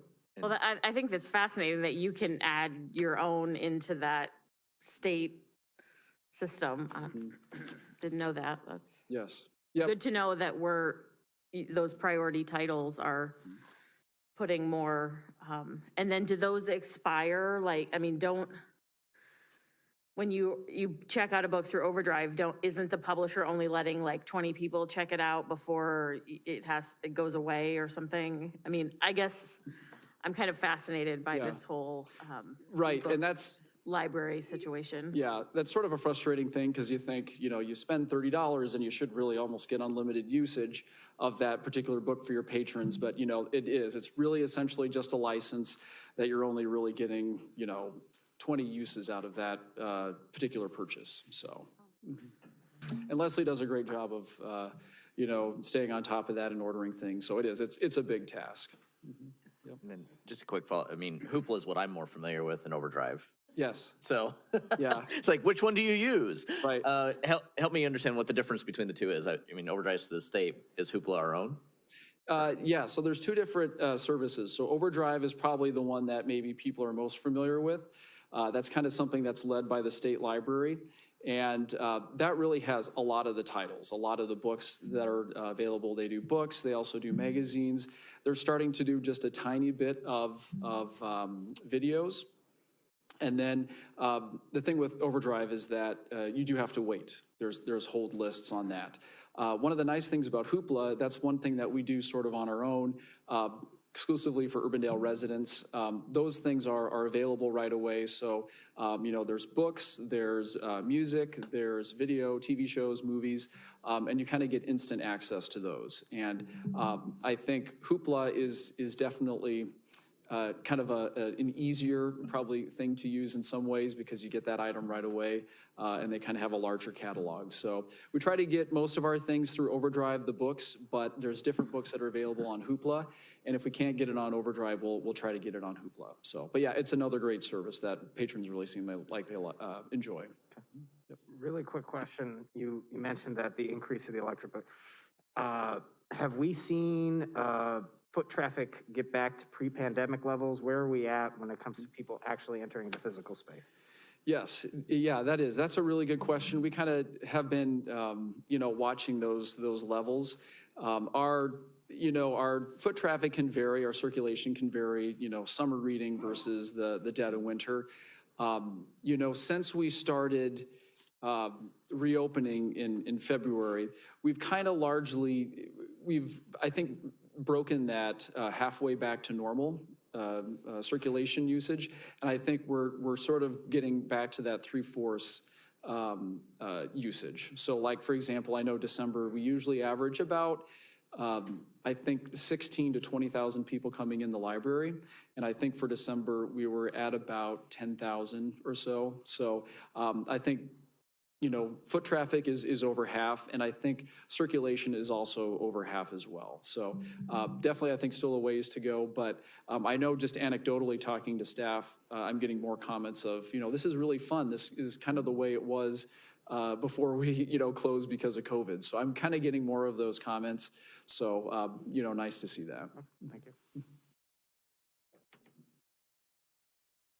How about room usage? I'm sorry, what usage? Room usage? Oh, yes, yeah. Is that coming back or? Yes, it is. It's probably not as much as what it was pre-pandemic. I think pre-pandemic, we would average about like 100 or so, reservations with our large meeting rooms for our nonprofit, for-profit organizations. And we kind of did a soft rollout of that just so we, wouldn't just throw the doors open entirely. But it seems like it's gone fairly well. And I think, our average is probably 100 reservations pre-pandemic. I think we're probably at least to about 50 or so. It sounds like all the time it's getting a little bit more popular. And I'd say how you're doing it now, a couple organizations that have reserved rooms that I'm part of, works out a lot better than 90-day rolling, and found out it's even down to the half-hour level 90-day rolling. Yeah. So, yeah, appreciate that versus the every 6 month that seemed to cause challenges. So the 90-day rolling seems to be working better for our groups at least. Yeah, that's great. Usually I think we had like 2 dates throughout the year where you had to, essentially kind of wait in line to midnight or whatever it was to make your reservation. We were doing the 90-day rolling just to kind of keep a handle on, the pandemic. If for some reason we'd have to kind of close down, we're not scheduling things out 6 months in advance. But yes, we have been very, we like hearing all those comments about how that's been working, and that could, be something that we make permanent, so. So my first year here, we, which was a couple months before the world came crashing around us, we had allocated money to extend the hours back to 9 o'clock. And I don't think that's happened yet. I know it's probably not, we're still not at a point where that's probably needed, but do you ever envision getting back to that point? That could be something that is done.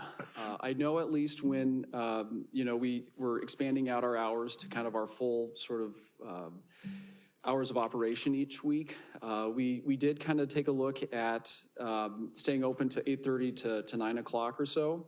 And we kind of were trying to do COVID, measures and stuff to kind of limit the amount of people in the building. And so we kind of allotted those hours to Sunday because Sunday is by far our busiest day. We get like, it's not even close per hour, our foot traffic. And so we thought as kind of a COVID reopening thing, we would be expanding those Sunday hours out a little bit more just to kind of help lessen the amount of people in the building. And, it's actually been a very, I think, popular kind of move. So definitely something that, is worth looking into. I know we talked about that with the library board, and the library board, decided to go with the new current hours. But I think, as time goes on, as we kind of get 6 months, year in, we're going to be gathering statistics to kind of see what that usage is, for the So what Sunday time books. is the current closing? Current closing is Monday through Thursday. We close at 8:30.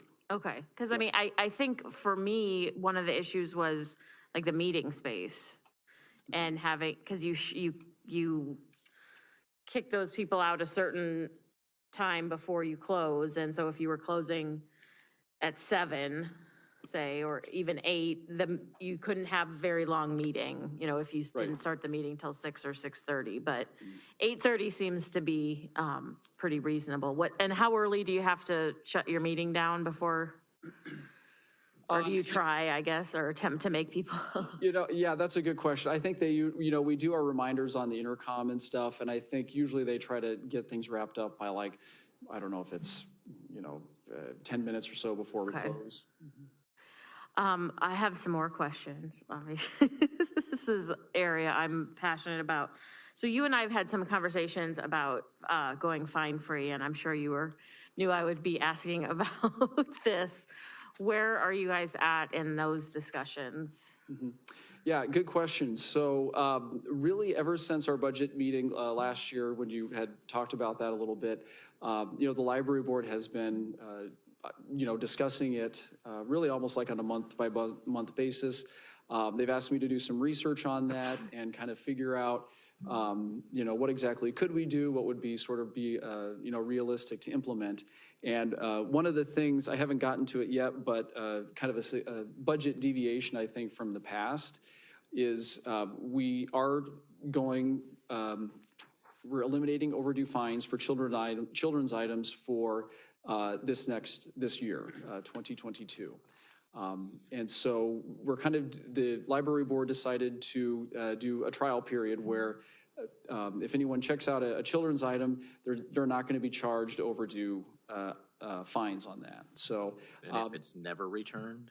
Yeah, and so there's still going to be consequences if you decide not to return the item. So it's always good to make people aware of that. But yeah, so essentially if you check out, like a Dr. Seuss book, it's going to have a due date like it normally does. We expect the book to be due back on February 1st. If it's not returned back to the library, we're going to send out a notice to you 1 week after, the due date has passed. 3 weeks, we're going to send out another reminder, and then 6 weeks, if we still don't have that item back, we're going to send you a replacement cost, a bill for that item. So we'll hold you financially responsible for that. And then if you still don't pay up or return the book, we're going to refer you to a collection agency after 8 weeks. So there's still kind of definitely the penalty if people don't return that item. So hopefully that should be good enough encouragement to get people to return their books back. And then the other thing is too, the library board also decided to create a policy of if someone does have an overdue item, once they have that item overdue for 1 week, their account is essentially blocked. So, if you have that Dr. Seuss book overdue for 1 week, you can't come back in the library and then expect to check out 5 more books or something. No, we want that book back, and then once we get that back, then we'll let you check things out. So yeah, so we're going to be doing that for this next year, kind of a trial period. The library board has asked me to, create statistics, come up with some information, and they'll be, examining that and taking a look at that throughout this next year. So, I have done a fair amount of research for the library board, and it seems like other communities that have implemented this, it's been fairly successful. They've usually experienced kind of an increase in circulation, increase in people getting library cards, and we're kind of also taking our cues a little bit from Des Moines, because I know that they implemented that I want to say maybe about a year and a half ago. They went fine-free on their children's and teen materials. And I've talked to some of my counterparts over there, and it seems like it's been fairly successful. They haven't really had any big issues with that. So this next year, we're going to be doing that for the children's items. And then probably, throughout the year, we're going to be looking at that. And I would assume probably by like October or December, the board will probably be making a decision of whether or not to continue that or to maybe adjust it or change that. Does that include teens? At this time, no. It just includes children's items.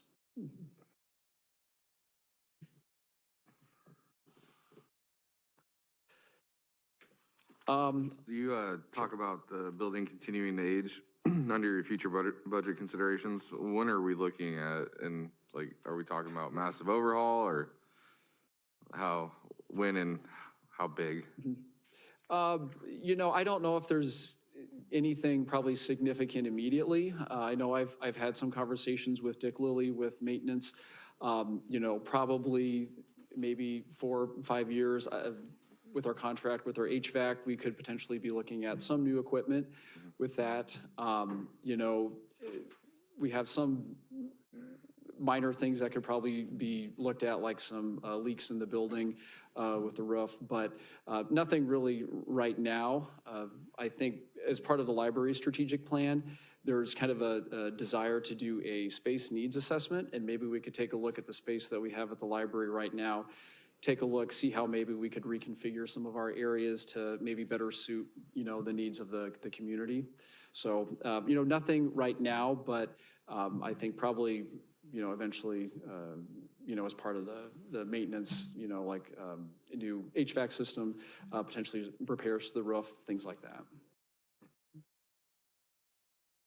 But one of the things that we are very excited about regarding the budget is that the building maintenance staff that we have here at the city, they'll be taking over a little bit more responsibility for working on our HVAC system, and that's going to be leading to a savings of about $15,000 each year. So really excited about that. The city maintenance staff are really great, and we're able to save money on our contract with Johnson Controls.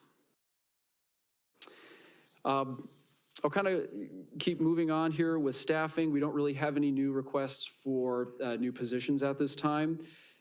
Some of you might be familiar with Catherine Mannion, our previous assistant director. She left. We now have Leslie Noble. Very excited about her. And then also one of our other department heads also left to be the director of the Wisconsin Library Association. So we have Stacy Stanton now with us. I'll be a little honest, it was a little exciting within my first year to have some of my higher ups leave for other jobs, but very excited with the people that we have right now at the library. New changing services, I wanted to talk a little bit about the overdue fines for children's items, but I think No, that's fine, yep. Yeah, so we largely talked about that. New equipment and technology, we really don't have any new technology other than the server, transition that we're getting to our new server. So that's kind of the big thing in terms of technology. Any other things of significance? I'll just say that the library board did finish our strategic plan. So we have our new strategic plan for the next 5 years to 2026. Copy of that or a brief presentation at a council meeting or something? Sure. Nicholas to do so. He provided me that document and got that in my budget file, so yes. Yep. Be happy to do so. And we'll also have that on our library website as well. So, yep. And then we're kind of, still doing events. So, we're, again, being careful about how many we're doing, how many people, but I think as time goes on, we're kind of resuming sort of that sense of normalcy. I think a great example of the events that we've done were I don't know if any one of you saw on social media, but we did our YSS collaboration event, and we collected items, personal hygiene kits, for people who might be experiencing homelessness. We did kind of a donation drive for those, and then we had about 50 or 60 or so people that showed up and assembled those kits. So that was really great. That's a great partnership that we've had with YSS, where we will put those personal hygiene kits in our restrooms, And, again, if people are experiencing homelessness, they can feel free to take those. And those have been fairly popular so far. And that was a really great event that we had. And we're also having our collaboration with the Urbandale Civil Rights Commission right now. If you're kind of curious about any of the things that we have going on over at the library, we currently have a display from Iowa State University. And we're also having a panel of speakers coming in tomorrow at 2 o'clock. And they're going to be, I think we've got some business leaders, some people from the West Des Moines City Council will be speaking. So feel free to stop by and, experience that event. And then finally, feel free to tell your friends that the library is open. It sounds kind of crazy, but, it's amazing how many phone calls that we get and comments, people asking if the library is still open. We love to have people back. So happy to answer any questions that you might have. Might be more of a James thing, but you're here. So Sure. This morning we talked about potentially expanding kind of the library's public Wi-Fi network into parks across the city. Do you see, and you mentioned that the cost of the internet itself is in your budget. And I see about a $10,000 cost in here for internet. I mean, do you see your internet ever getting maxed out during the days at times? Capacity issues, in other words? Not that I've ever really been aware of. I know that with the pandemic, we have been kind of broadcasting out the internet, into the parking lot here, and still out kind of the patio area. But at least to my knowledge, I've never really heard of any kind of increase, maybe maxing out our usage of the internet. So, yeah. If I could just add one thing to that as kind of a deviation. Sorry, you probably can't hear me all the way back there. One of the things we did. Yep. Sorry.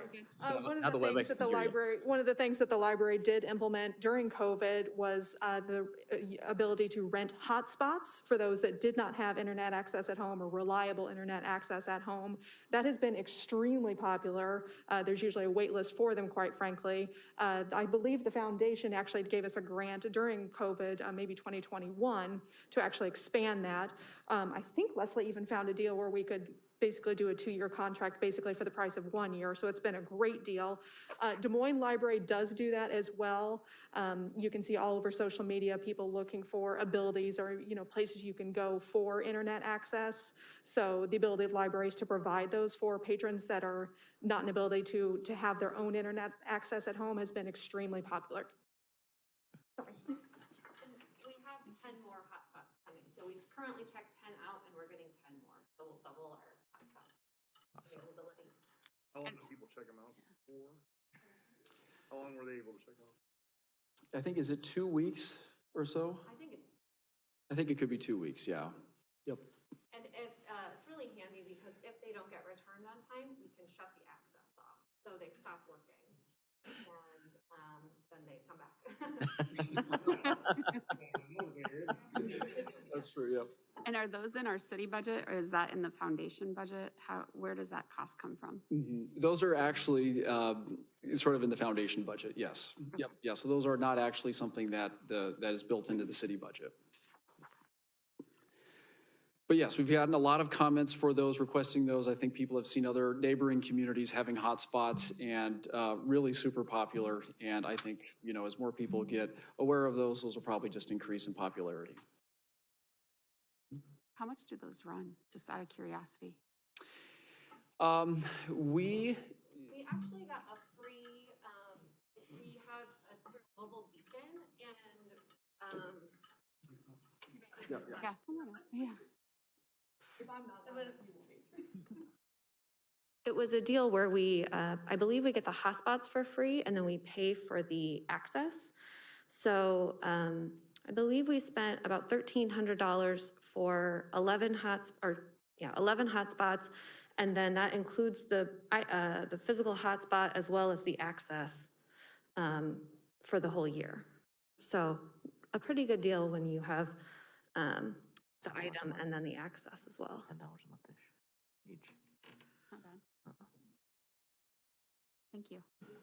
Well, I just can't say enough about how happy I am about how the library has been able to continue serving our community over the last 22 months, as someone indicated earlier this morning. It's really been, I think, a great example of being able to quickly pivot. I think the whole city has done a great job, but the library, as one of our most forward-facing or community-facing, I think we did probably the best job, in my mind, of any library, of pivoting and getting books out the door right away and transitioning programs to online, and just, I can't say enough. So since we don't see you all very much, I want to let you all know how proud I am and happy that we've been able to continue to provide such great service, even in these uncertain times.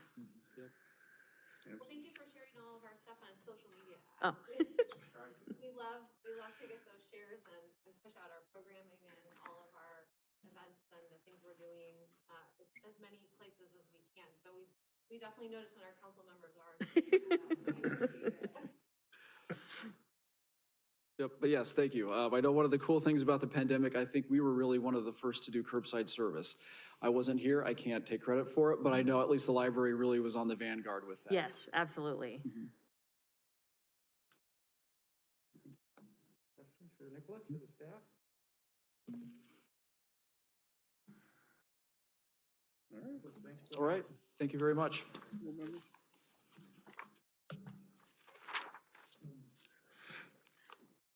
All right, if you will turn to Community Economic Development tab.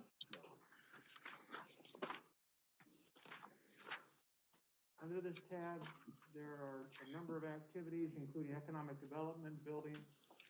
And did we put marketing here as well? Yeah, marketing's right after. Marketing's right after. So all the ones that are listed in our PM section now, the whole community and economic development on CED 1, again, is a cumulative, the number of those activities under that category. We will start with economic development, and with us today is the Assistant City Manager, Economic Development Director, Curtis Brown. Curtis, it's all yours. Okay, thanks, AJ. Hello, everyone.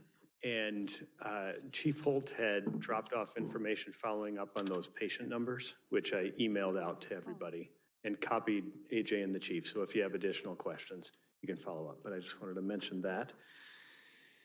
And I will be covering the economic development and marketing portions of the budget today. As you know, I spend my time with AJ, Aaron, and Derek. Aaron is hopefully leading a basketball team to a win as we speak, and Derek's out of town, so you get me today. So we'll discuss economic development first, and in your budgets, these are on community and economic development, page 3. And we'll follow the same outline that the other directors have followed here. First of all, on the COVID impact on economic development, there are really 3 that I'll mention. First of all, as an office here in City Hall, we've been following the same protocols as anyone. And we are following the protocols of the private sector partners that we work with. So it varies widely, as you can imagine. Some folks are come on in. Others are, we won't see you in person for some indeterminate period of time. So that's definitely been an impact. Second, on following up on that, in economic development, meeting with people is essential. At some point, you can't do this work from behind a keyboard. Thankfully, many meetings have been moved to WebEx, and I can tell you throughout the Bucks and Merle Hay Mall process, that has been absolutely critical because we meet every Monday with Liz Holland, who's usually in Chicago, Michael Devlin, who's somewhere on the East Coast, an architect who's in Lincoln, and then us and our counterparts in Des Moines. So being able to do that by WebEx, I can't say enough how important that's been. Third, and this is a bit of a negative, is that COVID has undoubtedly put distance between us and our business relationships. We don't have the events that we previously did. The ribbon cuttings are quick, they're in and out. And so that has been a concern for us because existing business is our #1 priority. And so we've been working with the Economic Development Advisory Board on creative ways to revive that relationship. One of the ideas that they floated and that we're looking at is akin to Party in the Park, an event like that, but the businesses were telling us what we need is opportunities for service in the community. That's really emerging as something that businesses value, is the opportunity to engage service-wise.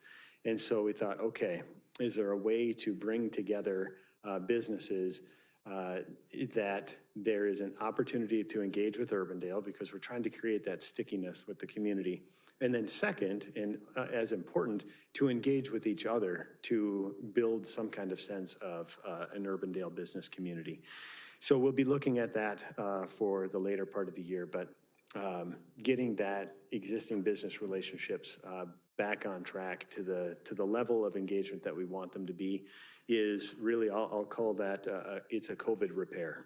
COVID really created a rupture there. I guess I'm not really following what you're Okay. proposing. Okay. Like an event? Yes, exactly. What we initially thought about was, okay, do we need some kind of awards event? Do we need a luncheon or a dinner or something? Interestingly, and this is why we have an advisory board, when we floated that, they said, we don't need another lunch or dinner to go to. Our need is to give our employees meaningful things to do, to help our employees appreciate where they work, to engage in the community where they work. So we're in that helped us to say, okay, we need to plan something like that. And you'll see that money for something like that reflected in the budget here. And so we'll be working on refining that, but some way to give people meaningful volunteer opportunities. So we'll work with Parks and Rec, we'll work with UCAN, Food Pantry. I don't want to plan this on the fly here, which it sounds like I'm doing, but it would be like that, where people have a chance to volunteer, then a chance to get together outside in a fun atmosphere where they can say, we love Urbandale because we can do these kinds of things here. Does that help? Yes. So events like Earth Day, where we're doing massive cleanups, things of that Exactly. nature, school-related events. Or like the spring cleanup that we do through UCAN, and I mean, like, I just feel like there's, Correct. That's exactly right. I could always use some people for the 4th of July parade, and There you go, exactly. need more The bodies. problem, of course, it'll be on one day, and so lining up, what they said is they want meaningful experiences, so that'll add to the challenge. Okay, that was part 1 of 6, so let's keep on moving. Budget deviations for fiscal year 22. There were a few, but you'll recognize them as priorities that we're working on. First of all, we had budgeted $40,000 for professional services for looking at North Park and Plum Drives in last year's budget. We needed a pivot and to cover another item I'll mention, but that study of North Park and Plum Drive has now been included in the overall comp plan, which is more like $200,000 over 2 fiscal years. Okay, where did that $40,000 go then? When we moved forward with the state application for the Bucks and Merle Hay Mall project, we needed to have an independent feasibility and economic impact study. That was just north of $50,000. So we repurposed the 40 we had for North Park and Plum to pay HVS, Convention, Sports, and Entertainment, to do a feasibility study and economic impact for the Merle Hay Mall and Bucks project. Another deviation that will be coming up is now, as we prepare for the final application approval, hopefully from the state, and looking at a potential general obligation bond for that project, as Aaron mentioned last week, we want to pressure test our sales tax numbers. So before we issue that bond, we want to have the confidence from a third-party individual who knows retail sales and developments like this well to say, your modeling for incremental sales tax is reasonable. So we want that confidence, and we're going to need to pay for it. So it's out on the street. We asked for responses by the end of by February 11th. So we have a couple more weeks here for people to respond to that. It could be somewhere between $5,000 and $15,000 we're estimating, but we really don't know because we haven't sent something out like this. So we'll need to pay for that in this fiscal year as well. And then finally, a small one, but with your approval of the membership in the Mid-Iowa Planning Alliance, there will be an expenditure of $1,700 this year that we didn't plan for. And I got an update from Gunnar. It's now the number's even north of 30 other local governments that are in. So it's building quickly. No changes in staffing. But then looking at major budget changes from fiscal 2022 to 2020, next year, fiscal year 23. First of all, we did add in professional services an amount for potentially conducting a housing study. So there is $80,000 in the budget for both brand development consulting, which relates to the Urban Loop 5th anniversary, but also the possibility of a housing study conducted next year as well. So there's money in the budget for that. The contribution to the Des Moines Airport Terminal is now routed through the economic development budget. So that's a major change of almost $250,000. But as Nikki reminded us, that is not ours. It's just a pass through. But that is a change to the budget. Going forward, we'll have the membership in the Mid-Iowa Planning Alliance. That'll be around $7,000 a year going forward. So that's a change that wasn't previously there. A few things that'll just impact our expenditures in the next year. First of all, hopefully, I would add, more likelihood of travel, both with the partnership and the state for marketing trips and headquarter visits, but also professional development. We haven't been to any kind of training or conference of best practices in some time except virtually. So that could be coming up. And then very exciting is the Urban Loop will actually be 5 years old on September 26th. So talk about ambulance birthdays. We'll have a major Urban Loop birthday to celebrate as well. And so we're really gearing up to make that a significant celebration. Equipment and technology, we've shifted to a platform called HubSpot, which is one of the major client relations software system. So we use that for managing our projects and contacts, as well as sending our economic development newsletter. And then finally, just a few notes here on other items of significance. We sponsor events, and we have that center spread in the business record. We found that that's a really high leverage way to raise the profile of Urbandale in the metro and with the business record leadership across the state. We were very fortunate to secure that center spread in the business record almost 7 years ago now. And that gives us great real estate every month to promote the projects and businesses that are helping to shape Urbandale. So we continue with that, and you'll continue to see us sponsor things like the Business Records Commercial Real Estate. Coming up will be DSM Magazine's Home Design Awards this spring. So being the home improvement corridor, really, those are important places to get Urbandale's name out there. We do expect accelerated development this year. Worldwide Logistics will be coming up, Premier Tech on Plum Drive, R&R's Centerpoint Distribution Center. All of those are going to spur development west of the Urban Loop, east side, and then north. So great opportunities there. Also, John Larson mentioned earlier the Hickman Visioning Study.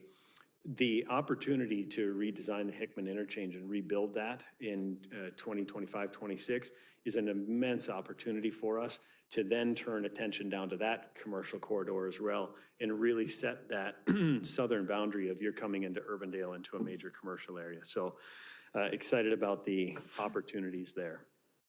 And we were asked to just touch on mental health or potential distractions. I'll just say for mental health issues, internally, we'd follow the same protocol, but interestingly, of course, this is a topic that's definitely trending in the private sector businesses as well. So when there are opportunities to match up those resources, we look for that.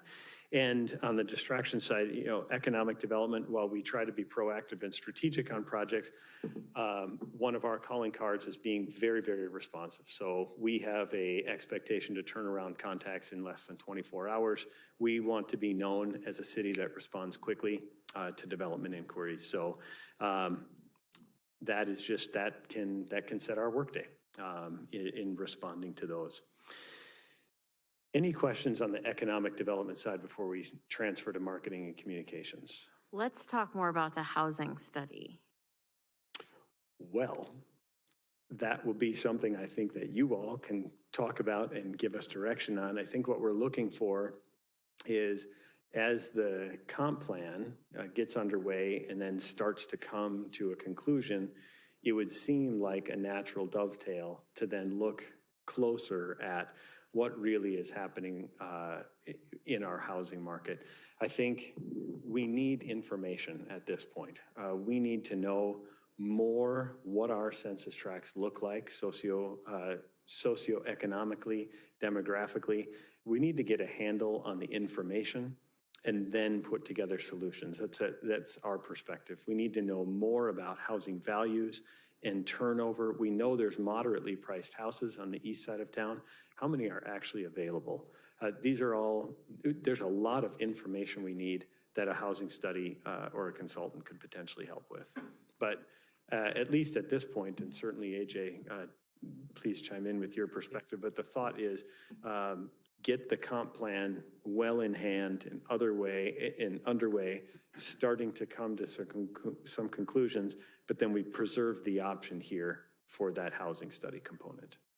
One of the things when we talked internally, and again, it gets back to the comp plan, but also what we've been doing previously, and I'll just piggyback on a comment, Bridget, that you made once, is that do we have a map? Do we have a roadmap? And I think that was your comment that you made. And I thought about that, and I thought, in a defined point, no, we didn't. But as the councils previously, in this council, talked about creating a more diversified housing opportunities for our community, and looking at a low and moderate income, looking at workforce as seems to be a new housing buzzword. We look back and we said, when those issues came up, from a staff perspective, we jumped. We said, okay, who we know in the business, who can we contact, how can we respond to this? Look at things like that. And it was more, I won't say reactive, but we were chasing more so than planning. And then other things would get in the way, and so we'd have to divert there. So there wasn't anything to land back on. But when we look back collectively, we probably had in the last 4 to 5 years, 25 or so different contacts and opportunities for folks who had either workforce or low and moderate income projects that we worked with. And for whatever reason, those didn't come to fruition. Those were projects that a developer would contact either Steve at the community development or Curtis or myself. We said, yeah, we'd love to talk to you. And they would come in either locally or out of town, and they'd say, well, we need land, and that was always a big issue for us. Or we have the availability of doing something. And then it had a tendency to die down because they would seek out a different project, or that their interest would wane, or that if they were an out-of-state developer, they might have been just on a fishing expedition. And so we looked at that and we said, boy, we've responded to a lot of these. But I got back to when I shared the comment that I'd heard from Bridget, I'm going, because I think you made that during our comp plan, I'm going, that's probably not untrue. And as much as we'd like to have thought, boy, we really jumped at it. Because I remember after the comments were made probably 2 or maybe even 3 years ago, I remember Curtis was saying, well, I know these developers and brokers, so I'm just going to start sending emails, and they're going to say, hey, we're open for business for affordable and different types of housing. And again, some of it, we've seen some more diversification in the housing, and Steve can talk about that, more apartments, more smaller lots where they're looking at single families that make it more affordable in a very aggressive housing market. But again, is that enough? And we wanted to look at something a little bit more structured. Again, we had time and effort into it, but the results weren't as we had hoped. Have we done any looking to see those actual reasons for why that didn't materialize in any of those calls? There are so many reasons sometimes we'll meet with them. It'll seem like a good project is coming together. We'll give I'm looking to Steve because we're in those meetings, we'll give all the indications that, yes, this works, And then a week goes by and 2 weeks, and we'll ask each other, heard anything? No. And then they just drift away. And sometimes we just don't hear what it is. I know there was a couple projects, and again, I'm referring back to Steve, because he's sitting back there, but they looked at other outside or state funding, and that they didn't get that. And so it was contingent on that. There was a couple projects where we said, for IFA, we said, we'd be happy to put a letter. Can we go down and meet with them? I mean, we're all behind you. And it just didn't work out. So I think also some of the original direction we received is that we really wanted to focus east of 86th Street. And that was going to make it difficult as far as land. Yep. And again, when you look at the availability of developers who are doing things, there's a specialized market for that. As we found out, TWG was a good company to work with. But other developers and folks who are looking at not only through our community, but other communities, and where they had maybe land available, where they had their resources they want to put toward a project. So I think there was a variety of reasons. And again, it would be, we get going on one and it would kind of die a death, and then we'd move on to another issue or project, and then we get another contact after we'd reached out. And I know that we had a gentleman out of St. Paul who made maybe two or three different inquiries and had a track record of doing that. I mean, providing a diversified housing stock, and it just didn't go anywhere for him. So it's really a mixed bag. And again, I think land was probably our biggest inhibitor, because the east of 86th Street, again, if you look through, you drive through, there's really not a lot of available land unless you were going to acquire and demolish at additional cost. And then there was always when we talked to developers, it was, please identify your gap, because they'd always say there's always going to be a gap. You know, when you look at maybe more affordable housing, we have to have something to fill in a gap, whether it's a state or federal program or an incentive from the city. And we've always offered up our opportunities when they were available, when we had incentives or something to provide. And again, it just, the choices were theirs, not ours to move on. So if we remove the filter of east of 86, do you think that would attract more or not? Because I'm thinking of like Alice's Road area is close to a Hy-Vee. I mean, when you look beyond our borders, there's some area in there that might fit criteria better than what we have. And we have. One of the tax credit projects that didn't get funded was out at 156th and Waterford. So developers are trying, and I don't know, did we ever get the loop closed on why IFA didn't fund that project? Basically, no. Right. It's a mixed bag. Some of these groups are really persnickety about their criteria of where they want to go. A lot of them, there's census tracts that have to come into play. Well, we had one, last year where we thought everything was looking really good, and then the criteria for the census tract changed, and okay, the area they were looking at is not there anymore, so it goes away. We had another one at 142nd in Waterford about 3 years ago that was in for IFA, and that was just a political deal. They started coming, it was right across from where the Mid-American substation is, that's in Grimes, right across the street. And it became a whole, well, no, the poles in there, creosote and all this crap. It's like, what are you talking about? And it was clear that there was just some political things going on that made that one not happen.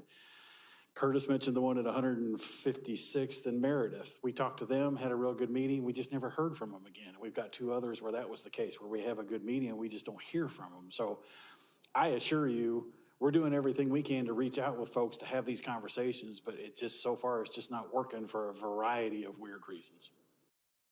I'd be interested in feedback from those entities, just follow-up conversations or calls to say, hey, what happened? You know, yeah. Because that might point to some other things that we're not aware of. Yep.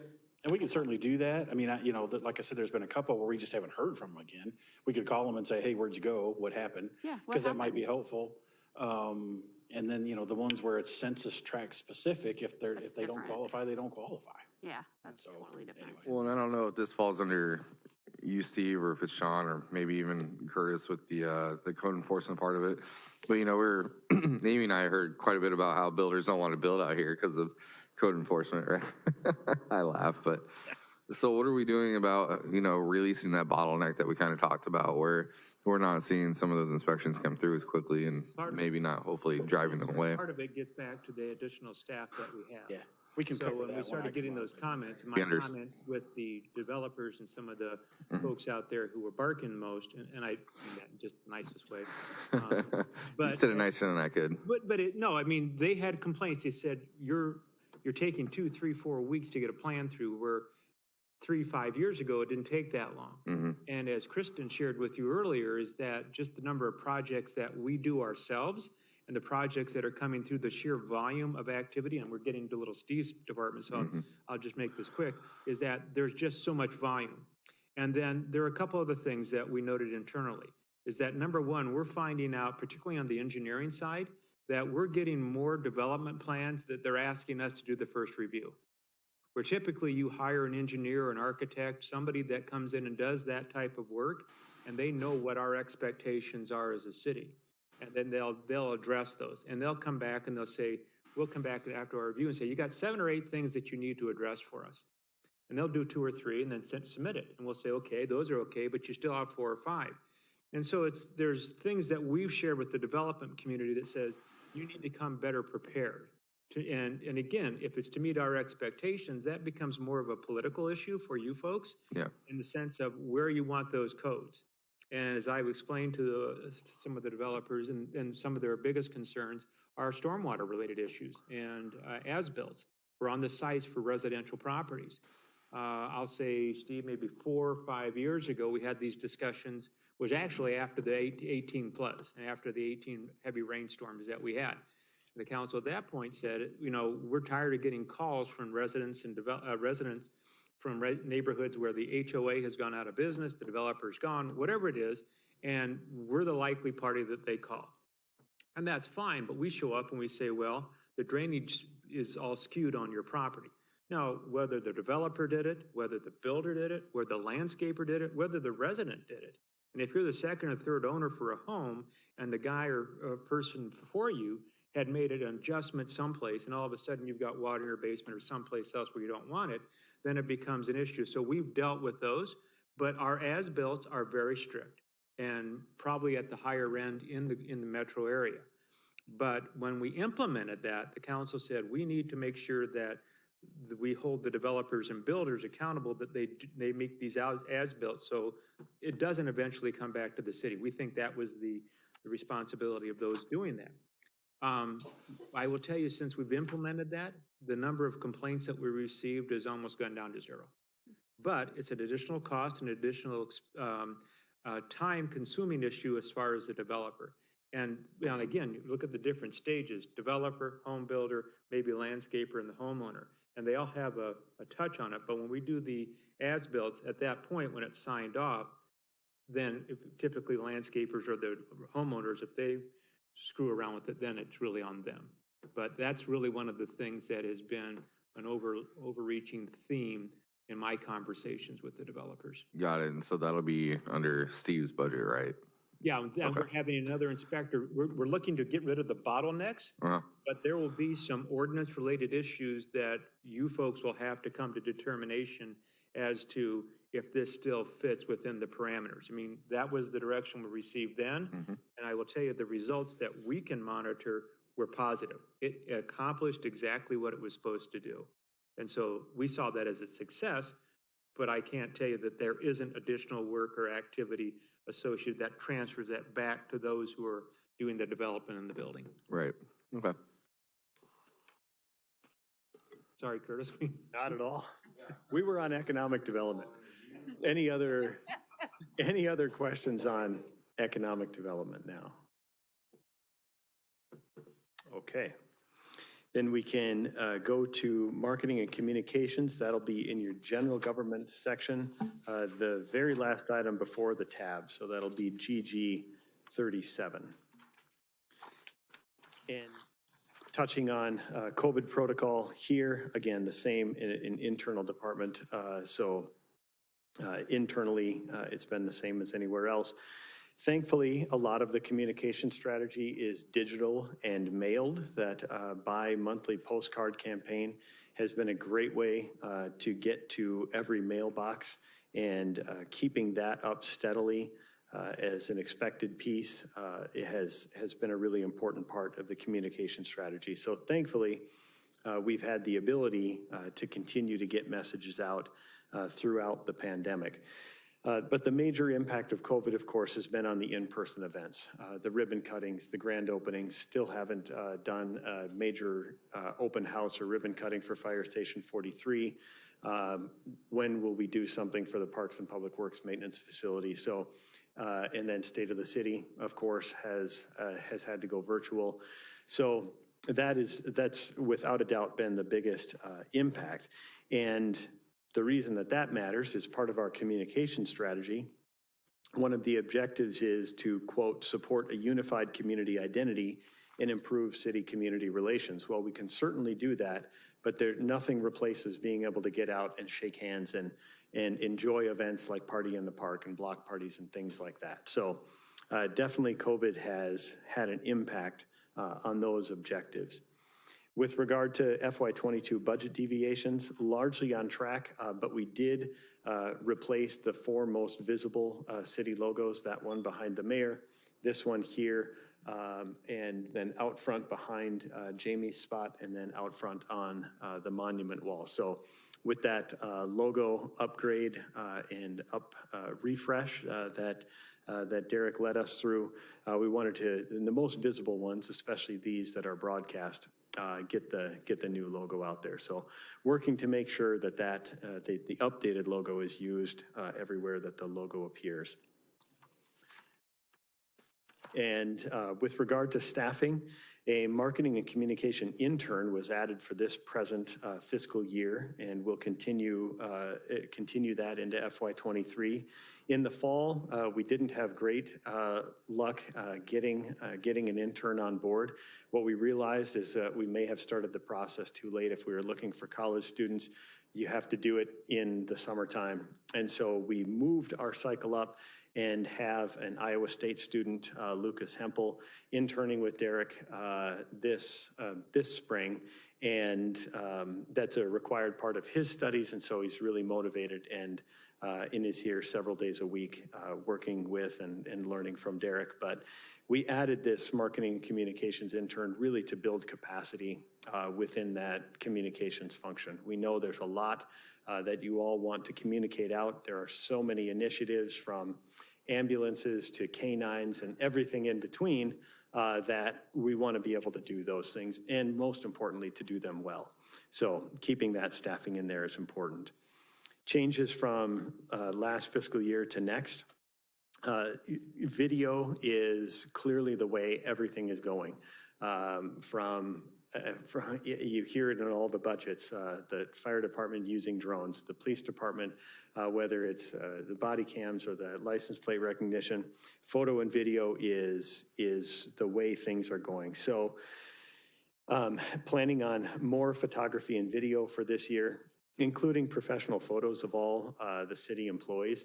Right now, we usually just use the badge ID photo, which may or may not be the most flattering photo anybody's ever had of themselves. So to have a professional photo for people to use during anniversary recognitions or for snowplow drivers when they win competitions, things like that, to have a photo that's really professionally done is a priority. So we'll be working on that going forward. And we're including, as you've seen, there's a monthly newsletter that goes out, and a video is included with each one of those. Well, those videos come at a cost for production as well. Hopefully we can do a good amount of the video in-house, but sometimes, like Run for the Badge, for example, we will contract with an external firm to come in and get that high quality video done and delivered to us while we're working on other critical communications internally. And then hopefully, like economic development, there'll be more of an opportunity for Derek to travel to professional conferences this year, to gather with peers, exchange those best practices. Many times he and I will discuss something and he'll say, well, let me check with the network of marketing pros across the region that he's connected to. So that'll be a change coming up this year. Equipment and technology, fairly minor things, but we need an updated, what we call press conference background. So we have a wall that is used that we can pop up. And so we want to update that background. And then minor equipment for producing better videos, including a mic and a teleprompter. Finally, to come into the end here, items of significance. Our communications guide is working as planned, and engagement with the community is clearly growing. Our monthly electronic newsletter, Derek Report, is at 2,800 subscribers and growing steadily. It's just wonderful. And it's got a remarkable open rate. I think Derek said it was over 60%, which is outstanding. And I think we'll have an opportunity for Q&A here if there are things that Derek has to virtually kick me under the table and say that was wrong, or answer your questions, he'll be able to chime in. But that's working very well. And then partnership projects with like the Urbandale Source, that's partnered, published with Big Green Umbrella, that hits every mailbox, and that will be coming out next month. So the communications guide is working. It's been updated twice, but it's due for another update. So we'll be working on that in the coming year as well, to make sure that our communication strategies are always keeping up with where you as policymakers and the community want to go. Touching base on mental health, obviously our platforms are a great way to share resources for mental health in the community. And then like economic development, in marketing and communications, of course, you've got your plans and strategies, but there's always inbound things to respond to, or urgent things to get out there. So in closing, I would just say, Derek and Aaron, of course, would have been here had they been available, but just want to note that I think we've got very solid teams in place in economic development and communication. So a lot of confidence in the ability of Aaron and Derek to keep on rolling out the plans for economic development and communications as we go forward.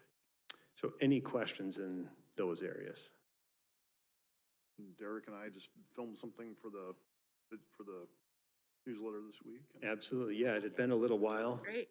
But those videos with the mayor have been great throughout COVID, and then Derek internally is able to splice in footage, the mayor's comments with B-roll that we have, and so that was included with yesterday's newsletter that went out. And we each pledged to make sure we do those on a more regular basis, because that's a very cost-effective way to get a... Absolutely, absolutely.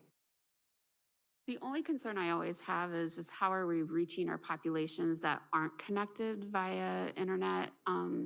You know, I know we have the mailers that go out. I'm just curious, do we ever have just a few hard copies of those that could be picked up from here? The newsletter, for example? Yeah. Oh, that's a great thought.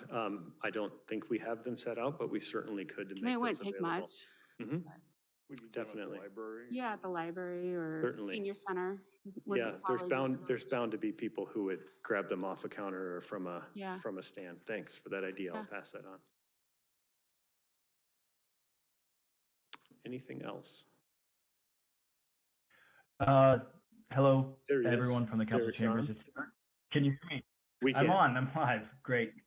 I just wanted to touch real briefly on our open rate is actually more than 70% on our newsletter, so that's a great open rate for people reaching.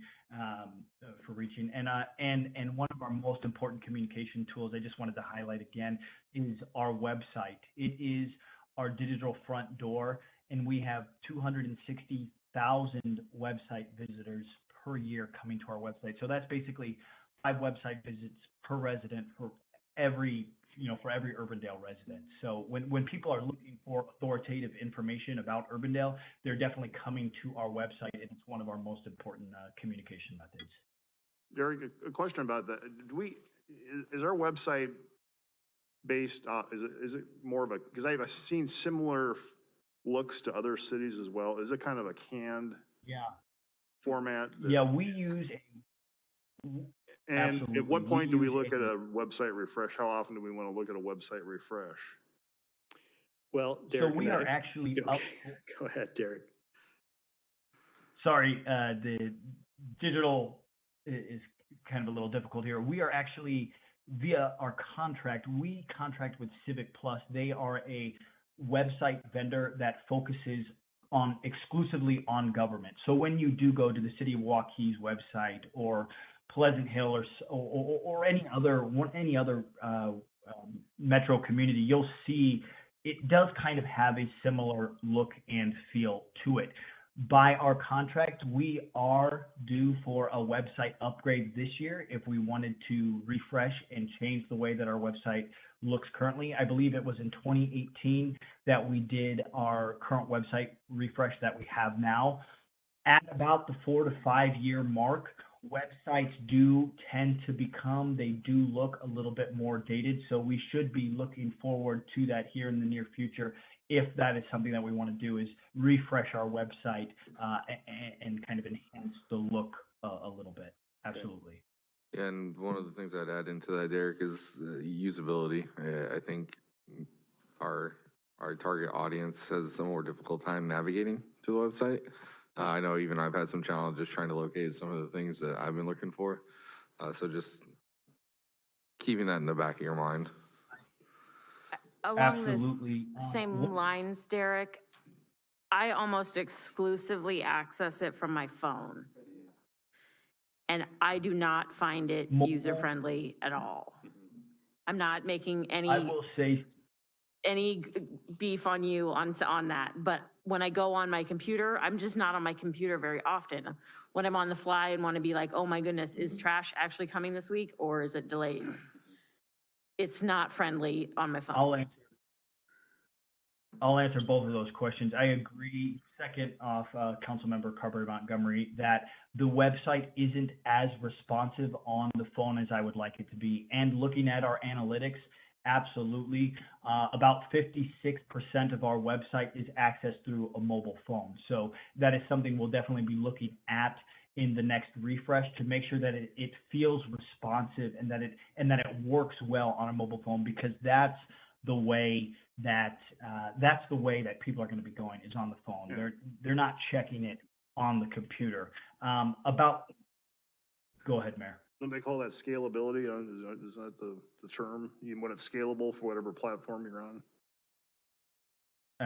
Absolutely. Yeah. McBurney, to answer your question about difficulty on finding things on the website, that is something that I look at very closely. There's two sorts of philosophies when it comes to session duration and time spent on the website. So right now, an average session on our website, people spend about 1.5 minutes. And so there's two schools of thought. One school of thought is that the longer the session duration time, the more information they're consuming and learning. I opt for the absolute other school of thought, which is the shorter the duration time is better, as most visitors are trying to locate that information quickly about things like garbage collection, yard waste, snow ordinance, and then they want to get off and live their life. They got to take their kids to school, go to work, those sorts of things. So absolutely, I look at session duration and make sure that continues to stay low and people can find the information that they're looking for quickly. Any other questions or comments for Derek or for me? Thank you, Derek. Where are you, Derek? Are you on a beach or Thank you. anything? No, that's Jan. I wish.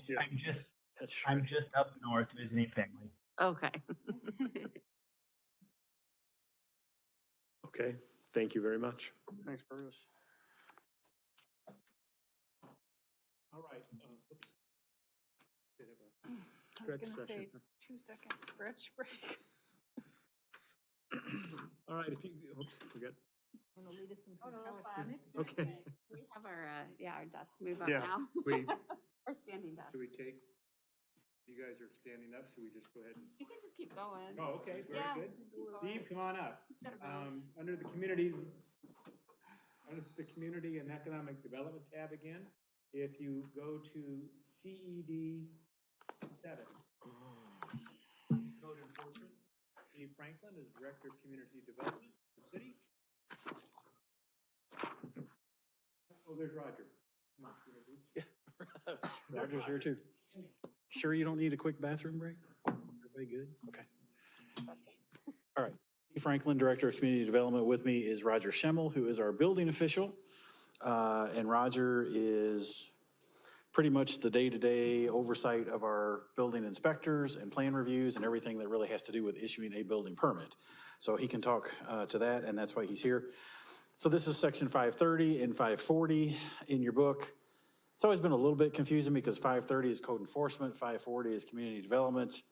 It's going to become even more confusing this year because you'll see in 540, a code enforcement officer has been recommended, but 530 is code enforcement. So Nikki and I have had conversations about putting this all under one number. At a minimum, next year, we're probably going to change the titles to make it a little bit more clear. So instead of being code enforcement, it's going to be building and inspections, and instead of community development, it's going to be like planning and zoning or something, but we can make it more user-friendly. So let's run through these. COVID, now we are essentially operating normally. There was a time there, most of the metro cities had suspended their rental inspections to keep us out of occupied spaces, obviously, at the height of COVID. At this point, those inspections are all happening unless someone calls and says, I've got an issue or I have COVID, and then obviously we stay away. But we're essentially operating normally. Any known budget deviations? I am not aware of anything off the top of my head that affects the current budget based on how we've been operating. Staffing, our department hasn't had any new positions for what will be 6 years by the time we get to July 1st, which is a while because we keep growing. And it's growing pains. We did request a building inspector that is not being recommended this year. We did also include, and probably more importantly, a code enforcement officer that is being recommended this year, and that will help our building department situation. The way we generally deal with code enforcement right now is those issues come in. Christy Bales, chief planner, deals with those. The building inspectors are the ones going out doing the inspections to determine whether or not that complaint is valid or not. And if there are follow-up inspections, they go out and do that. A code enforcement officer will take all of that away from the building inspector, so they've got more time to do what they need to do, and will also give the chief planner more time to deal with plan reviews and things like that. We're getting to the size now where, and when I say code enforcement, that's everything from an illegal sign to tall grass to things like that. So it's both our property maintenance code and then things that are also part of the zoning code. And we're getting to the size now where we just really need somebody full-time to deal with those types of issues. I've talked over the years, every now and then I check in with Ankeny and West Des Moines. Those are the two metro cities that are bigger than we are.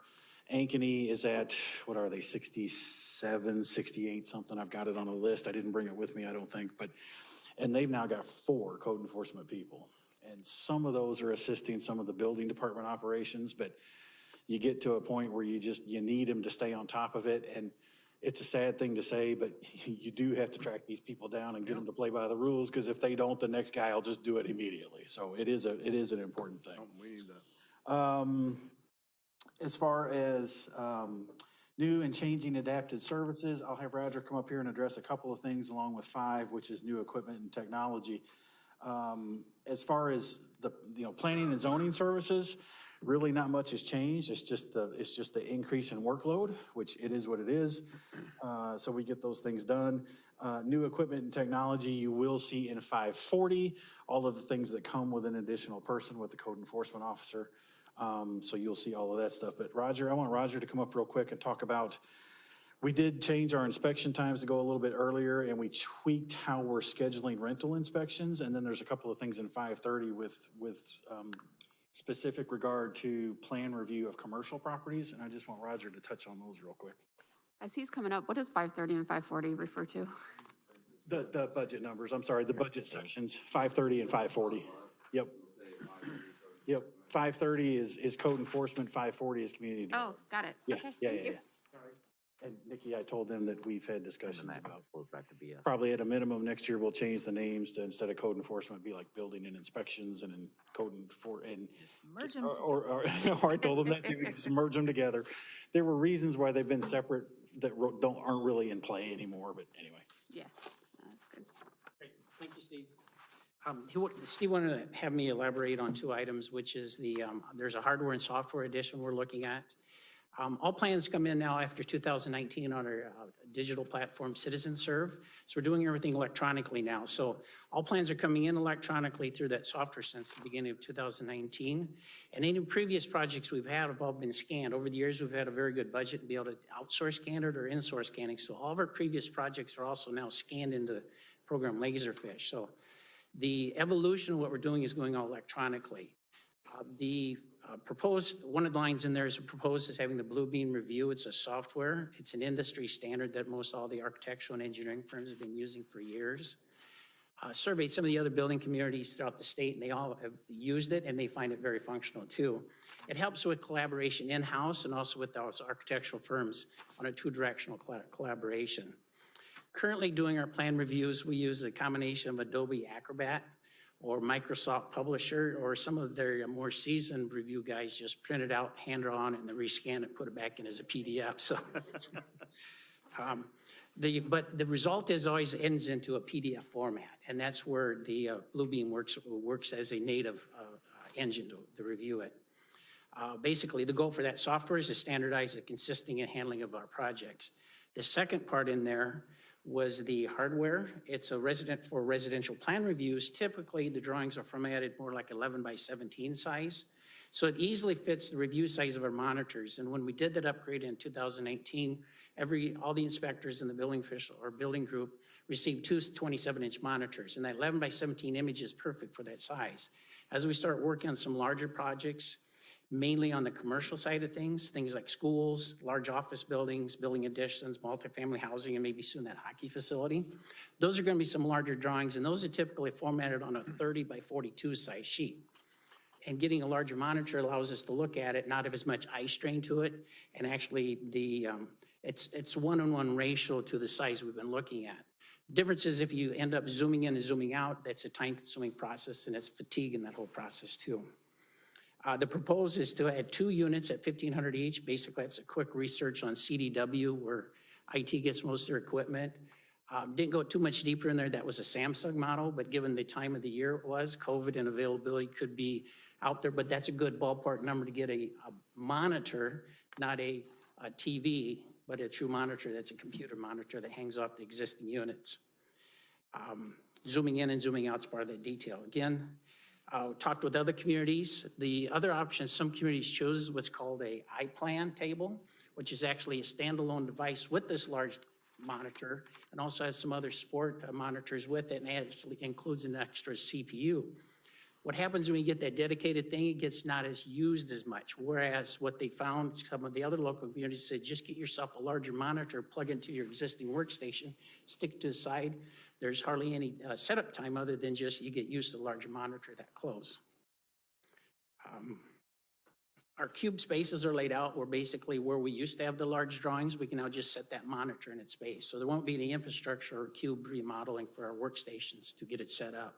It is portable too, so if we do have a case for a period or two where a different person needs it, it's quite easy to unplug and just physically move. It wouldn't necessarily be wall mounted or physically mounted in those details. So no space limitations on the office remodel. So introduce any questions if you'd like.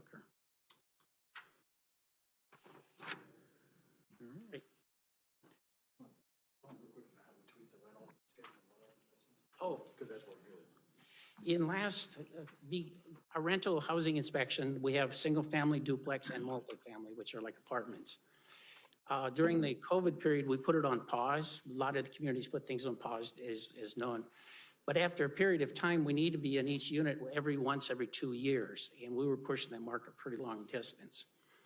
And the multifamilies were getting behind schedule. So what we actually did is early October is actually scheduled for the multifamily locations. This is your day of the week where we're going to be there. This is your day of the week we're going to be there. What that allowed us to do also is to schedule our inspection group to, hey, okay, Monday, Wednesdays, and Fridays, we'll have a full building inspection staff, but this is a little bit. But Wednesdays and Thursdays, we're going to be focusing on rental. That way there, when people call in, we have a spot for the building inspections, but also we're nibbling away on the multifamily inspections. When we went through that process, at first we were learning is, will the multifamilies actually take on that and actually absorb that We tell them the schedule as opposed to them calling us for the schedule. It went over quite well. And from early October to the end of December, I think there was well over, prior to that, over half of them were not certified or final inspected. Now, after the first year, we have 3 locations that are not complete at this time. So that went real well. We started to dictate some of the schedules, and the industry really was open to that, so. Great. To give you some perspective on those rentals, we have just over 2,700 apartments in 145 different buildings, and we've got about, and this goes up every year, right now we've got about 690 single-family homes that are rented and 125 duplexes. So those have to have an inspection. They rotate through, but they have to be inspected every 2 years. So that was one major change we made to get caught up with the rental inspections. And then we started, in October, when we started doing 8:30 inspections? Yes. Yeah, and for years, ever since I've been here, 17 years now, we've started inspections at 9. Inspectors would come in at 7:30, pull all the information they would need for their inspections for that day, get some plan reviews done, and then the first inspection was at 9 o'clock. We moved those up to 8:30 just to try to keep up with the demand, because that's just kind of, you do what you got to do to keep things going. So those were the 2 operational changes that we made. And then finally, just in terms of anything of significance, just to remember, every new house requires generally about 13 inspections. Every new commercial building generally requires 21 inspections. So there's a lot of inspections. It's not like, before you start, you're good and then go back when it's done. 13 for every house, 21 for every building. And then the other thing that comes into play is in those 6 years since we've had a new position, we've issued permits for just over 1,300 new houses. And every one of those new houses is then now a property owner that could want to do a fence or a basement finish or a shed or whatever that is. And so by the time you keep up the inspections for all the new stuff, and then you get all these new houses that come in and they could have inspections for stuff, that's kind of where we are. So generally speaking, it's a great problem to have. We're growing. That's great. As you all know, you've seen the information. 2021 was our 5th highest year in terms of permits issued for both townhouses and single-family homes. I don't understand it in the midst of a global pandemic, but it is what it is. And 2022, and even Roger and I were talking earlier, an article we read about 2023 is not going to slow down. Now, they could be wrong, but they don't think it's going to. So what questions can we answer? Back to the growth piece, how much of your time is to new plat, residential plat specifically, new plat stuff versus just executing on the plats that are on the books? On the planning and zoning side, it's mostly the new stuff. AJ alluded to this a little bit earlier, and we are aware that there were complaints that, hey, it takes too long to get a building permit or get a plat recorded, whatever the complaint is. AJ alluded to this, and I would agree with him completely, and so would John Larson. The overwhelming majority of the problem there is council approves a plat subject to these items. There's 20 items there. Do this, this, this, this, this. We will get a resubmittal from the engineer, and they will have addressed, if we're lucky, 10 of those 20 items. So we put it in the queue, right? Because we take it as we get it. Don't do anybody favors. We finally get to it 2 to 3 weeks later. We review it and we say, okay, great. You addressed 10 of your things. 7 of them are okay. You still got issues with 3 and we need these other 10. So we send it back to the engineer.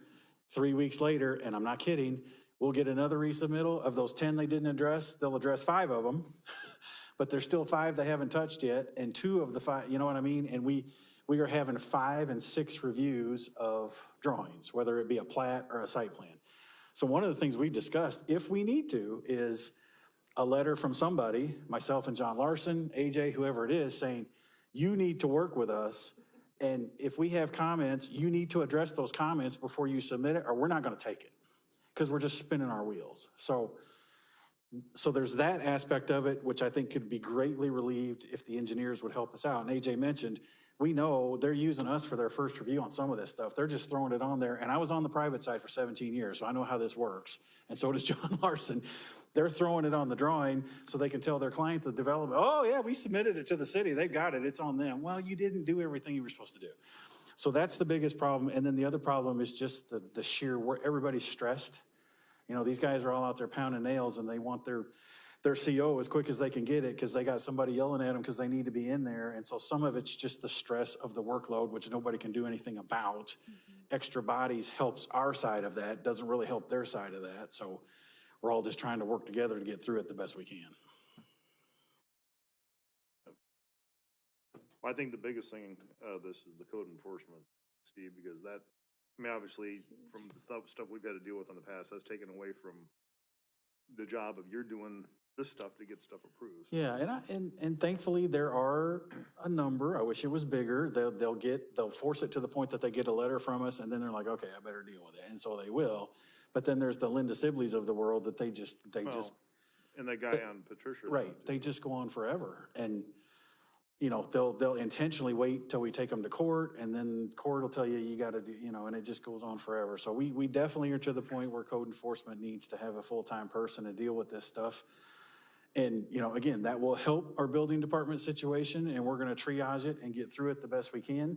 I think we'll be back next year asking for a building inspector again, but that'll give us some real-time data about if 22 is as busy as 21 was, what our actual issues are. The plan review is what suffers, because you have to do the inspections, right? People call, and metro-wide, we've checked with our other cities, it is still pretty much normal for all of the metro cities for people to expect, if they call, especially before lunch, to get an inspection the next day. And that's great, and so we need to keep those inspections going, but what happens is, to keep up with the plan reviews, the guys are gonna come back late, try to get those in, and overtime might go up a little bit, but we'll get it done, that's what we do.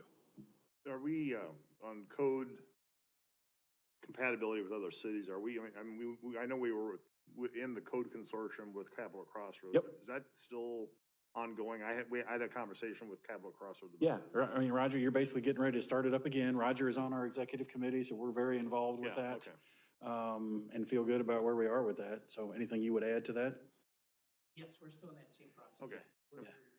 Executive committees just chose the subcommittees to review it, and then we're getting ready to accept the proposal. Okay. Real quickly, and again, this gets back more to other outside influences, and I'm only going to mention because it's during the legislative session, is that we've already seen that the legislature took up an item in a committee hearing concerning stormwater. And essentially, the piece of legislation, and Matt, I know you followed a little bit too as you were up there, essentially said that no community in the state of Iowa could have stormwater regulations any more restrictive than the state has enacted. And that's a kind of a broad statement. We were concerned that, and it really hasn't gone anywhere as far as we know now, it's just kind of laying dormant, but during the legislative session, it certainly can take off again. But for us, it gets back to my earlier comment about we experienced a problem as a community. The city council said we need to take care of it, so we took a pretty aggressive action. And the results were, it worked. Now, obviously, it's not without some concerns from the developers and builders, and our goal is to work with them as best we can, but the end result is that we wanted to have something done because the city council said we believe this is best for our community. And so that's a concern of ours. And then Roger brought to my attention yesterday another piece of legislation, which is, and again, Roger, I'll ask you to make a comment on it. It is kind of linked to the governor's desire to have more affordable housing, more housing opportunities in the state. And they were going to essentially, some of the discussion has been along building codes, and Roger, you're more adapted than I am, but it was also one of those, the state's going to set a standard or make some levels of restrictions that cities can't surpass. Yeah, I'm certainly not an expert on that subject right now. It's, believe it's coming through the governor's, there's a term for it. I'm not certain that the actual focus of it, but looking more for the affordable housing, the lower income housing, or having it more builder friendly, and which relates also to having better jobs. So I don't want to get it deep to that I'm an expert on knowledge in what that is, but what it does allude itself to is more state regulated items with which the local communities must follow, which would be much like the building code is looking at being a state mandated minimum, as opposed to currently we have home rule with the building codes and the residential codes. Mechanical, electrical, plumbing has already gone through this process where it's a state adopted process, which we now follow those standards. In doing that, it's part of the whole process of how much of the construction aspect of what we can regulate do we want to keep as a home rule, or is that going to be all dictated at the state level? One of the items, I'm part of the Iowa Association of Building Officials, we keep a tab on this real closer because we have nearly 200 members throughout the state that it affects each one of us individually too. We all need to understand how is it affecting each community different. We want to be all operating consistently, or at least looks the same. So that's about as what I have up to speed for now on that. So, And we'll continue to follow it. But, with regard to the stormwater, again, we went through the whole metro process of working on that, and Kristen, I know, was very involved on that, and then what kind of, the Home Builders Association just kind of laid in the weeds until after it was done, and then tried to snipe at it and say, well, it's gonna cost everybody $15,000 per lot, and they convinced Ankeny not to be part of it. It sounds like the stormwater thing is dead, right? You're, the IOAB, or the IABO, Iowa Is Home Builders behind that too? Yeah. Sponsor. Yeah. The right term, sponsor. Yeah, that was the quote from the IABO lobbyist, is that, Iowa Association of Building Officials, is that it's on hospice committee. Then So there's the other group there's a water quality group that is more city-centric that's out there, and it escapes me because that's how it first came, and I can't think of the name of it now, but I John don't Larson remember that. provided it to me when it first came out. Right. And it was the same thing, is that, the League of Iowa Cities, and Matt, you brought that up earlier, and I'm glad you did, is that they opposed it. Again, just an infringement on home rule, and that it was kind of a one-size-fits-all. And there was also some concerns that from federal water quality issues, that there was some directives toward the states several years ago, and the state of Iowa was a little bit behind about what they should be doing.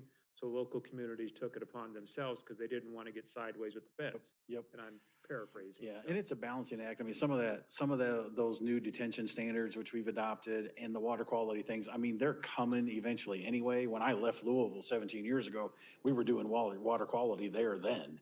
So it's filtering down, but it's just a matter of, do we wait for the feds to do it, or is the state going to mandate it before that? So back to the bill that Roger was talking about, or you started, so is the intent of that bill to make our standards lower so it's cheaper? Yes. That sounds an awful lot like what she's trying to do with childcare. Yes. It's the same, we used to be able, we would get complaints from people on rentals, and we've got language in our zoning code that dictates how many people can live if they're not immediate blood family, and the state took that away. So now if somebody calls and there's a rental and there's 50 people living there, we can't do a thing about it. Yeah. And we do get complaints on that. And we do every once in a while get complaints about that, so it's. Dual tax on home rule. Yeah. Yep, so, anyway, all of that to say is, with the number of permits that we're doing, I think we're doing a pretty good job. Everybody's a little bit stressed, but it's a great problem to have, we're growing. There are so many good things about Urbandale right now, and we continue to plat like crazy out west, and I don't see any end in sight, so it's a good thing. It's just growing pains, and those are nice things to have. So AJ, this fall we had a lot, or at least you and I had conversations about complaints from developers and builders. Do you feel like what we're doing here is addressing those to the extent that we want to address them? I mean, I think we're pretty consistent on stormwater, that we're okay with where we're. And I've shared that with them. And I'm also, again, thank you on the stormwater related issue. And I anticipated this group based on your strategic planning, that you didn't want to take steps back when it came to stormwater. And that really is, again, when we looked at, and I looked back with 18, and I thought we had problems in areas that we didn't have problems in it. We did our study that we referred to earlier, and the CIP process that we're going through and identifying those within that study, and just what we see on the local areas, and just, again, the phone calls that we don't get. And so I feel real confident to go back to these groups, and I've shared that with them, is that, we're not going to take a step backwards. And I've said it in a sense that I don't believe the city council is going to take a step backwards when it comes to stormwater. But I said, we're always open to find out ways that we can help you get to that level where we're all agreeing that, number one, as a builder, developer, presumption is that you want to build a good product because you want to sell more of that product down the road, especially for a home builder. And we have a longstanding relationship with a lot of different home builders in the community. And, you know, they typically, and I'll say just in general, their livelihood is building a product that satisfies the customer. But also, again, when they're done and they walk away from it, that's where the stormwater issues came in 18. And the council then took a very strong position. We as a city, we want to make sure we mitigate these items up front and not on the tail end. We understand things happen. Someone may, again, cut a trench in their yard or re-landscape or something, and they're their own worst enemy. But at the same time, when you buy that house, that you can have a level of assurance that you're not going to have stormwater-related issues. And it permeates throughout the whole neighborhood, so you don't create problems for your neighbors. And I will be the first to admit, there is more time, energy, and cost involved with that. But again, we shifted it over there, and I still don't sense that that's something that we want to make any extreme deviations on. And again, I'll go back, and I'm repeating myself, so I do apologize, is that it worked. Yeah. I mean, that was really, when I queried both Steve and with John, I said, what's the end result? And they said, we're not getting complaints. And I'm assuming that you're not getting complaints, and the council previous to you didn't get complaints. I mean, after 18, when we put this in play, we really, it helped quite a bit. And again, in the staff time, all the staff time did was shift. We were spending a lot of time when, and what AJ's talking about specifically, Larry and Amy, since you weren't around, you know, you get a block of houses and a guy would go in the middle and he would build it at the wrong elevation. And so other people come along and then drainage isn't working. So we required the as-built grading surveys. Well, we were spending a lot of staff trying to fix a problem. When we required those surveys, now all we're doing is reviewing the surveys to make sure that they're right with the approved preliminary plat. It saves everybody a lot of time on the back end. So it didn't cost us any more time. And what the builders want to complain to you guys that, hey, it's costing me money and I can't pay. It's saving you money. You know, yes, you have to pay a surveyor to go out there and shoot it, but it's saving you problems. So is it really costing you money? You know, that's Saving the homeowner money long-term as well. Yeah. And I guess I want to follow up on one thing too. So plan comes into you, it's about 3 weeks before you get to it. Is it just extra staff is the only thing you could do, or is there other things that we could do as a council that help you reduce that work time down to plan comes in a week from now is when you're touching it?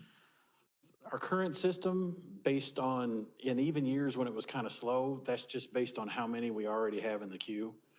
And I don't know, you know, to get 3 weeks to 1 week, you'd have to hire, I don't know what the benefit would be. You know, if we are properly staffed, let's put it this way.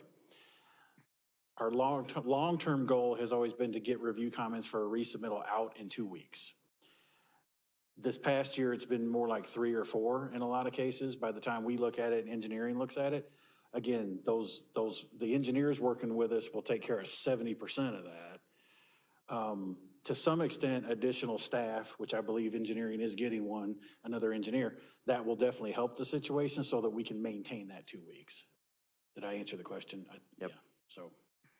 But you don't want to always budget for the hot times. You want to budget. No, you know, I think we've had an extremely hot time, but I didn't know if there was, hey, for a period of time, we need to slow down X, or for a period of time, we need to do something different policy-wise that allows you to catch up to bring that to a 1 to 2 week timeline. Because I can see, you know, if it's, even though they're not doing their job on their end, always. Yeah. If it's a bounce back and forth scenario, you know, you're 3-4 months down the line before stuff moves forward. That's a frustrating timeline. It is, and that's where, you know, they need to work with us so that we're, instead of, I had one last week, I don't remember which one it was, and if I remembered, I wouldn't tell you. It was review number 7. We don't need 7 reviews, guys. Work with us. Let's do this 2 or 3 times and be done with it so we can move on to the next one. Right, but if each one of those is a 3 week item, even though, again, performance issues outside, but if it's brought from a 3 week down to a 1 week, well, that's 20-ish weeks knocked out of that plan process. Yeah, it is. I'm not sure off the top of my head what we could do to knock 2 weeks off of it. I will say that's been our process ever since I've been here. I do think the developers and the builders are used to 2 and 3 weeks because that's what it's always been. And we haven't heard the complaints in a normal year. This year was just kind of a perfect storm where, we're doing all the inspections and we're out there all the time anyway, and then we had to pause the rentals, and it was just, all these things just kind of blew up in 1 year. We'll see if it happens again this year or not. I would also share with my conversations when I've done the interviews, is that one of the things that comes up, and I don't know if it's just a matter of convenience by those who I talk to, is that, well, they don't make me do this in this another community.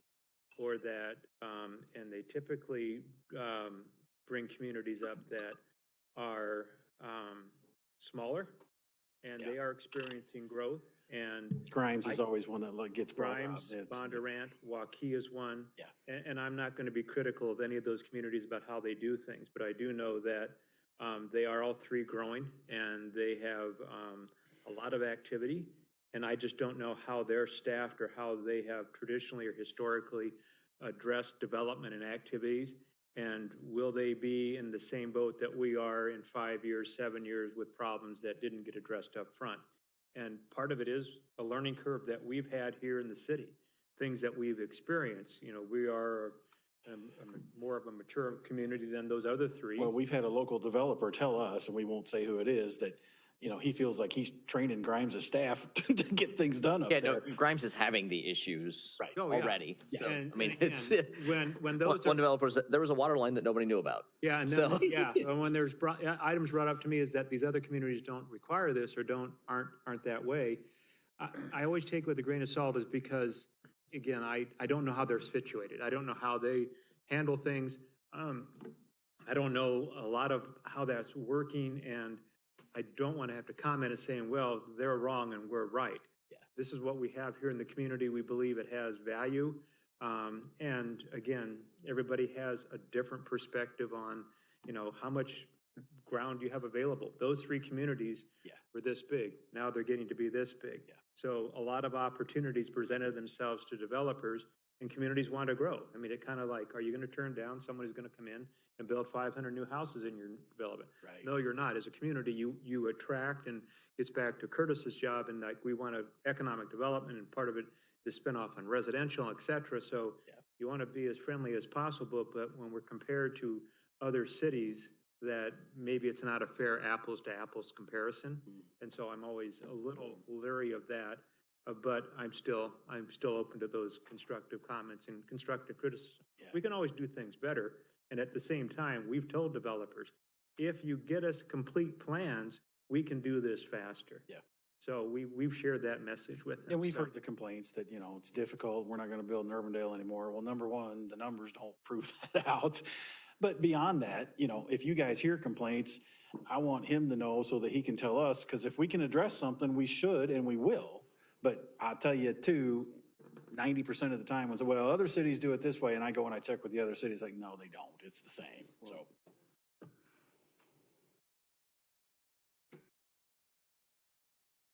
Any questions? Because we'll take a break here because the folks from Park and Recreation are next. And thank you all for your time. Thanks, Steve. Thanks, oh, Rob. I'm sorry. Let's do TIF real quick. Yes, Nikki, thank you. And then we can take a break. Then we'll take a break. TIF is quick. Nikki's really good at this. Yeah, TIF is quick. This is the, It is what it is. Close the. it is what it is. It kind of is, How actually. like you can change it. CED 15. So tax increment financing, and as I sit here introducing this, I scanned in that nice article that you gave me, and I did not send that out. I have an overview of TIF that's actually from, where did you get it from, like 2016? It's actually a really nice overview for if you ever want to refresh on the, 216, snapshot of tax increment financing. I will email that out because it's on the scanner drive. I scanned it before I left yesterday and then didn't email it out. I apologize. So it just gives an overview, mechanics of TIF, if you want a refresher or still don't really understand how it works. Some days I don't either. So effectively, this fund exists because we certify TIF on the increment in 3 of our 4 areas. We just added a 5th area, not been certified yet. That's going to be the mall piece that's pulled out of the DUNA. So every year I have to go certify by December 1st to the state to say, I would like to collect my increment on this area up to whatever dollar. I tell them what dollar we need. Those items go to pay rebates to developers and debt. So if we issue TIF bonds, the debt service schedule is laid out in advance. I know what that is. I ask for what I need for the next year. So everything that comes in here, when the state collects it for me, or the county collects it through property taxes, remits it to us, it's legally required to come into this fund. So I have to have it received here, but then I can't do anything with it except rebates are the only legal expense that can come directly out of here. I have to transfer that to the debt service fund. So effectively, this is a fancy holding account until I need to make a payment. So this is also one of those special revenue funds that has in the budget summary section, so you can see what the cash balance is. So if you flip over, just because I think it's a better representation of it, it is on BS10, one of your new tan, whatever color this is, sheets. What's the tab? In the budget summaries. Clear up at the front. So you're saying BS and not BS. BS. B as in. It's an unfortunate you know. Bravo, Sierra. Bravo, Sierra. Okay, yes. thank you. Bravo, cat. Yes. So some days it feels like some BS, but it is the budget summary section, page 10. It does some days. It's getting late in the afternoon. Come on, guys. So tax increment financing. So we lay that out again with that cash balance. So what you'll notice on there, the only thing I really want to point out is when I certify the debt each December, we can collect anything that I have outstanding. So for example, I sell TIF bonds. This upcoming one will be $1.9 million-ish. So when we certify it to the state, they'll roll that down to the county, and if there's increment available, I can collect all $1.9 million of that in 1 year. But I'm paying it back over 5 years. So the cash is gonna continue to accumulate. If at some point we stopped issuing TIF debt and I didn't have any more debt to certify, they'd stop giving it to me, even if I said, give me all of it. So we have outstanding $78 million worth of TIF debt. That's rebates plus bonds, remember? So every DA that's out there, I have that all pro forma'd out, cash flowed out till it retires. And I certify that and say, hey, I got an outstanding debt of this amount. And they will go ahead and let me collect that amount. So when we have this cash buildup, so if you look along that top, we started 2020 with just under 3.5. Coming into next year, I'll have 14,700,000 sitting in that cash in the TIF fund. And what that allows us to do is escrow and pay off those bonds. So we can prepay. If they're callable, we can call and actually physically pay them off at that time. Most of ours, we already, back in 2018, we escrowed 14.4 million, I believe. So you just call and pay it off. So the reason we're stockpiling here to be able to call those off is if I have to turn around, which we'll talk about in the debt service section at the end of the day, we're gonna issue bucks potentially here in the next year, 20-some-ish $1 million. And then if we would do a passing referendum for the recreation pool senior, whatever that's gonna be called out there. So there's another 43 million is what's in the CIP, whatever that number ends up being. We need to be able to get some of the debt off our books. So this will allow us to do that. So whenever we sell those, so our Moody's rating, when we look at selling debt, we go out to the market, they're looking at how much debt do you have outstanding compared to all kinds of other operating factors. So we have about $75 million in debt right now. And so the two numbers I just gave you, 20 plus 40, guess what? Our debt profile almost doubles in 1 year. So we need to start offsetting some of that. So that's what we'll do with these TIF bonds. So I don't want you to be alarmed at the amount of money sitting here. We're legally obligated to collect it eventually and pay off any debt that I have outstanding, but I'm legally able to collect it at any time. So I collect that and hold on to it as long as I've got outstanding debt. So that's just something that legislature likes to talk about, that and all this money that is running through TIF, but we have debt to support this. So that's why the balance starts going. It was up at 15 million, and then I took it down to 1, and then it grows back from 2018, and this is how fast we bring it in. So that allows us to pay off all those. So that's what the TIF fund does. I pay rebates and I pay debt service. That's pretty much it. Questions? I will send you the overview because it is kind of a nice mechanics overview. Enough tiff for the afternoon? Okay, now we get a break. Just one other thing real quickly, and I think in this meeting, the league meeting, league magazine, pardon me, in January, you should all be getting this, are you? Okay, the new people, then there is there's a great article in here, and it's property tax basics in Iowa. It's kind of a 101, but it really is it's good information to kind of, have in your hip pocket at some point as a council member, because when you get questions about, expenditures and how we generate our operating revenue, it really is it's kind of a Reader's Digest type of, but snippet. So again, for council that have been on for now, this is your third budget session. You guys are veterans at this, so you know all the ins and outs of property tax. But at the same time, Sure. it really is. And I read through and I thought, this is pretty good. So this kind of gives you a snippet, because if you don't deal with it a lot, it's really a good reference point, and I can see we all need a break. So I scanned that in too, so you'll get both of those attached.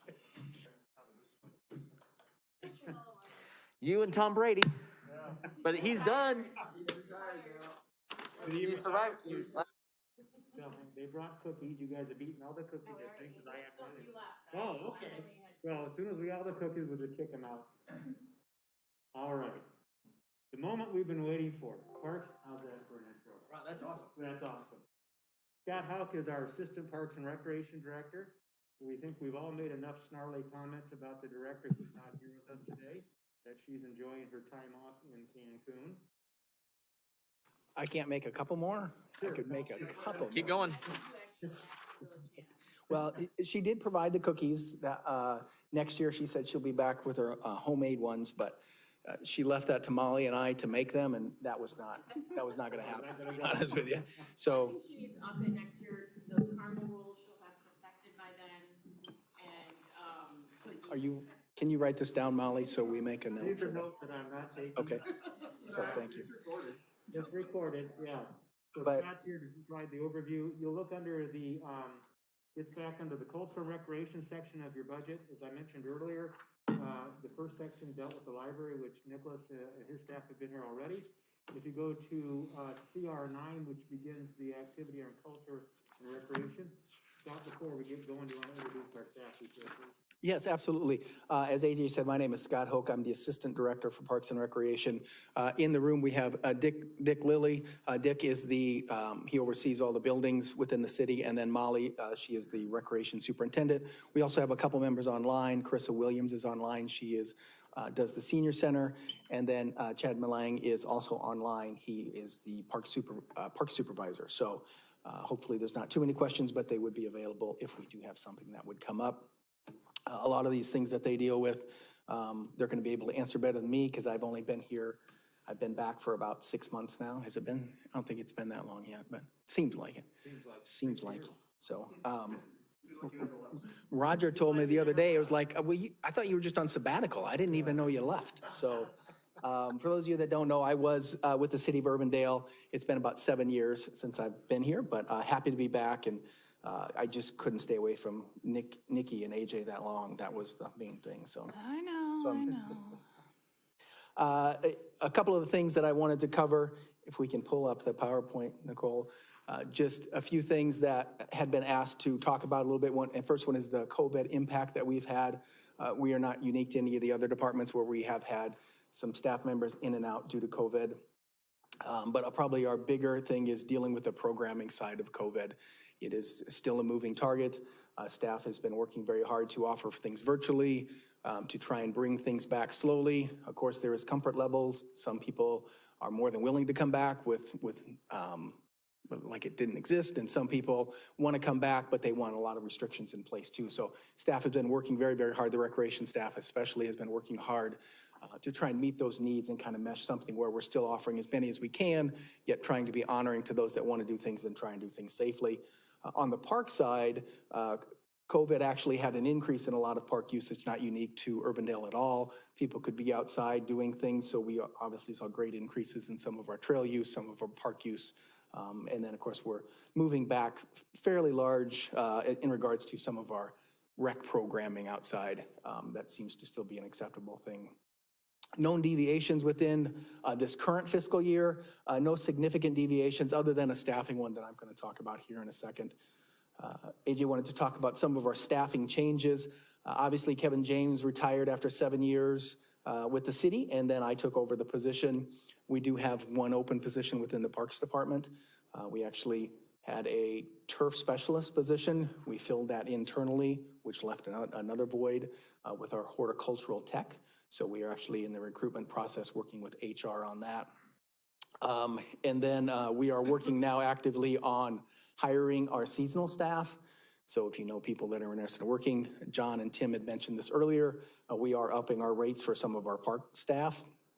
Again, to stay competitive in the market, we work with HR on that. And then Molly is in the same position of trying to fill positions for summer staff, summer activities and that kind of thing. So, and then within our new request for 22-23, was already mentioned that we had the senior center staff that was a part-time position switched to a full-time position. We actually did that in this fiscal year, which is an impact on this budget. But in order to retain some staffage, we thought that would be a good time to do that. So we did move forward with that right around the first of the year. And very happy with that he was able to stay with us and align with what our needs were going to be.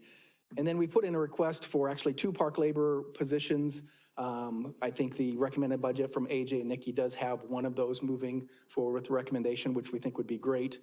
Just to understand what those 2 were for. One, it was primarily for the additional restrooms that we're bringing online. Next year, we'll have 5 additional outdoor restrooms compared to what we had 2 years ago. That is one of the things that's in the Park and Recreation Master Plan, was to have more flushable restrooms. Of course, those need to be serviced. And that 5 is actually double what we had before. So we had 5 2 years ago. Now we're going to have 10. So that's definitely going to take some staffing to maintain some of that. There's also some areas of snow removal. Just to clarify, we do snow removal on regional trails where they have regional connections, 2 school routes, and then a lot of frontage sidewalk is where we do a lot of our snow removal. Anything that's considered part of the sidewalk system, we do.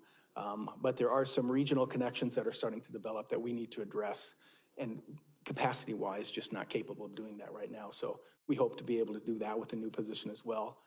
That second position was primarily to help with some of our horticultural needs that we're starting to have as we develop within the city. The big one is going to be Douglas. Douglas is going to take some hands to keep things looking nice as people drive through town. Now, the reason it's probably okay that we delayed that 1 year is construction is still going to be going on. So we're going to have a little bit of a window where we're probably able to absorb that. It'll be under contract for 1 year, and then we'd start taking over from there on that. So as far as for changes within this budget request, as AJ said, we start on page CR9. Some of the highlights in there that might need, that are probably worth noting. We are working on a master plan for Lions Park. Again, that was one of the things that was also in the master plan for the Parks and Recreation Department, was to do a master plan for Lions. It's a very programmed space. We want to make sure if we introduce a splash pad or if we introduce some changes to that shelter, we're doing that in the correct way. We also have a few items that we would do. Again, we have some typical items that we do every year in regards to improvements, but some bigger ones that we put in for this year is to add some shade to the all-inclusive playground, also to redo the tennis courts at Lions, and then half of the tennis courts at Walker Johnson. That is just a resurfacing. That is not a full redo, but at least to make them a little bit more playable. We also had an increase in the playground replacement fund. This is where every year we use those dollars to help take a playground that might be getting a little bit older, put in a new one. This particular one is we put a little extra money in there. We're hoping to maybe get 2 out of that if we can do it, if we can stretch the dollars a little bit and find some support in some other areas. The reason for that is we have a lot of playgrounds that are starting to be older. And so we're going to be probably in a year or 2 where we have to be doing more than 1 a year, or we're going to get behind. A typical life for a playground is about 20 years, give or take, depending on environmental situations and usage. And we have, I think it's 18 that were installed in 2005 or earlier. So those are some big numbers. I think in 2006 or 7, they installed like 6 in 1 year. So those are coming due for replacement. So that'll be a future item for us. Also had an increase in the it's the Natural Disaster Fund, which is line item 80. It's where we're taking care of some of the emerald ash borer issues. Of course, emerald ash borer is now in the metro area, and we are starting to see some decline of our ash trees. So we have to kind of stay on top of those removals. We do contract a lot of that. We are very fortunate to have a contractor that is well past retirement, that keeps working and has a really reasonable rate that we use a lot. We do a lot of them in-house as well too, but for those that we can get the tree service to do, we use him in very favorable prices. If he retires, there's probably going to need to be an increase in our EAB funding too. The next on CR 15, no significant changes in the grounds maintenance. That's pretty straightforward. If you go into recreation, which is with Molly here, there are some changes. We had some changes, of course, in the personal services. Professional services, we had an increase for some program supplies to go, and that's code number 59. About $12,000. We want to do a little bit more outside in the parks, some more parties in the parks, movies in the parks, those sort of events, and we need some funding for that. Also doing a request for an increase in some scholarship dollars. We do scholarships every year, but we don't market it very well because I don't know if we're afraid, but we've always been pretty careful about marketing it too much, but there is a great need for that. We feel once we start marketing a little bit more, we're going to need some more dollars to support that. So the hope is to increase that a little bit. And then the other one, which is probably the bigger one for Molly being here, is some increases in the special revenue account, which is the MAC program. We're asking for an increase of $10,000 to do some what we're calling the mobile MAC program. This is to get, we do the MAC program in 2 locations. They're stagnant locations. One of the issues that we are seeing and that we know exist is transportation for kids to be able to get to programs. The mobile MAC program would actually take that program to the kids. So we would go to Bestland, we would go to Rockland. We would have scheduled times that we would be there, and that would allow kids from that neighborhood to be able to come and participate. We actually did this program when I was in Cedar Rapids, and it was extremely successful. We had great numbers, we had great community support. We had the police and fire departments love to come down and interact with the kids, you know, when they had time. So it was a great way to target some of those program areas where kids couldn't get maybe out to some of our programs. So we want to introduce the mobile MAC program, and there's an increase in the budget of $10,000 for that. With that $10,000, the plan was to use kind of our older van to help make that happen. One of the things that's possible for consideration within the tell me which one it is, Nikki? Community services. Community service funds is to actually get a dedicated van for that program. When we did it in Cedar Rapids, we bought a large cargo van. We wrapped it, so it was fun. We had external music, and we put any park game that you could think of inside that van. Every week we had a craft that the kids could come and do. We worked with the schools to provide lunches for the kids, so there was food available as well too. So we would be needing some funds to do that though. Probably by the time you buy the van, stock it with all the supplies. The wrap is actually kind of important because it helps identify it. We're in the $40,000 to $50,000 range to make all of that happen. And then operationally, there'd be some staffing involved with that. But again, it's a great outreach program for us. That we'd like. If we were to do that, when would you be able to be operational with that this summer? Depending on how quickly we'd have it, the issue is going to be getting the van. But we could probably move pretty quickly. Officially, funds wouldn't be available till July 1, but we could probably make the staffing happen. Yep, I have everything ready to go under the $10,000. I can make that happen for the summer. Now the van, I think it depends on where we get the van. Everybody knows the vans and everything are very limited right now. So that would be kind of important, but I have the staffing and have everything ready to go at 10,000. So a little bit higher, just a little bit more work, but I'm something to think about. DART does actual, they end up selling, donating their vans as they are meeting their life expectancy. I know we have one at my office that we got, it cost me $1 in registration fees. It's perfectly operational. We've had it for 5 years. Yeah, you met Patrick earlier today. We would sick him on this one to see what we could find. And again, Cedar Rapids, we bought a used one and actually wasn't that expensive. And then we wrapped it and it looked really, really good. So, and that helped a lot for kind of promoting the fun value of it. So, but yeah, we would probably look at several options for finding a van if council would approve. Okay, I have a question with the increase in supplies for special events. What do you envision for that? Is it like once a month? Like what are your plans? Great question. So our thoughts is that with Party in the Park, we're looking at to do 2 for this summer. We'd like to grow that. It's very popular. So we'd like to do probably 3 to 4, maybe have them seasonal. So maybe 2, like a spring, a summer, or fall, maybe even a winter. Scott's actually going to talk about another opportunity that we have a little bit later too that can go into this as well. But we're really looking at just what we can do that's free, that the community can come out and enjoy. I'm going to take this on. Yeah. And then right now, I think we put there, let's see, 10,000 in there. And what I think we would want to do is, excuse me, is that we would ask for donations. Like right now, sorry, I have a cough. We would ask for, right now we have MetroNet and they are willing to give us $7,000 right now. And so that would kind of, we're asking for 10, but we're coming up with donations. Okay. Because I know that this is something, because I mean, with our strategic plan, we talk about trying to build community, trying to get people together. And to me, this is one of the easiest low-hanging fruits, a lot of bang for your buck. And I would be willing to, if you want to try to plan something where you need a budget to do it monthly, to have some cool event that Urbandale puts on, you know, I would be very willing to see how we could make that possible. So I'm just throwing that out there that, you know, you have your plan for now, but you know, you can keep pushing it higher and I think you would have, or at least for me, you would have. That's awesome.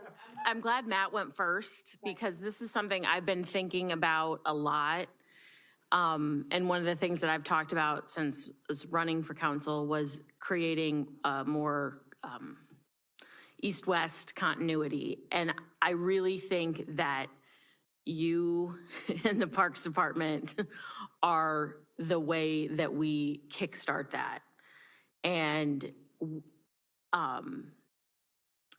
a good friend of mine is a Metro Parks director, and that person indicated they just throw up stuff and see what sticks. Yeah, and we do the same. And I want to see us do all sorts of stuff and do it all over our community. I think this is really the key to getting people from the east to the west, people from the west to the east, and creating and bridging that divide. You know, you talked about maybe a winter activity. Clive is having the cabin fever reliever tonight. Mm-hmm. Don't know that I'll be attending because I'm pretty dead, but you know, it sounds like a fantastic thing. And if it doesn't work, then they don't do it next year. They've got a great space for it at the Aquatic Center, but I'm sure we can, you know, we have the parking lots at Walker Johnson. And so I'm with Matt. I think about this a lot, about all the things that we could be doing. I was really excited to see Shannon Salmon, you know, say she's doing a 3-movie series this summer, because I think those were great events, but you know, they were more like a one-off event. So I think this is really how we've talked so much about this divide, but we haven't really been able to crack the nut at all. And I think it's having events throughout our parks. And I love this mobile MAC idea too. And I know the focus of that is to do it in, you know, our lower income areas, but I would love to see it to bring identity even, you know, to some of our western parks. And that's the goal of it. The goal is actually to go all over Urbandale. So, and not just in some of those areas that we see, you know, lack of participation, but also in western Urbandale where maybe a lot of those kids go to walkie schools and they forget, hey, I'm living in Urbandale too. So we'd love to bring the mobile Mac van out there, play some simple games. We'll bring the mobile Mac van, say that twice, Mac van. We'll bring it to special events like Party in the Park. It's really gonna just brand us as a department. And we're really looking at those opportunities. Like you said, monthly, getting out in front of the community. What else can we do? I mentioned earlier, Scott has an idea that we will bring up shortly, that we're really excited and passionate about, another event that we can do in the winter months, because we live in Iowa, it's cold, but right now, it's 37 degrees. People are still super active. As I pulled up this today, everybody's out there. We can be out there in the community in this weather. We can get people outside. We can get people inside, COVID pending, but we're really excited. We kind of got shut down for 2 years that we couldn't really be in front of people. We're ready to get back out there. And if people are willing to go back out, of course, but especially with the Party in the Park, we can meet them out there, spread out, and have just a really great time. So like I said, it's a $10,000 increase, but I think those, I already have $7,500 for Metronet. I have a couple other people. Shannon is always willing to donate as well. So I really think that it's gonna equal out. And I guess with this East-West, we kind of see a lot of these activities at Walker Johnson. What other parks could some of these activities happen at? Great question. So the movie series that she mentioned, we're going to do over at the Walnut Creek Regional, utilizing the new shelter over there. So we're excited to do that. Been waiting patiently to do that. So there is a lot of opportunity. We're going to be looking at Dunlap. I know it's not as far over, but we do some programming over there as well. But there's definitely, and Barrett Boson, I can't forget about that one. That'll be exciting as well. So we have a lot of opportunity. We want to get out there. Right. So. And even though I know there's not a parking lot, I guess, around it, the one that's in Timberline across just east of Webster, or even the field next to Webster too. The school's been, and John Harms Park area. I know the school's been accommodating in times too, so. That's a good idea. Yeah. Any other questions? I wanted to bring it back too, because I know we were talking about this with the whole Wi-Fi thing and how Mac was supposed to be the replacement for that. So I'm just trying to figure out how this is supposed to be the replacement. I'm hoping that's what he's going to talk about next. Is that what you're going to talk about next? So this wouldn't necessarily be the replacement for the Wi-Fi in the parks, but the mobile Mac would have a hotspot to it. So, and again, it would run on a schedule. So if there was a time that you needed to use the Wi-Fi for some reason, it would be available in that aspect. So it would be available. We did put together some numbers based on what you guys talked about this morning. I can jump ahead a little bit of that since there's a question in regards to maybe looking at what locations we might look at to add the Wi-Fi. And this is what I gathered this morning. And again, there were some questions on some of the numbers because they weren't matching with what Dick had. And I apologize for some of the spacing. This is what you get when you transfer files over. But adding Lions Centennial Shelter is really not that great of an expense. And then Murphy Park and Rockland get up there, but again, that's kind of a council decision too. And then Barrett Boson would not be that much to add that one and have that available out there. The dog park one, in looking at the closest fiber line, it's over a mile away for city network. So we would probably look at another, working with a provider in that, say, whether it's Mediacom or one of the other providers to say, well, how much would it cost then to have a hotspot through your program available at that site as opposed to going through our fiber, which is most of the numbers that James shared today. I think one of the things that is a possibility is to say, well, let's get a couple of them in. Let's see what the usage is like, and see where people are using them would be things that we could definitely look to do pretty easily. And I know right now we offer at Giovanetti, which apparently we need to check and make sure it's working correctly. But and then James is working on boosting the signal at Lions right around the shelter, so at least around the playground and stuff would be able to use it. So then we'd have some options for people to say that we have some Wi-Fi in the park, and then to be able to track it a little bit and say, yeah, there's some great usage here, and there's definitely a need. Or to say, you know what, we have it available, but it's not really getting a lot of usage, so that would help answer council's question of where that need is a little bit. So, but then, yeah, like I said, the mobile Mac, And I like Mobile Mac Mobile, and then we just call it, No? Nothing. Okay.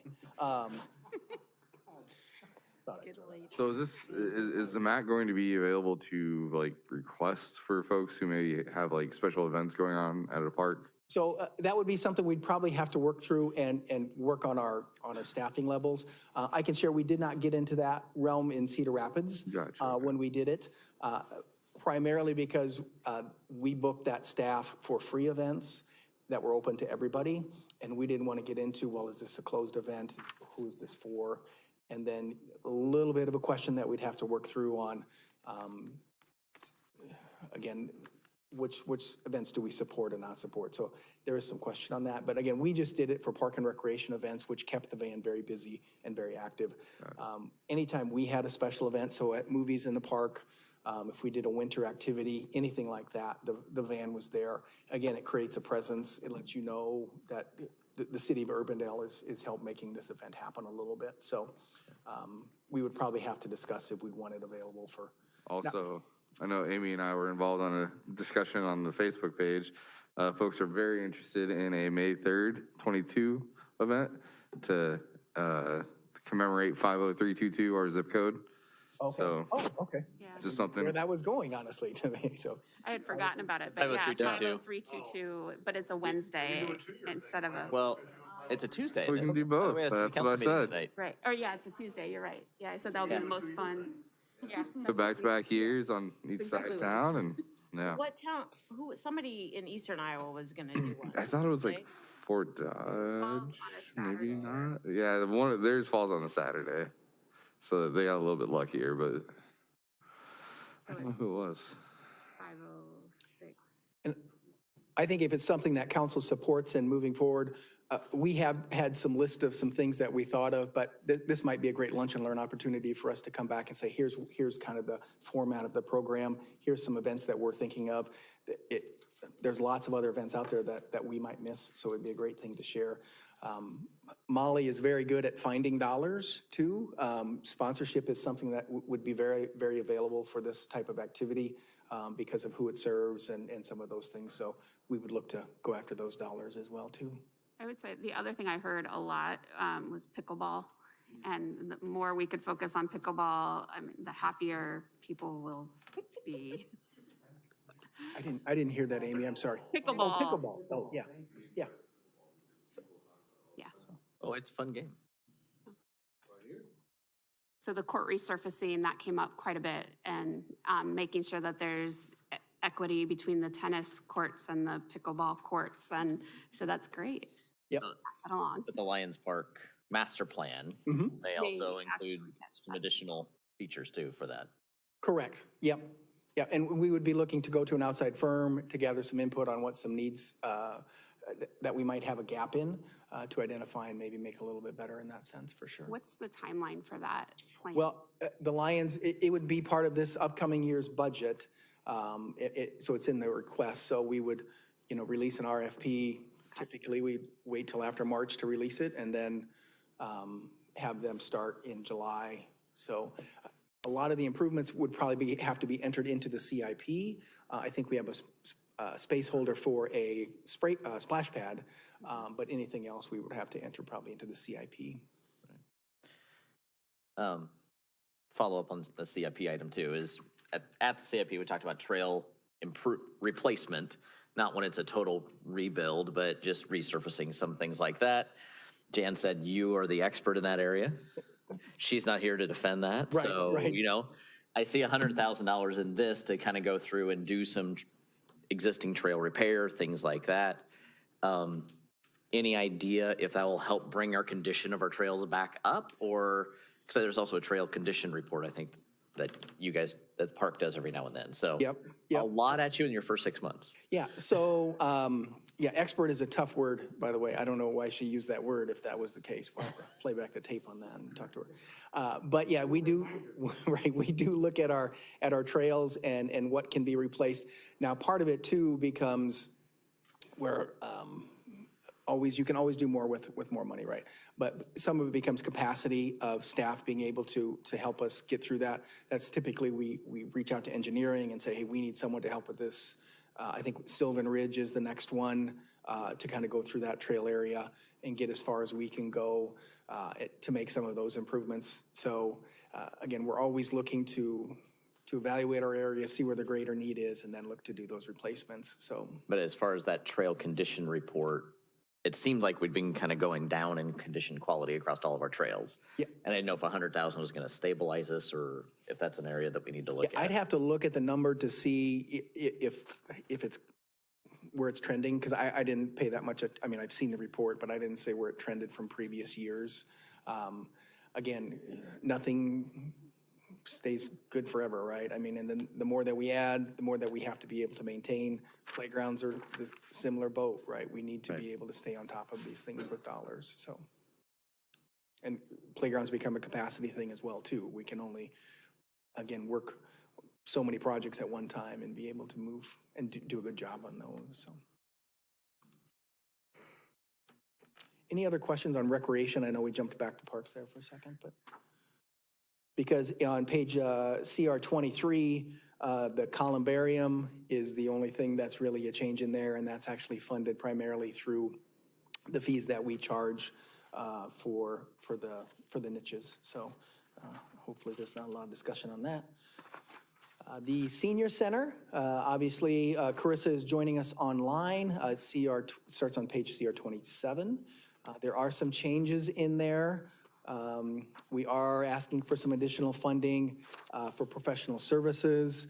Kind of two reasons for that. One is we're trying to up some of our offerings, right? Some of our fitness classes are very popular and making those happen, but still trying to be COVID safe. Still at this time, obviously a population that has a concern about that. So we really watch our spacing and how much capacity we get in some of those rooms.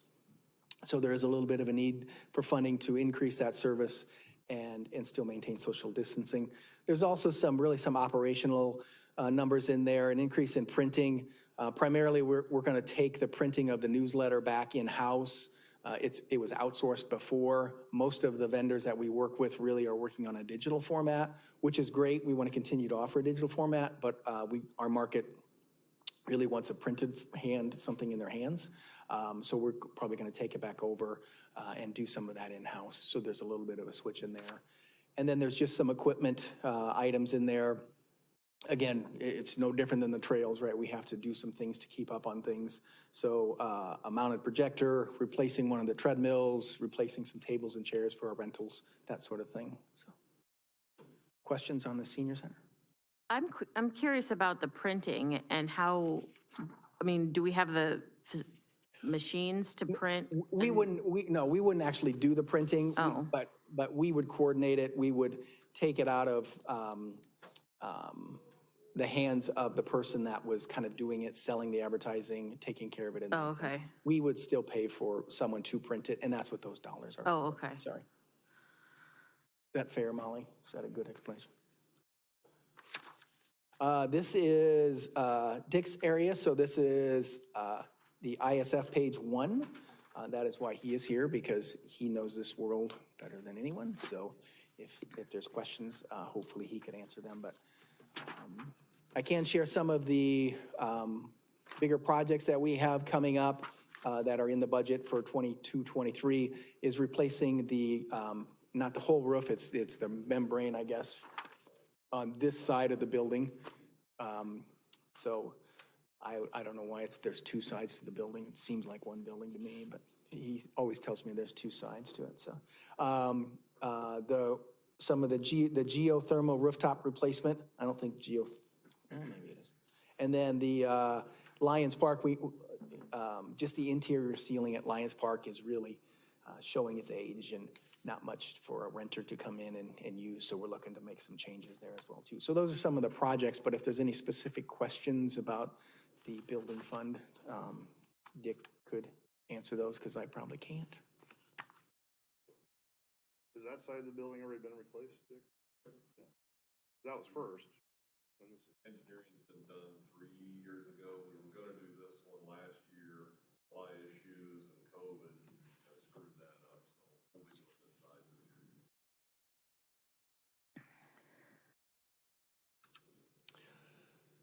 So we did talk about this a little bit. I jumped to it in regards to looking at maybe some of the Wi-Fi in the parks.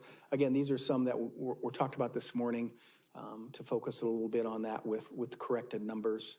I think the Lion Centennial number was just, there was a formula in there that was off a little bit, we thought, on that handout. Dick, we have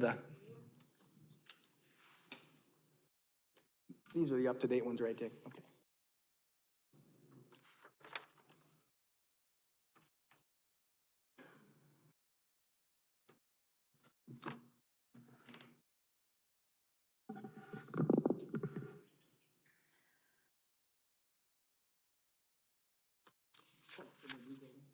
Or the old so. One thing, we can go back up to facility maintenance. As was mentioned this morning, we are down into the new building now.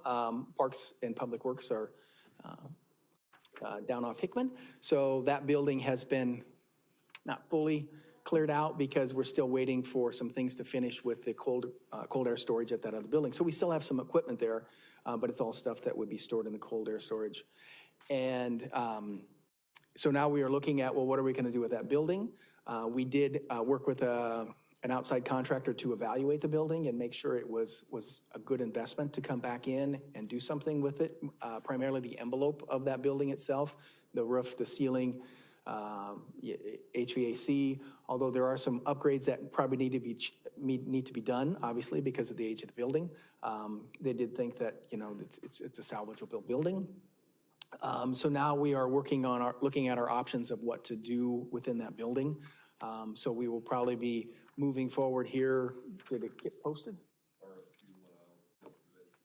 So we posted an RFQ, request for qualifications, for companies to submit to us for their qualifications to evaluate that building, just the building itself, and what we might be able to utilize in that building. It would be some office space probably. It would also probably be some programmable space. Again, we do have some limitations on our dollars that are going to be available to whether we'd be able to do that all in one time, but not necessarily in anything in the budget, more of just an update for council in regards to moving forward with that building in case you get asked that question.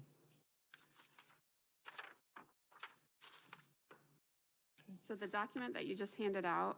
That is updated Wi-Fi numbers. So what? This morning? From this morning. Okay. Yeah. Okay.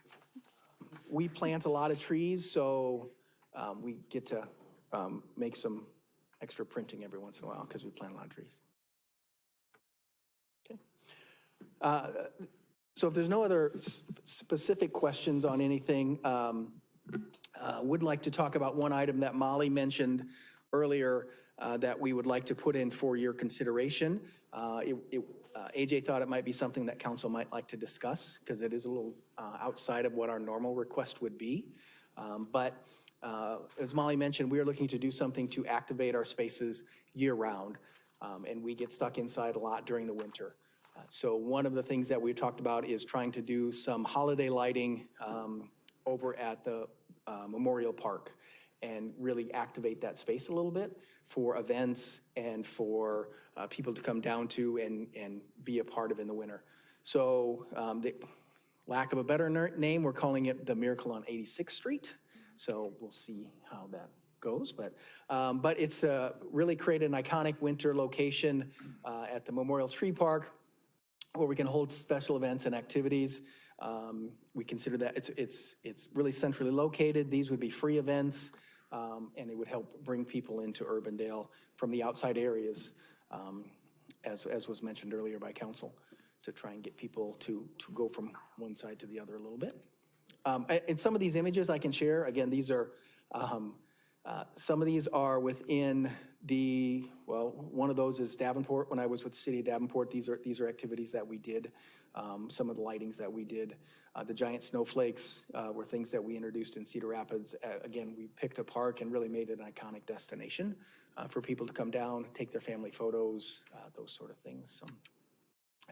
The location would be the Veterans Memorial, or the Memorial Tree Park. We already have the ice skating over there. We added that a couple years ago. and that's doing well in that location. This year, we put some lighting along those trees that are along the berm there to help give it a little bit of more of a destination as far as for coming down for ice skating, and that's really what got us thinking about trying to create a place down there for winter activities and a place for people to go. This is, again, these are family photos. There'll be a couple of these in here. This is Vanderveer Park in Davenport. We created a space for that. Again, fairly simple in regards to we wrapped a lot of trees. We just made it a cool place to go. But you can do some other things as well too to add a little bit of flavor. The sled is just something that we found it'd be an interesting place to come down and take some family photos, right? Take your holiday card photo in that location. But we do more than that. We'd have special events. We can do things like toy drives, food drives, winter coat drives, do caroling. Of course, the ice skating is already doing well, but bring some things down there, food trucks, and again, family photo opportunities and just some different events down there. And whether there are events or if outside groups would want to have events there as well too. Obviously, we work well with the library. Those would be partnering opportunities to come down and read It's the Night Before Christmas to a large group of kids with the lights all on in the park. Could we maybe move, do we have maybe a tree there, do a tree lighting there? Yeah, so we'd have to start growing one because there really isn't a traditional holiday tree there, right? But honestly, in Cedar Rapids, We can have it, right? in Cedar Rapids, Or just a fake light tree. Yeah, go back one slide. There was. Right, just, there you go. Fake lights on a pole. One of the things that's important to note when we did this in both Cedar Rapids and Davenport is the key is to have it look as good during the day as it does at night. Yeah. Right? It can't be, and there's some great displays, but they only look good at night. And that's not the goal because we get a lot of walkers through that park, and we don't want it to look, not great for them as well too. Some places bring in holiday trees and put them up, right? We could actually look to do some planting in the area. We could do a mayor's holiday lighting and we could light the whole park at one time. We have a couple electricians on staff that Dick would love to let me borrow to figure out how to do it, so. And again, these are some unique opportunities. This was, again, Vanderveer Park, and these actual giant snowflakes were built by it was East High School VOTEC class built these for us, so it was a great opportunity for them as well too, and really did really well in the park. And you kind of made a joke about it, the electrical side of it. I mean, I'm guessing this is not connected with just a bunch of extension cords, that it is putting in permanent electrical to be able to support this. Right, there's some things that have to happen. Again, we do have some people in-house, but Roger was here earlier with building inspections, and he tends to watch us when we do things that are too many extension cords. So we have a few that we'll use. Obviously, we use some down for the crab trees that we lit down there, but we do have to be careful there. With flooding issues along in there at all, with any of that? I mean. Yeah, I mean, flooding is always a concern in areas, but. I mean, water and electrical just don't always mix to me, but. There's electrical in the park, though. There's lighting, the fountains, those are all electrical. And we don't get a lot of flooding during the holiday lighting time. We do get some, but if there'd be an ice jam or something like that. But this wouldn't be up all year long, so we'd be able to pull. Right, but I assume the electrical will have to probably be there all year. So typically in those locations, your connections are on the light poles and they have to be above the 500-year flood level. So usually they're 6 or 8 feet above the ground. And then it's usually not an issue from there. So any of the hookups we'd have above any flood areas, so. I love this. I think this is cool. Just a few other things. There's some iconic pieces that you can purchase. They don't come cheap, but they do look good in the day as well as at night. The giant snowflake we used in Cedar Rapids, and again, has a beautiful shimmery look in the sunlight and with the snow, and really looks, again, great photo opportunities both day and night, so. But again, was not put in the budget. Again, AJ thought it would be a great one for council consideration. He's just a little Scroogey when it comes to Christmas. Husband. Is this also potentially art and beautification committee consideration? It's not permanent, so I don't know. Not permanent. I did ask that they bring it to you because it was a deviation from what we've done. We already have an established venue, and I didn't want to step on any toes when we look at Lions Park and some of the activity up there. Jan has reached out and talked to Laura at the UCAN just to give her assurances that we're not stealing their thunder from programming, but offering, as Scott mentioned, a different venue location. This wouldn't be exclusively just for anything that these folks could cook up. If someone wanted to come down and have some type of event that had a community purpose to it, that really, again, we wouldn't do it for somebody for a profit, but a community purpose like a fundraising for winter coats or food pantry or something, certainly it presents itself there. It's just another amenity in the park. But I did not include it, but at this point, my point was that this is it's a $20,000 to start and another $20,000 to do second phase, so it's $40,000 to your commitment. And again, it was a bit of a deviation from what we've done previously. And I think Jan would have been disappointed if I didn't cut something out of her budget. So at this point, again, if that's something that you think has value and that you'd like to pursue, I think I do think it's a great idea, but it's just a bit of a deviation, so I just wanted to, I'd left it out so you folks could make a decision. And Well, I think it's a great idea. I think, back to what I said a little bit ago, I think we need stuff in Urbandale to do to bring people together, and it seems like a unique opportunity, as well as like a kind of an extended, it's not a one-time, it's a 6-week period of, or whatever, however you want to time it. But I mean, I'm all for it. Call me a deviant, but. And it doesn't have to be mutually exclusive to what UCAN does in Lions Park. And again, as I mentioned, Jan made it a point to call them and just say, listen, we have an idea. And there had been some discussion we had heard, and I think even Laura shared with her that it was getting more difficult for them as an organization to put that on just because of volunteers and the location and some other things. Here is, as Scott laid out, this wouldn't be a drive-through. This would be park here. We have plenty of parking on weekends and at nights. Get out of your vehicle, walk through, enjoy, and then whatever event's there. If it's some program that you have singers, or if you have an event, maybe a Broom ball tournament at the broom ice ball arena, tournament, or or the ice and things something like that you have the facilities that you could do something with. So there's a lot more options here. I'm liking the food truck destination for lunches, but Yeah. we got to get away from going to Jimmy John's all the time. They're starting to track us. Better than McDonald's, anyways. I will say, love the idea. Let's put it in the budget and keep bringing more ideas like this, because this is awesome. I agree. I agree.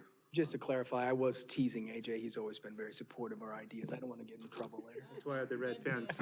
Well, and And if we can find a van for the MAC camp, there's your money. well, I think, this is something that a lot of folks gravitate towards. I know even like this last year, I noticed my wife and I have spent a lot more time looking at holiday lights than we have in the past. So I know this is something that would bring people, hopefully, more into a centralized location that we can host some of these events. I think if we do add this, we need to make sure that we're also including maintenance to make sure we don't have ice down there. Because I just went walking down there earlier and I was like, and I'm going to turn around. So. Okay, yeah. Yeah, I mean, this will put a different emphasis on the area. Again, we can't invite people down and then be settling through ICAP. Right. That's just not what we want to do. I mean, you could really think of this as from the bridge all the way down, bridge at Walker Johnston, all the way down to the bridge at 86th Street. Right. That whole trail area could be this eventually. And then as we think about what might happen in what's the bullpen now, we call the bullpen, which is the yard area outside that maintenance facility, to be able to tie all of that in down there, that creates a greater destination. I know again, we want to be careful. We don't want everything in Walker Johnson. We want to be spread out as well too. But to have some centralized locations with some larger things is still a good thing to do. So. Would we have storage issues for all of this stuff after the holiday season? Well, depends on who you ask, but if you ask me, I'd say no, we'll probably figure it out. Now, if you ask Dick that question, he might give you a different answer, but again, we're usually able to find locations for it. And quite honestly, a lot of the stuff that I showed you, it's made for storage because none of it's supposed to be up there year round, and we're not unique to any other city of trying to find places for some of those things. We have seen the size of our new facility. Yes, yes. Switch it out with picnic tables, we're good to go. It'll fill up fast. Yeah, no, it's filling up quickly. Yeah, for sure. But again, for unique things, again, there's always options for us to try and figure things out, so. We'll check on the copyright issue associated with 86 on Miracle on 86th Street, I feel like it would be expired by now. I mean, that's an older movie. They did a remake, so I don't know. Oh, okay, well, check on that. Yeah, but that was 34th Street, wasn't it? Oh, is it? It's on 34th. Yeah. It's not Miracle Street. It just sounds Okay. like that. But it's still, copyright attorneys, they'll. Yeah, we'll let Mayor, we'll let the, not Mayor, but We're we'll not let making money Bob. off of it, though. That's That would true. be It's not a our- proprietary. Right, we won't charge, for sure. With that, I don't know if there's other questions or items to cover, but that was my, So you want me to add back in the 20 that you requested? I'm sure he'd take as much as you give him. yeah. Sounds like there's a consensus. All right. We haven't heard the backlash of what does that 20 do, though? Yeah, where are you taking this money from? Right. General fund. Oh, okay. Yeah. There's capacity and the There's guidelines capacity. of what you've laid out. Nobody has brought up the slush fund. No, you literally just missed it. Not to mention it because Russell wasn't here, I was just waiting. It's almost the end of the day. Somebody's gonna say it. No, we can identify funding for it. You've got secret stashes everywhere. You just don't even know. Invest that CD money to have it. I think the consensus is clear that we want more creative, Yes. go for it ideas. Relatively Low low budget. cost, yes. Yeah. Well, I didn't say that. No, We will be prudent. That have high value. Nikki will allow nothing less, I can promise you that. I like this. especially since we cut Jan's salary in half too. Yes. so. Mr. Mayor? Since we cut Jan's salary in half for not. Right, being- for not being here today. I just told her that by text, by the Savings way. there, yeah. She sent me a picture of a pina colada back. So. So in other words, she's heartbroken. Got it. Yeah, she's heartbroken, exactly. Well, you can just tell Jan that Jan failed at my level, but you succeeded at the council level. Oh, great, okay. Always depends on who's asking sometimes. So thank you very much, and thank you for the support, and thank you for AJ and Nikki for their help. Any other questions? All right, now we're down, we're making up some time here. These last ones go quickly. Last ones go a little bit close. Oh, you say that, but hotel motel is the next one in Oh, that function. So that is on CR 33. The one thing I would mention right before that is they didn't cover it because of course the pool is closed, but on CR 31, because there are expenditures in this fiscal year that we're currently in, that's why it's still in there, obviously. There's no recommended budget going forward. The pool I don't know if you mentioned that, but the pool subsidy pieces got moved into Molly's budget and recreation. So we pay out to Goldfish and the Y and Clyde, right? Got it. So those are still being paid. We're just funding it out of rec because there's no reason to keep the pool budget open when we Yeah. don't have a pool. Okay, so CR 33, so this is Culture and Convention. This is paid out of our hotel motel fund. The committee met on the allocation applications 2 weeks ago now? 2 weeks ago. So on page CR 35 is the list of those items that are being considered for funding, as well as those that are moved. For those of you that weren't part of the committee or are newer, so hotel motel comes in to a special revenue fund again. That's my legal obligation. We have several agreements that are 2080, so Bravo and Convention Visitors Bureau, and then the Iowa Event Center. Those are the top three. Those are the only things I'm obligated to pay every year. And two of the three, the $32,000 for Iowa Event Center, that goes through 2026 is our final year of that. That is required whether I bring in hotel motel or not. The other two are based on actual receipts. So it's 2/7 and then 2/7 goes to each organization. So it's a 7% tax. They each get the 2% of our share. Past that, so hotel motel in general, for those of you who don't know, is required by law to be spent 50% for culture and recreation, convention type things that are supporting any of those core functions. Bringing in hotel stays effectively, think of it that way. So by the definition of the law, we've already satisfied that. By doing our Bravo, CVB, and Iowa Event Center, we've already spent more than 50%. So technically, that's why a lot of cities don't do the grant program like we do. Those can all then go to the general fund to be used for whatever government purpose. We choose to do the grants, which is great. So the pieces that, so we receive all the applications, they have 30 days to apply to it, and then we break them down into, are they things that are core to the hotel motel? Do they bring in hotel stays? Are they contributing to culture and recreation? So the ones that are up top are the ones that do meet, yes, these are eligible to be paid straight out of the fund because that's the core intent. There are some that are a little softer. It's more of the promoting volunteerism, things that we still value as a council. Always has been the direction of yes, if they meet the other criteria, they just don't technically probably fall as cleanly into a direct hotel motel. We can transfer those out and pay them out of a different department. And so those are the ones at the bottom there. Community services obviously is the more community-based health and human services type functions, the food pantry and UCAN. Waukee Christian Services is a new one this year. American Legion, they've been here for the 16 years I've been here. Mayor and council has always paid that out of their budget. It's a very small amount. And then anything in the economic development range. If the chamber applies for something specific, the Greater Des Moines Partnership, now the, well, they don't make an application, but the airport piece is gonna get paid out of there. So just kind of depends on where that function is. We want to show it in the department that it makes sense for that's a core support piece. So that's why those are just down at the bottom. The ones that are up at the top, so the pieces that were submitted for approval or for recommendations, Historical Society has some concrete replacement. 4th of July Committee, that's a standing, we've done 5,000 every year for a long time. Urbandale Little League had a batting cage replacement. This is the 4th year they've asked for that. That's why that one's kind of a bigger one, and that's the only thing they asked for this year. Urbandale Community Schools for is a tenor saxophone, I believe. That's a very specific purchase. UGRA has their $5,000 parking lot payment, which is an eligible use, and then they're replacing the siding and the concrete around their, I think it's like a garage type thing out there. Concessions garage, that facility that's up there. And then new this year was Waukee Community School Foundation. The committee recommended limiting that to match what the Urbandale Community Schools asked for. And then the last two items on there are the transfers out.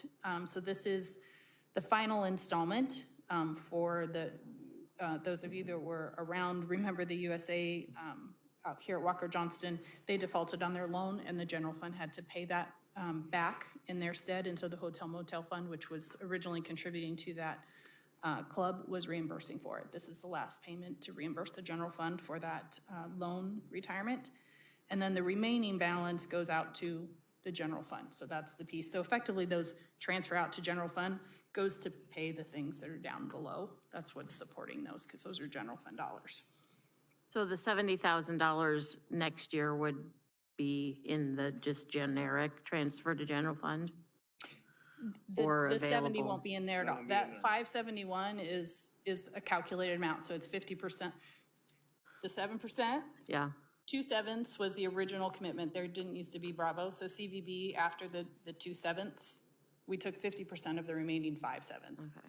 So that's what the calculation is. For better, for worse, the 70 will just be gone, and we won't have that anymore. The amount that goes to general, it'll just stay. So effectively, I think you're saying the 70 will stay in hotel motel as available for grants. Okay. Yes, that's what I'm asking. Yes. The general fund amount is not offset or anything by the 70. And then same with Iowa Event Center, they said it's kind of the final year of that. Will that just eventually go to Bravo? Yeah.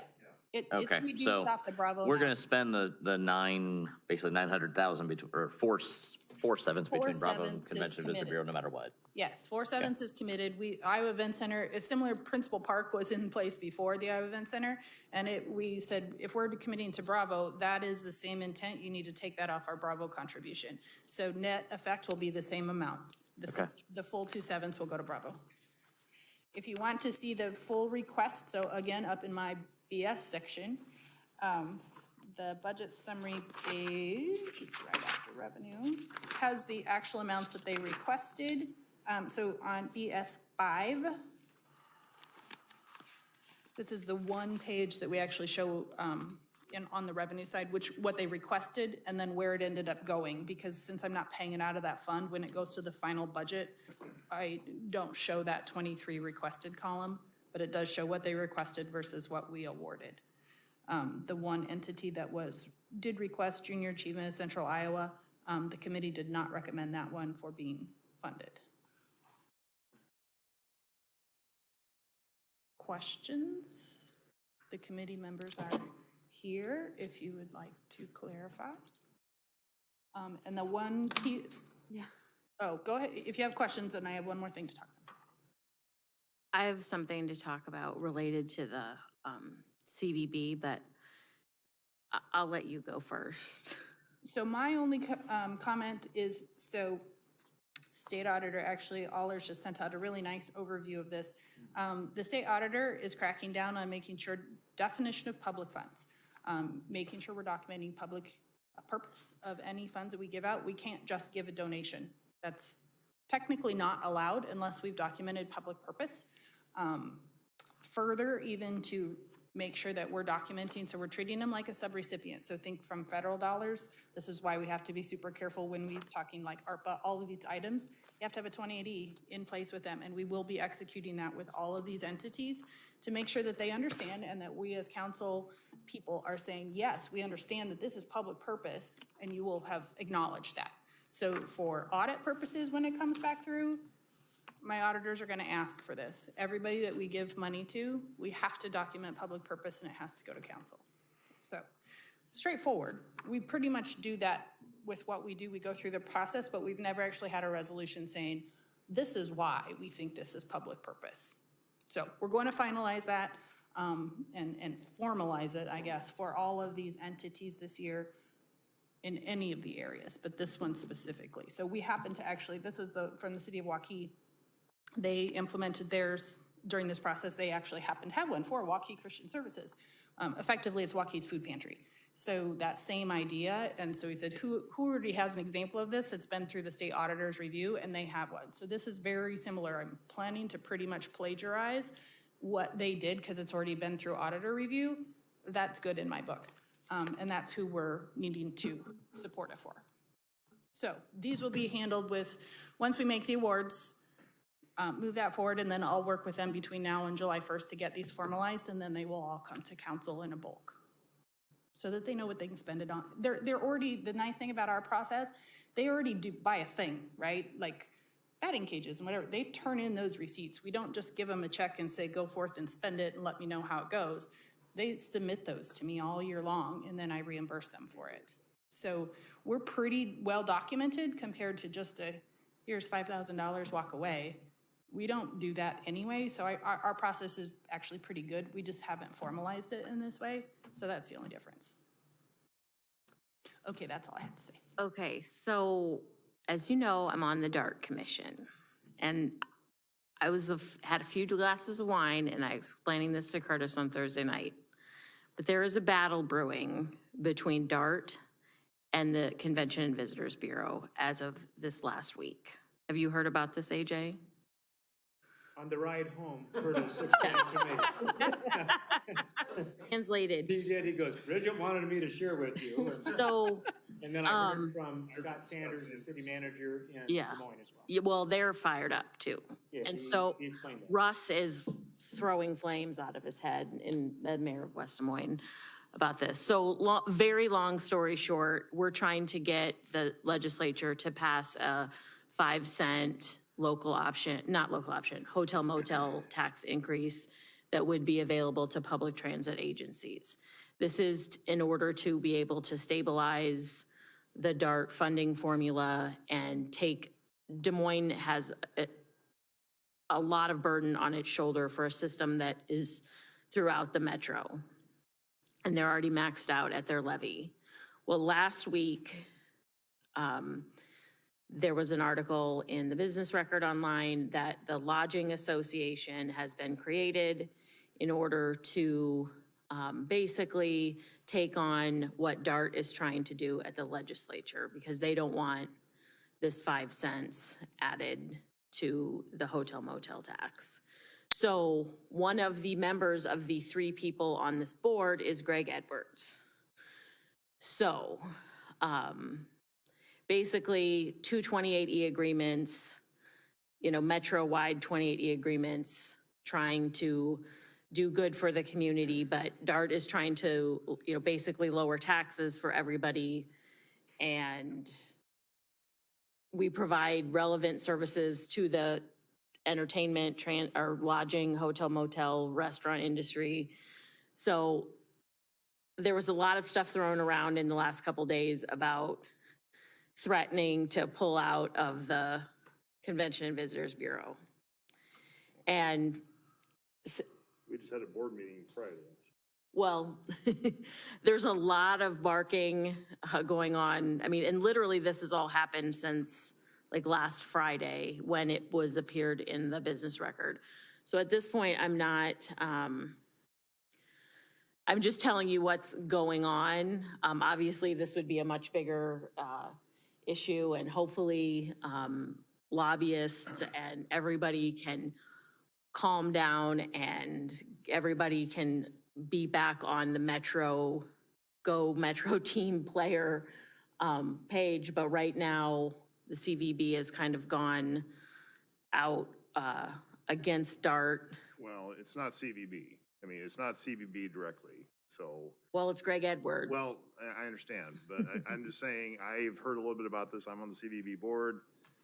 This was not, the board of directors of the CVB is not directed Greg to do any of this.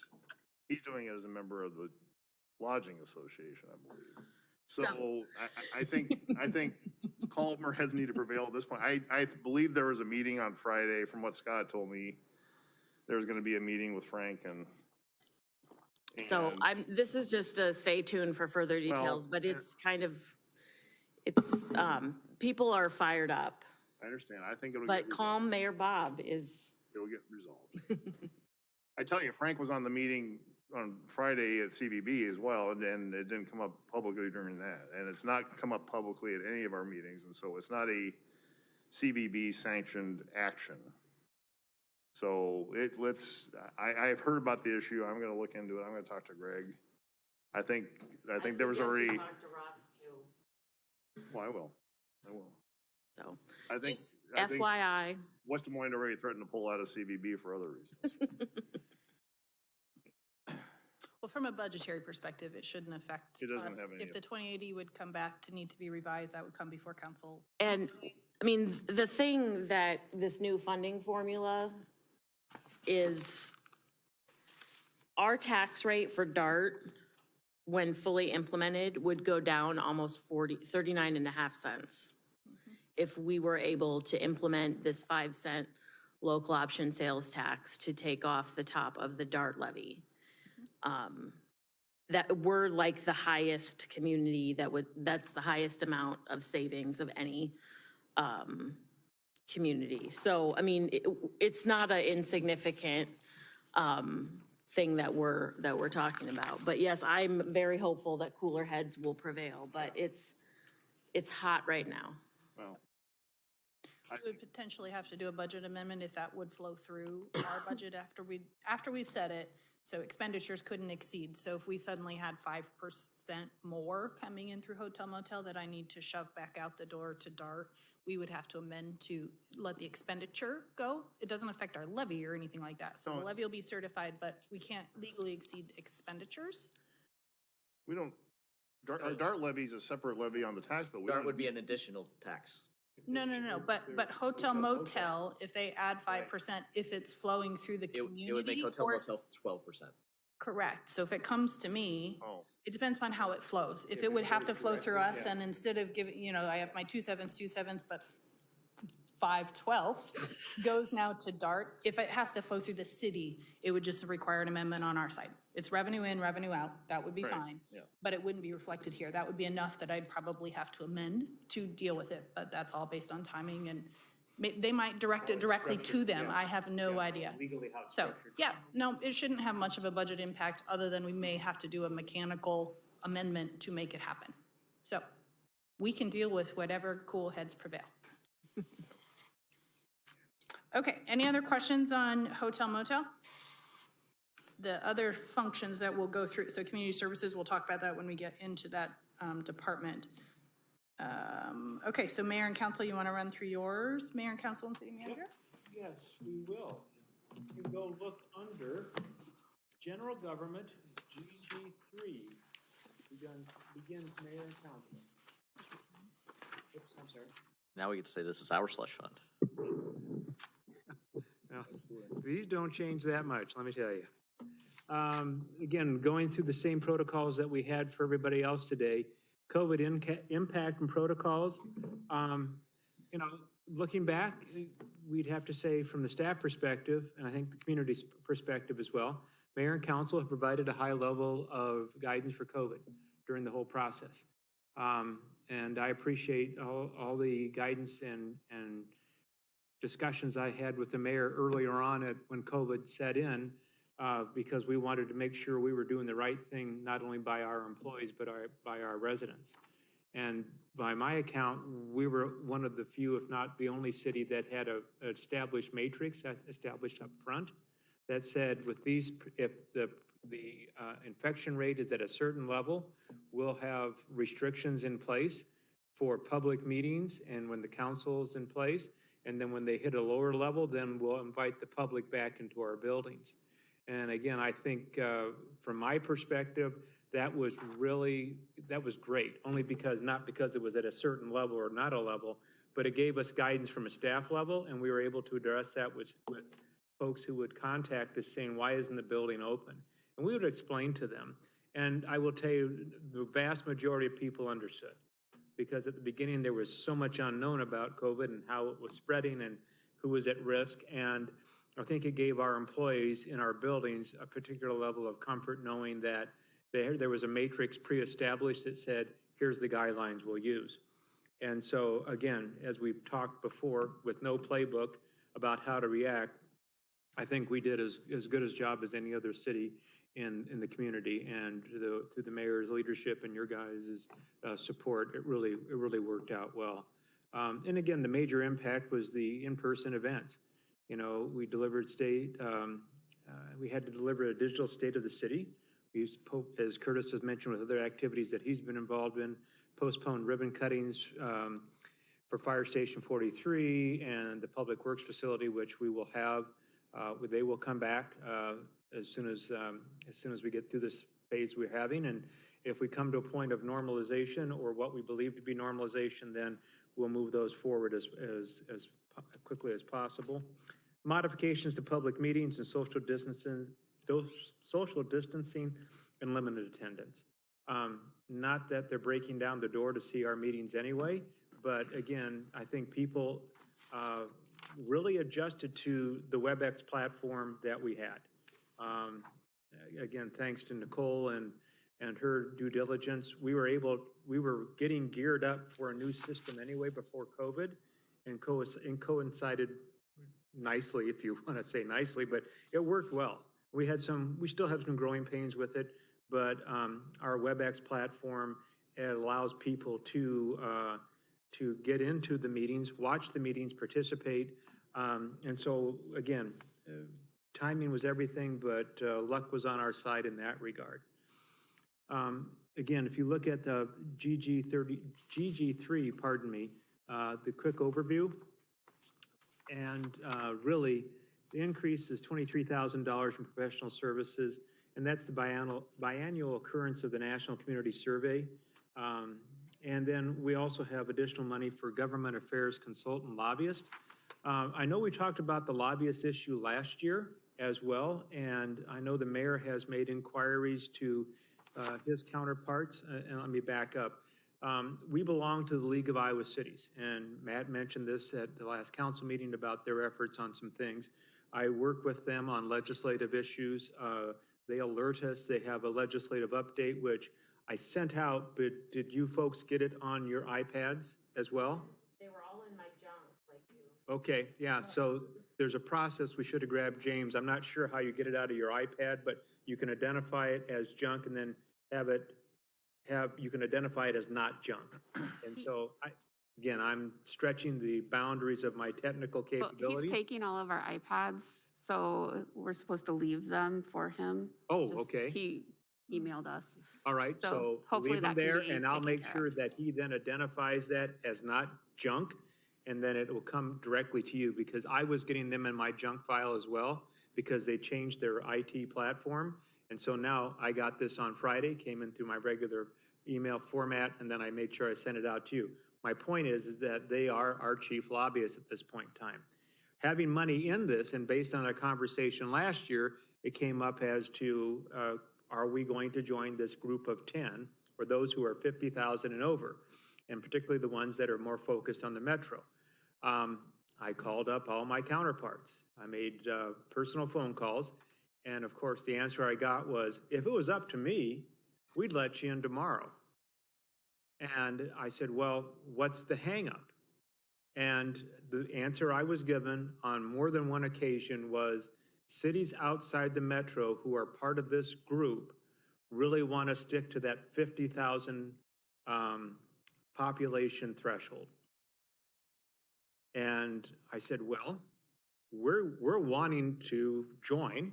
We have monies allocated, and we'll just ride your coattails then, and it won't cost us anything. And I thought that might be a mechanism to get in, but the managers apologized, said it really wasn't up to them, but they would recommend. And I don't know, Mayor, if it's gone any further with any conversations that you've had. I haven't talked to, I could talk to John Hilo again from Ames, but I haven't recently on it. Honestly, I think at this point, we do ride coattails. I think between what the league does as far as identifying issues, and then what the Metro Coalition is for those issues unique to larger cities, they're gonna lobby on that. We can effectively ride those coattails. I don't see any issues at this point. There was possibly the water thing, but at this point, I don't see any issues unique, with no pun intended, unique to Urbandale that at the legislature that would require us to have our own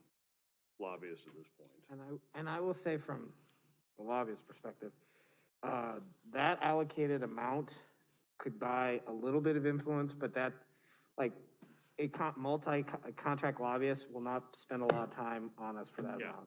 We would have to be about 30,000 to make them care. Yeah. And So we found half of our holiday lights budget.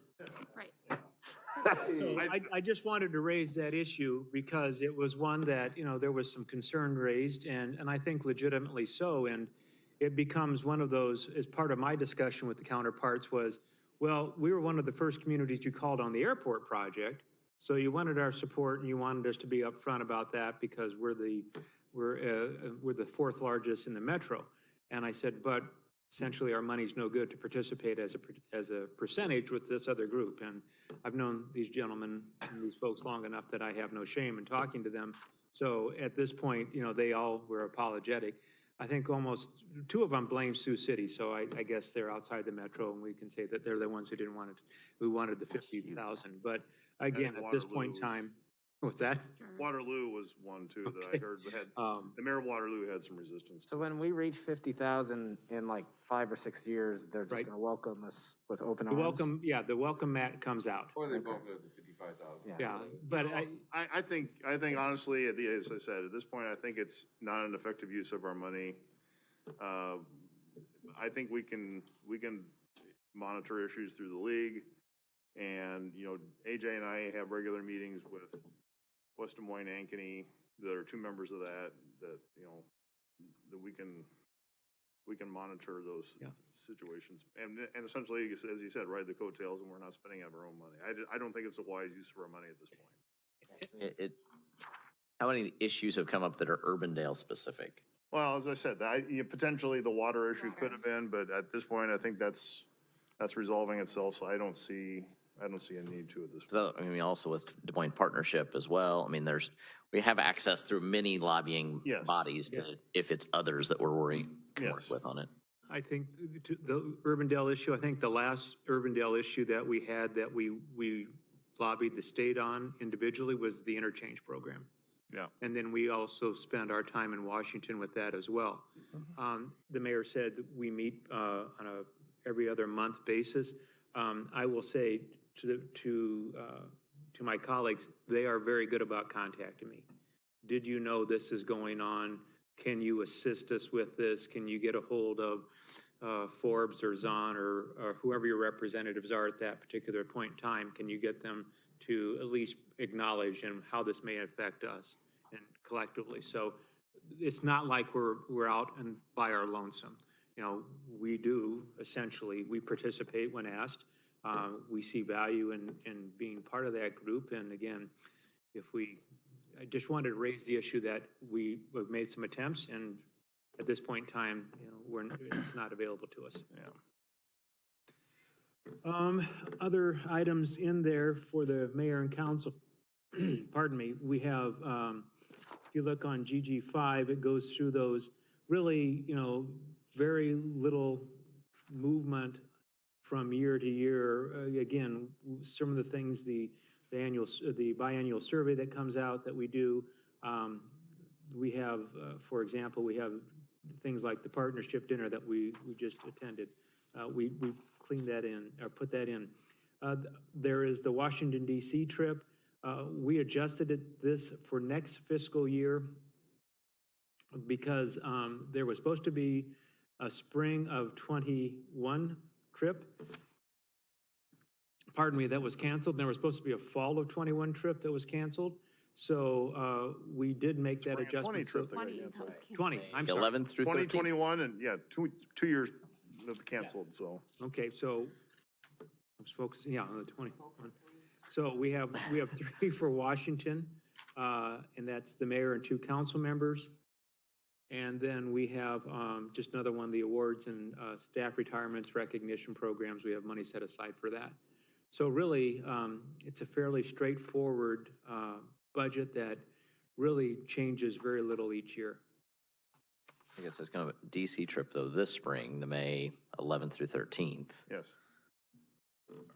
Okay, because I didn't know if you were going as dart chair or dart. No, I have a graduating senior and other related things, and so I told the mayor what I was in. Yeah. I didn't even know how many we had in the budget, so we have for this year. I'm out for this year. Well, you had 2 in the fall and 2 in the spring. So this current fiscal year budget, you have $10,500 budgeted for Washington. So we could hold a meeting from DC.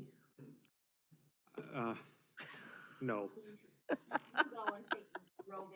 So this is actually for the next fiscal year. This is for the next fiscal year. We have 3 for this current For a fiscal 23 year. trip, yeah. We allocated 2 trips, 2 apiece. For the 22 trip, we have 4 potential. Yes, I'm sorry. But we don't have to spend it all, No, obviously. you have. Yes. No, well. Well, Bridget's out, so the 4 of us can go and the mayor can bike out there. If you're interested, bottom line is, if you're interested, let me know and then we'll work that out, so. The registration is now open? It opens February 1. Yes, and well, okay, Yeah. Tuesday, thank you. And then typically, a staff member goes with you.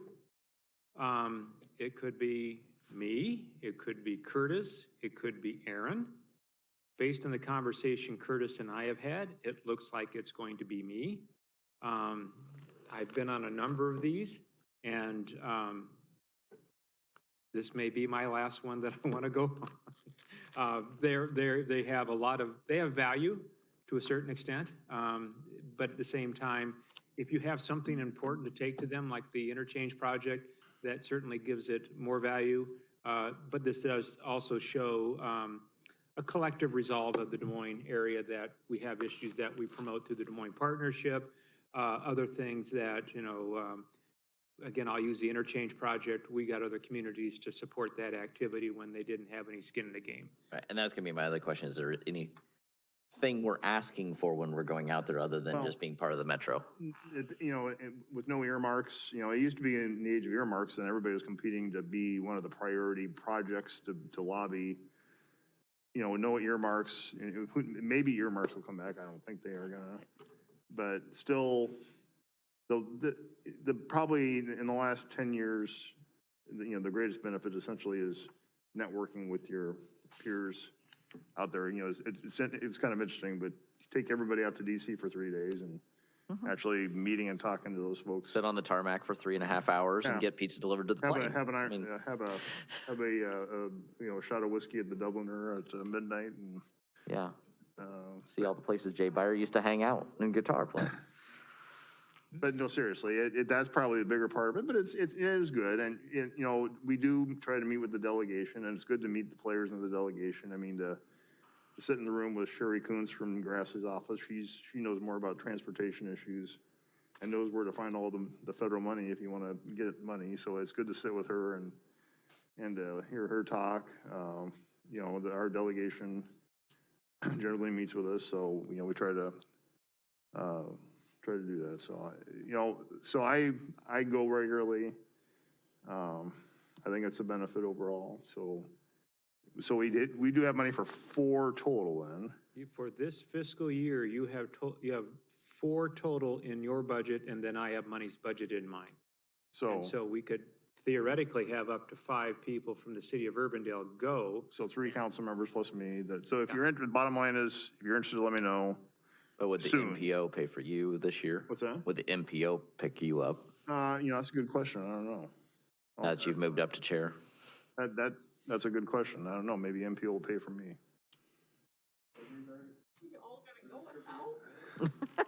What's that? What's that? We'll take flat Matt. It's the second week of May, Wednesday May through Friday. 11th through 13th. Yeah. So it's usually charter flight, early morning out on the 11th, and then late afternoon back on the 13th. Yeah. So you fly out Wednesday morning, you come back Friday afternoon. Yeah, that's a good point. I may be able to leverage my MPO Yeah. chair. I'll check with Todd this week. And I guess I do not anticipate them canceling this year's trip. I think it's so far along that. I talked to Jay Friday, and They're he on. says, come hell or high water, they're going, so. Okay. I chatted with Andrea as well. They said that there will be a requirement in Washington DC that you have to have your booster, and they are just gonna be like, you have to be boosted to go, and that's it. They're not gonna make any exceptions. You have to be boosted in order to go on this trip. So you'll be through a clearinghouse type process here? That's what was Andrea was. Okay, no, it makes sense, is that you've got to show some type of assurance that you've had the booster shot. Because again, when the OSHA issues were coming out and we were gearing up for those, one of the requirements was you needed to show your vaccination card with the booster to be able to be in this one section without the mask requirements. So I'm assuming that they have something similar. So we will work that out. So again, those of you who have an interest in going, contact the mayor. And then we'll work on the registrations. But no, it's coming up next week, so. Yeah, think about We it. want to get it, if you're interested and you're serious to go, we need to get the names in relatively quickly, so. Well, okay. So you can't commit, we don't want you to, No, the last day is the first day of my okay. All right, well, there's still ways to go, Matt, that comes later, so, I mean, you can still go probably. No, you may have to book your own flight, there's still ways to do it. Anyway. Carry on? Flat Matt can fit in. Yeah, Matt can carry on. Okay. Well, again, we'll send out a reminder on that. Any other questions on the? AJ carries the city credit card to put all the booze on, so. I do not. That's not a slush fund, right? No, that comes out. Credit card. You Tell the didn't- story, one year Curtis had the credit card and I said, okay, can we put this tab on the city credit card? He goes, no, Nikki will kill me. The look of terror in his face when I said that. Good job, Curtis. Good job. Love, fear God. You instilled that fear into Curtis. Oh, don't worry, I know, he gave up his credit card use. I don't even have one either. I have it in one of the filing cabinets that's locked for my office. And when she asked if I wanted one, I said, no, I do not want one. Not that I would do anything wrong with it, but my biggest fear was I'd lose it. Is it in a glass case that you got to break it to get it to? Well, I did a registration once and I had to get a key to get into the box to get it out there. And then I went to a couple people and said, I have it in my hand. I will bring it back. I did the registration. I came back. So I was trained in that sense that I did not want to have any, and we take it very seriously when we talk about credit cards in all seriousness, because we want our employees to make sure they follow all of our guidelines when it comes to the use of that credit card. And when we first issued them out, we suspended Jan for 6 months, a year, because she bought a hamburger. Arby's. I'm sorry. Scott Hoke was with her, Yeah. and he remembers that to this day. So there was a specific, and we ask you, read the instructions. Here's what you can or can't do. And it was very evident that she couldn't do what she did. So she was the first one out of and we said, Jan, you're out for a year. So. Still here, though. And She's still here. She's bringing cookies, so, we kind of let her off the hook. Anyway, so the trip is coming up. We've got 4 spaces. Again, let us know. No other questions? We can go to the city manager budget on GG7.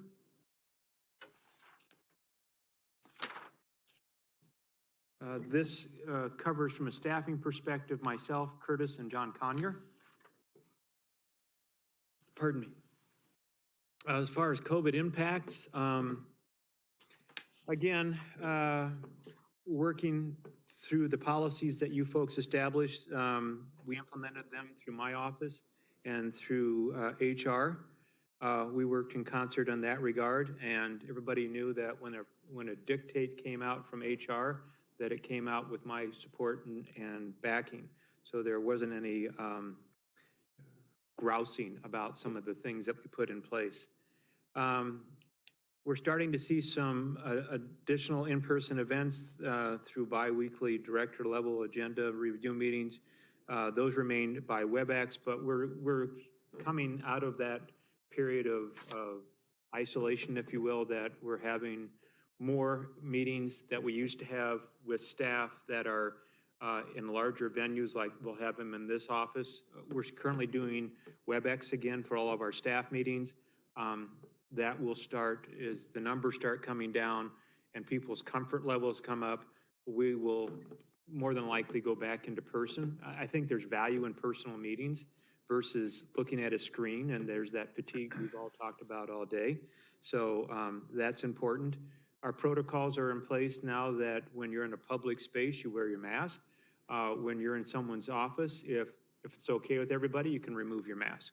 I have a high level of confidence. I think we're 94% vaccinated in this building and boosted. But I know we've had people who have had both shots and boosted and have had COVID. So we still take it serious. Okay. We still take it seriously, and we want to make sure our goal is to maintain everything to be safe for everybody. We did include in this fiscal year budget for the last 2 months the local government management fellow. We had that in previously, and then with COVID, we took that out because we just didn't think that was going to be manageable to bring somebody on in that environment. So we're looking at the last 2 months of the fiscal year because that coincides with graduate school programs. I'm trying to think any other, I dropped the Rotary Club dues. They were $4,000 a year. Quite honestly, I had limited participation before COVID, and then during COVID, it was all virtual anyway. So the idea of participating when I first came was very good, and I participated quite regularly, and the club became smaller, and quite honestly, I looked for relevance in going to those meetings, and I found it less and less. We get invited 4 to 5 times a year to give city presentations, and we still do that. But again, as far as my membership, I thought that was really not a wise use of $4,000. What about the U.S. Army War College? I didn't take your literal defense of Clive seriously. I guess so. I'm a past participant, and I was the class of 1999, where I was a War College participant for a week. I put this in for Curtis.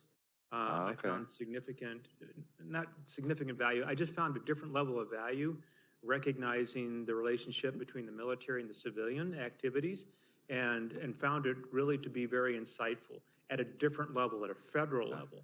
And it really was a very, I found it to be a very rewarding trip, both personally and professionally. I know the mayor is a graduate of the program as well, and he's been out there. Yep. And again, it's COVID kind of screwed that up. But for those of you who are familiar with it, and I know Matt is, they have the graduate, it's a graduate program now, as I understand. It's been certified that the Army War College, and there's one for the Navy, and there's one for, I think there's a naval one. There's an Air Force one in Alabama, I think. Okay, and the Air Naval Force is out one in on the- Alabama, that's on the East Coast. But I think all branches have a graduate type of program. But this is a program that senior military officers go to that are military career, and to advance your career from as you go up the ladder. Going to this is, acceptance into this is kind of that solidifying that you are working your way up the ladder as far as that very branch will let you go. There's only so many slots for so many people. And so that's the way it was explained to me by participants. And the interaction I had with them, and again, this was years ago, was really there was a lot more in common with me, because those were folks who were in the military, whose jobs took them at various locations throughout the world. Mine has taken me in 4 different states, and then work for a civilian oversight. And the relationship between city manager and council, the nature of the profession, we connected with several of them in that regard. But again, it was just more of, oh, these were some of the things that you as a men and women in this profession see, experience, and that as civilians, we count on. That you know what's going on in the world, and that there's a level of trust. And so I found it, not having any military background, I found it to be very intriguing and very insightful.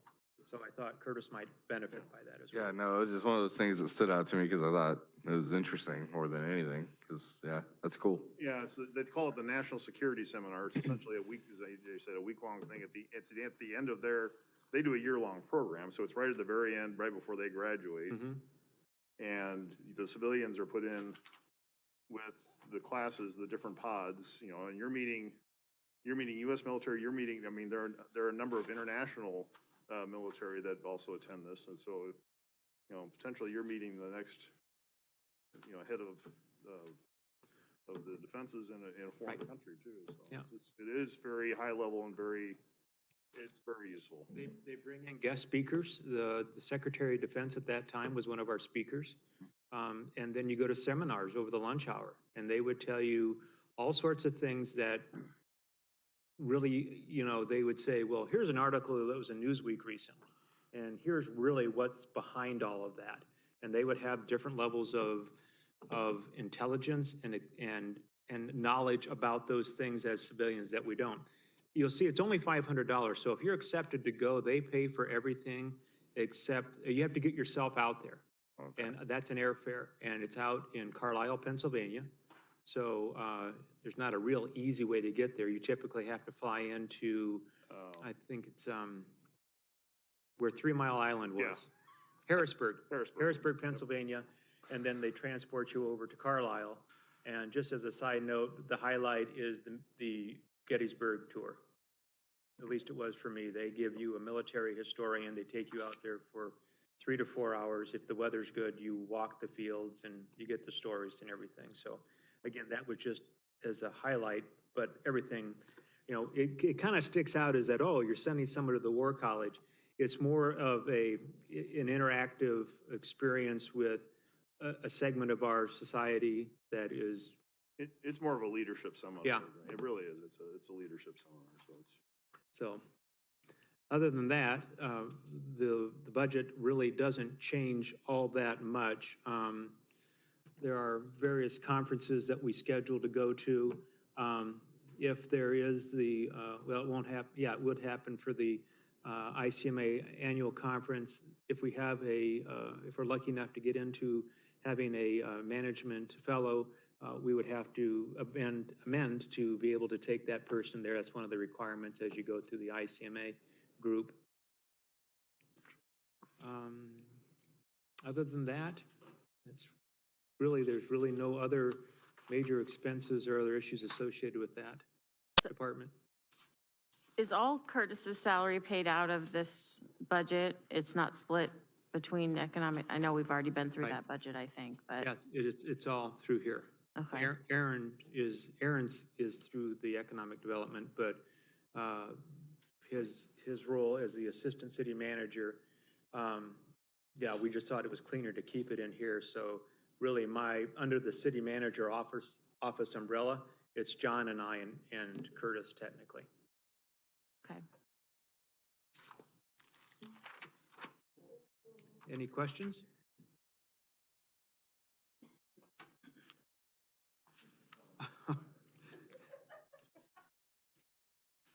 That was the chair, right?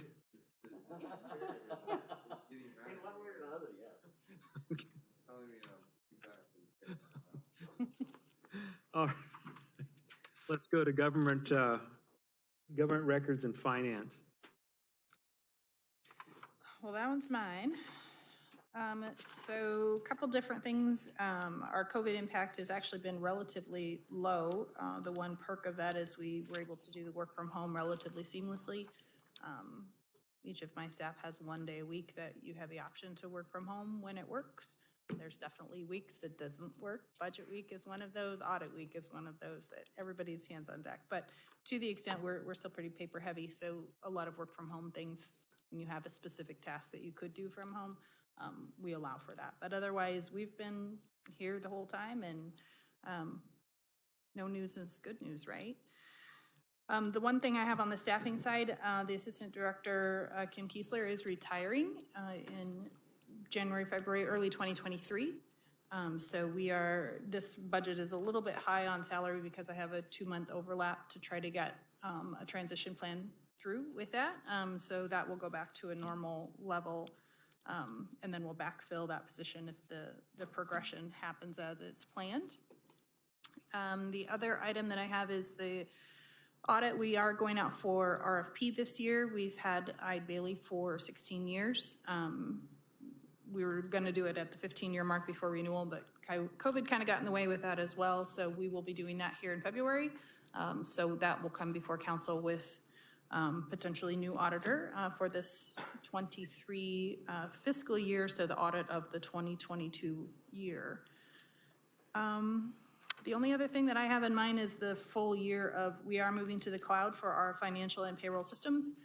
That is scheduled to happen this April, so we have 1 quarter of it in the current budget, and this will be the full year of being in the cloud. So for our disaster recovery, that is a core key system. People want to get paid and vendors want to get paid. So that's why we're transitioning there. The server was at the end of its useful life, and that has been planned for the last 3 or 4 years, just waiting for that server to be done. It's really all I have in mind. Ours is pretty low key as well.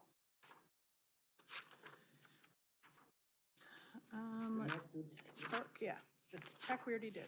And next will be the city clerk, and that's on GG 23. I was gonna say, I took your mic. I'm Here, sorry. here. Okay. Best city clerk in Iowa. I know. All right. Take this off for a minute. Mayor, members of council, it'll take just a few minutes here to walk through this. The COVID impact for the clerk's office has been pretty apparent in the technology changes and just kind of the ebb and flow of our meeting format's probably been the biggest impact. We've been pretty lucky that we haven't had any real impacts as far as staff having any major illnesses or anything like that. And certainly another impact has just been the changing legal requirements, keeping up with things like the payroll taxes and those types of things that we've been eligible for. So very lucky to have Nikki's guidance and Erin's guidance as we go through making sure we comply with any of those changes.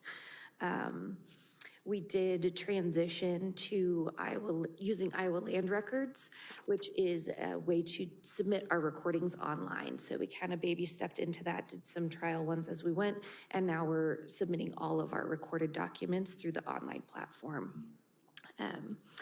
The biggest items encompassed outside of personnel costs in the clerk budget are, of course, our city elections, our code updates, and our publications for all of those legal requirements. I would just highlight a couple changes. As we mentioned before, we have proposed for a digital signature software. While there are some maybe less expensive ways to get a digital signature, if we're using this for legal documents, if we're using this for some of our payroll documents, we would like to have something that has HIPAA compliance and has a little more security features to it. And of course, that'll be in conjunction with the Laserfish project, and I'm super excited to start tackling some of our records. And then the other change is some increase in some training.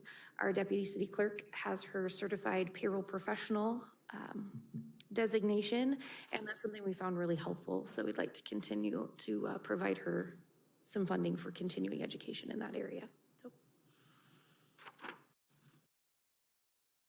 any questions? Super exciting clerk stuff. This fiscal year won't have an election, but still. We do have. We budget for 2 special elections, whether it be a council or it ends up being. Oh, we could have the bond election. That's right. Yes, Yeah. bond referendum is Yeah. placeholder for whatever y'all decide. I want to make sure we've got flexibility to do it whenever it comes up. Got it. And potentially annexation.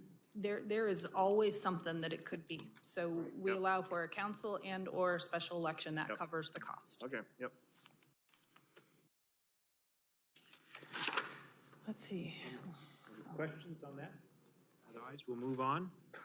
We will go to legal, which is legal services, GG 27. This covers the cost of our city attorney, Bob Layden. And as you see on GG 29, those cost breakdowns. We do also budget for some outside legal services for contract negotiations, which Bob does not do. And then periodically, we do seek out outside counsel from miscellaneous expenses. We also have some outside prosecution services. Bob makes arrangements for an additional legal assistance for our outside prosecution, traffic tickets, those types of things that you go to court on.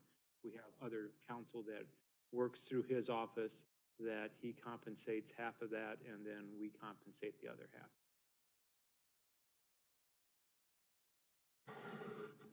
What is his retirement plan? For Bob? Yeah. Yeah. The last conversation I had with him is that at this point, they're cutting back their activities, he and his partner.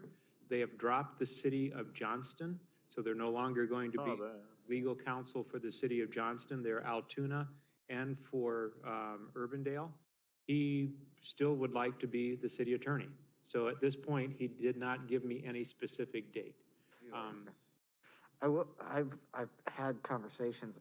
Aren't cities about our size, don't they generally have an in-house? Yeah. One? There are some. I think the only, Des Moines has in-house, West Des Moines has in-house. I don't know if Ankeny does. My experience in eastern Iowa, Davenport, and Iowa City did.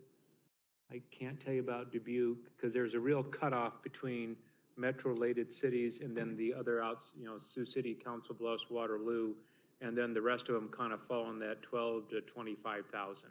And almost all of those can't afford it. They have a contractual service with usually a local attorney who has some background in municipal law. So for us,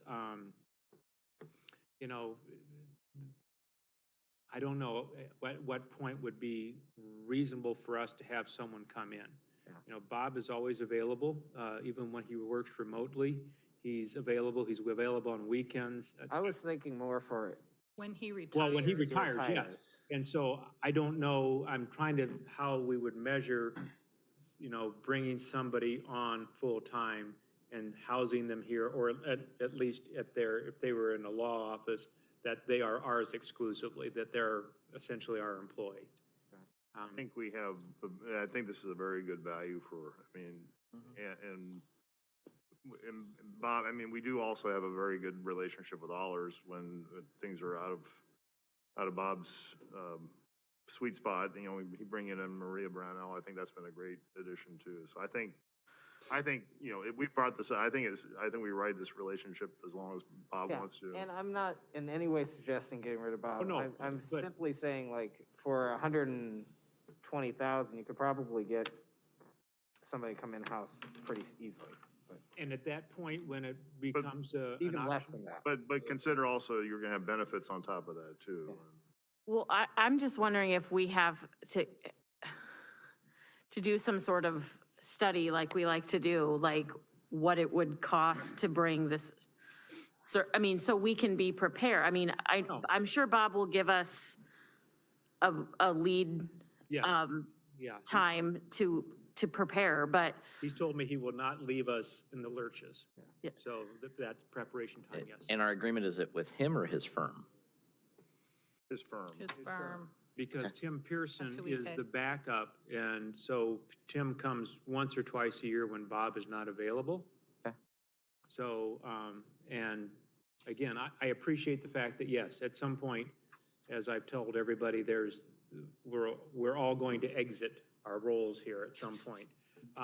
And that there should be a plan in place that there is as little disruption as possible, that you have a continuity and the, I know it was mentioned in the, your strategic planning, you know, having those, that continuity of the transitional issues that we know that we'll all be faced with. I think honestly, we put out an RFP for services at that point. And honestly, somebody like, you know, I would see a Maria Brownell being our chief. She could do that. I mean, you know. She could. She does that for other cities, I think. Yeah, so. the Brick Law Firm does a lot of municipal Amy Beattie at the Brick Firm. representation. I know they do cities in eastern Iowa, actually. So the distance isn't that significant. And again, given the technology that we have, if you were at this point to this point and you had to be at a council meeting, you could do it either via a WebEx platform that we have or make those arrangements twice or three times a month to be at a council meeting, being available. And so that's really what you want, is the availability of council to provide oversight for resolutions, documents such as this that Nikki made reference to, issues that come up.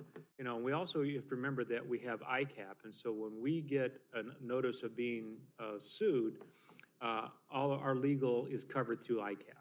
So they assign a lawyer that will then represent us on any type of litigation involving insurance claims. So that lessens that responsibility for an in-house. I mean, what you wouldn't plan on that once you look at a replacement. You always have to segregate that out. Here are the things that are handled by other people. So we know, for example, all of our bond issues and legal opinions for the bond, specialized legal service, we contract with Allers. When we do labor negotiations, again, more of a specialized, we contract with Allers as well. They have a specialized attorney who does that. When we do other things that have more of a specialized niche, we push those out. But I understand what you're talking about. I don't think Ankeny has an in-house attorney, as far as I know. They use Brick as well. Yeah, They just use Amy Beattie at Brick. Yeah, I'm pretty sure that's true. But certainly we can right, Curtis, right? get ourselves prepared. And So- I'll have a conversation with Bob. Bob's very open about that.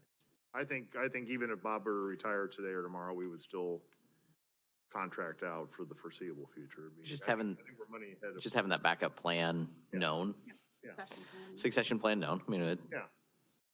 But I mean, I just saw in the Iowa Lawyer that Johnson just put out an RFP for theirs, so I knew that they had dropped. I was wondering, I just saw that. So. Yeah. did they like draw straws or something to see who they would draw?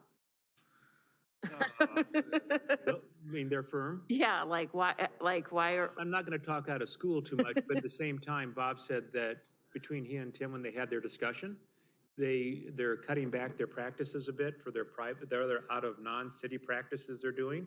And they just said they enjoy working with Urbandale and Altoona more. And those are Bob's cities. I mean, Tim did Johnston. Yeah. So it must be Tim wanting to scale back a little bit. So Bob covers Altoona and he covers us, so. Yeah. So that's all I can.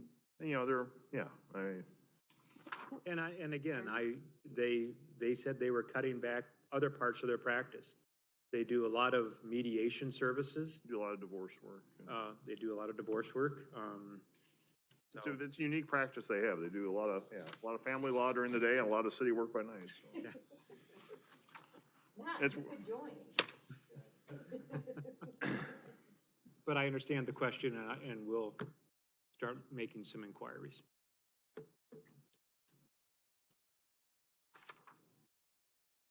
All right. Okay, we're almost to For 5. general support, the big expense here, that's the next page on GG 31. This is the, pardon me, we have the dollars that we include here for Property and casualty insurance. property and casualty, but we had the other, the administrative, Yeah, Kristen is in here. yeah, the administrative assistant that you authorized us, that was the new one that we put in here, and then Jamie Meyer, our front person, are covered out of here. But the big expense is, of course, our insurance coverages. So AJ, the executive assistant has transitioned out of the HR maternity leave and is now providing Working for Nikki, general myself, support, general economic support, develop- Yes, everybody in that hallway. and that's going, It's going well. We had the first person who, left us. after, what, 3 days? I think she just. 2 weeks. 2 weeks. She was 2 Okay, weeks. 2 weeks. Seemed like 3 days. But she decided she didn't want to work for us, and she didn't come back to work. And then Kristen was the second one on our list, and she's done a great job for us. Very personable, always banging on your door, what can I do to help you? And we're starting to get used to having that assistance. And so I know she worked with Nikki on doing some of the budget-related issues, some of that work. She's working on scheduling for Curtis and I and Aaron. She's assisting with some of the training activities. She's just evolved into so many different, she's not a shy person, and she's always looking for something to do. And I think it was part of our process of, oh, we now have someone to help us. And that was a bit of a switch, because, you know, we all were independent in that regard. We all had to do all of our own side work, and now we're getting away from that. So it's really very nice.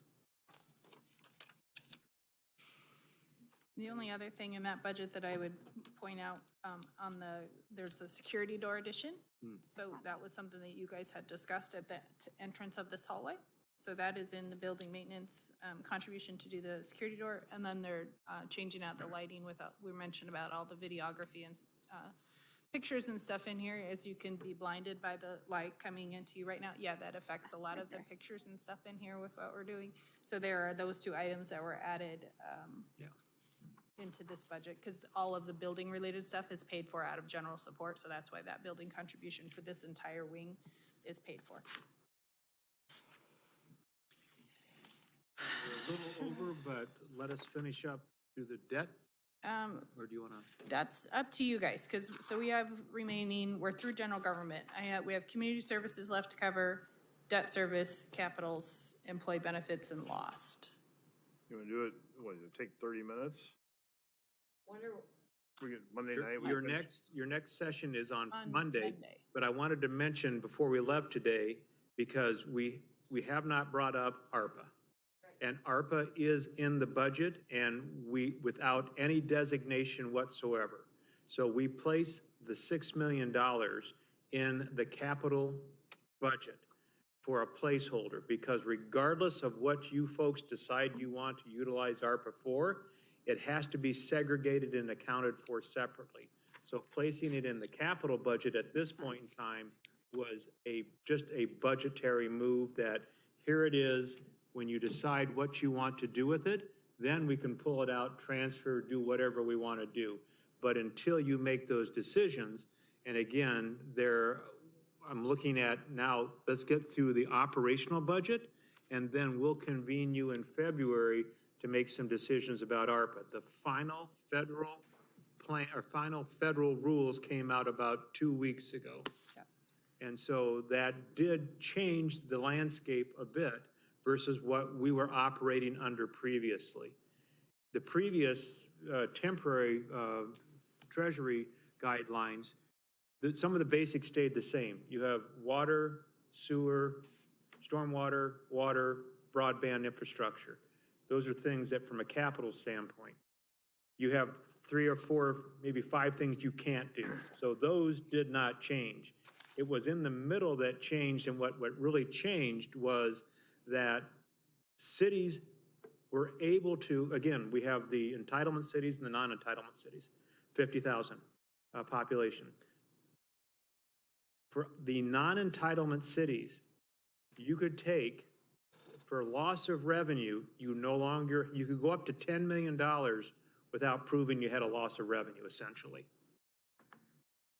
So what it does is that it gives you that $6 million or $6.3 million, the final distribution of ARPA, it really allows you to place that in your general fund, and that it gives you more flexibility than you had previously for things that you may want to do.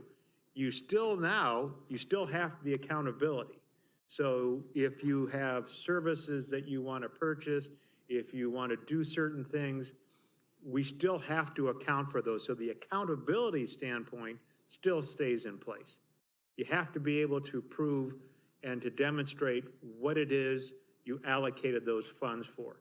If it's an allocation to an outside group or an outside agencies, they have to be accountable for those monies and to be able to do what they said and what you wanted them to do, essentially.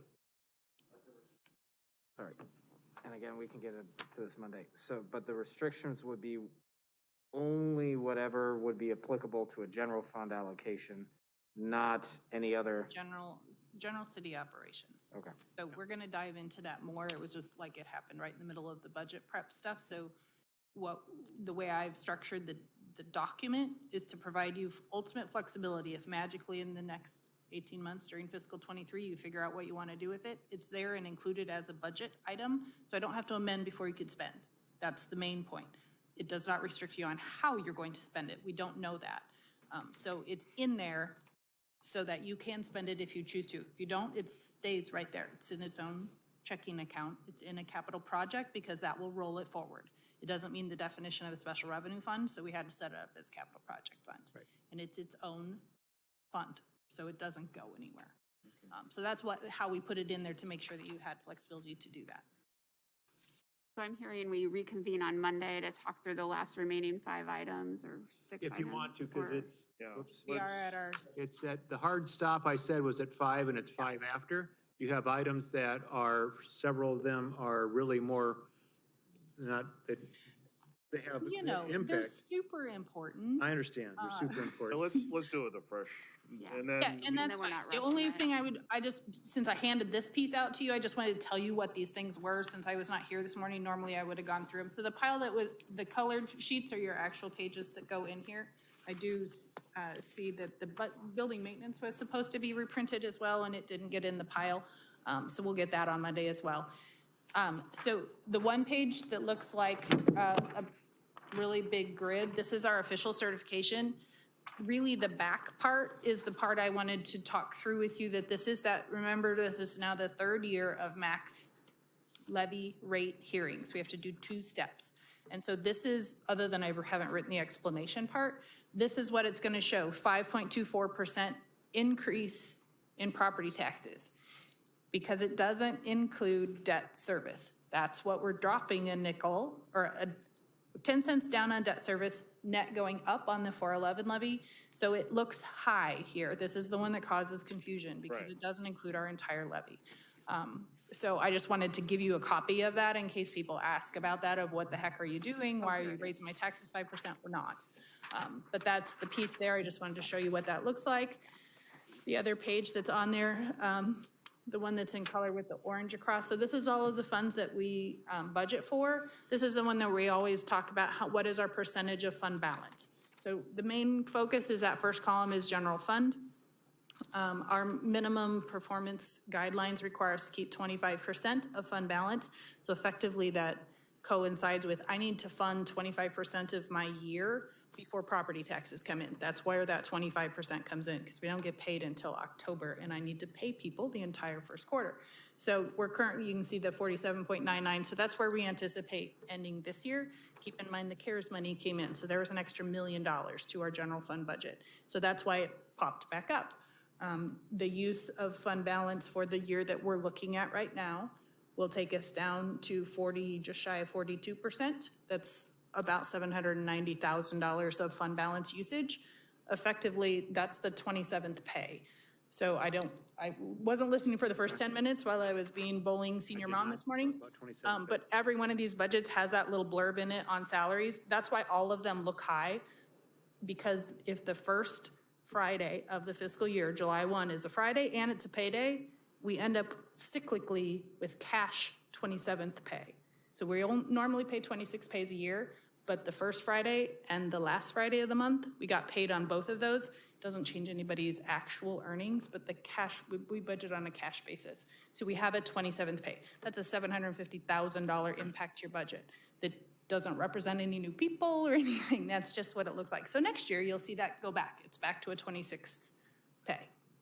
So that's why it looks a little funny, but that's effectively absorbing that. That also takes into account backfill reduction, so we're doing pretty well on that. The other pieces that are in there, so these three go together. The big one, it apparently printed on the giant pages. So this is your valuations. For those of you that love numbers, Mike Carver's gone. He always loved this page too. But this is your valuations if you ever wanted to compare by class. So this is residential, commercial, industrial, railroad, all of those items. Polk County on the top, Dallas County in the middle, and then combined totals. Obviously, we do it on combined. And then some just analysis down at the bottom, your percentage residential and commercial. What our TIF ask is, so this is the increment that I claim, and then what your 5-year average growth and 10-year average growth have been. So this is just data that I use in on my analysis and stuff, just for your information. But this ties into the pieces you always ask, and will be part of the final memo of what does that mean to taxpayers, right? So one's commercial and one's residential. You can see it up in the left corner. So for a $100,000 business, 300, 500, 750, and $1 million business, what their tax impact of the $10.06 levy that I'm proposing. And then the same on residential, just lower amounts with normal housing. The piece of this, the rollback is the piece. We always want to make sure that we're showing them, and this year rollback went down. So they're going to see less or pay less taxes. The first column, if you can see that $100,000 house, it's taxed at 54% or 54,000 at 10.06. So they're going to pay $25.75 less than they did last year, but $23 of that is because rollback went down. So that hurts us. Obviously, we have less taxable value, but it's good for the taxpayer. So we like to show that difference, because especially the years that even though I go up and their taxes go, or I go down, their taxes go up, it's because rollback changes. So we give those charts to you. So if you have constituent questions on that, you can see where those pieces are. And we'll talk about debt on Monday. All right. We can take a look at those charts and we can go back through them in depth on Monday too. But yes, it's better to do it with, I think, fresh eyes. Yeah, they all kind of need to be together, and it's a lot of thinking hard about some of that stuff. So I think we're done. All right. We put you through a lot today, so thank you for your patience. We appreciate it. Again, if it gives you a chance to look through the documents tomorrow, I'm sure you'll all be diligent through that. And then through Monday, we'll reconvene. And at the end of the meeting on Monday, we will hopefully have consensus about the operational budget. And then we'll set some times looking forward for where you're going to go. And something for you to all think about is how you want to proceed with the process of ARPA. I know I've had a conversation with Bridget, and she has some opinions about that. And I think it's, no, and it's, and again, the decision rests with you 5 folks. And just, like I said, there's things that you can do that didn't change. There's things that you can't do. They didn't change with the new rules. And then we know that the money runs out December 31st, 26. It has to be spent, and this is one-time monies. And so I like to set those parameters because now you have some choices. And I'm sure you have all very good choices and a lot of great programs, a lot of good things to think about. But it's one of those things that I remember I used to work with a senator when I was in Muscatine, longtime senator, and he would say, I've been in Des Moines when there's no money and decisions are tough. And I've been in Des Moines where we had money and the decisions were tougher. And I think that's where you might be as far as decisions, because you now have the responsibility as a council to determine where you want to spend these monies. Yep. All right, everybody, thank you for a good full day. Yeah, thank you very much. We appreciate your time, energy, and effort. We are adjourned. To pull this all together. Yep. A sticky note in it.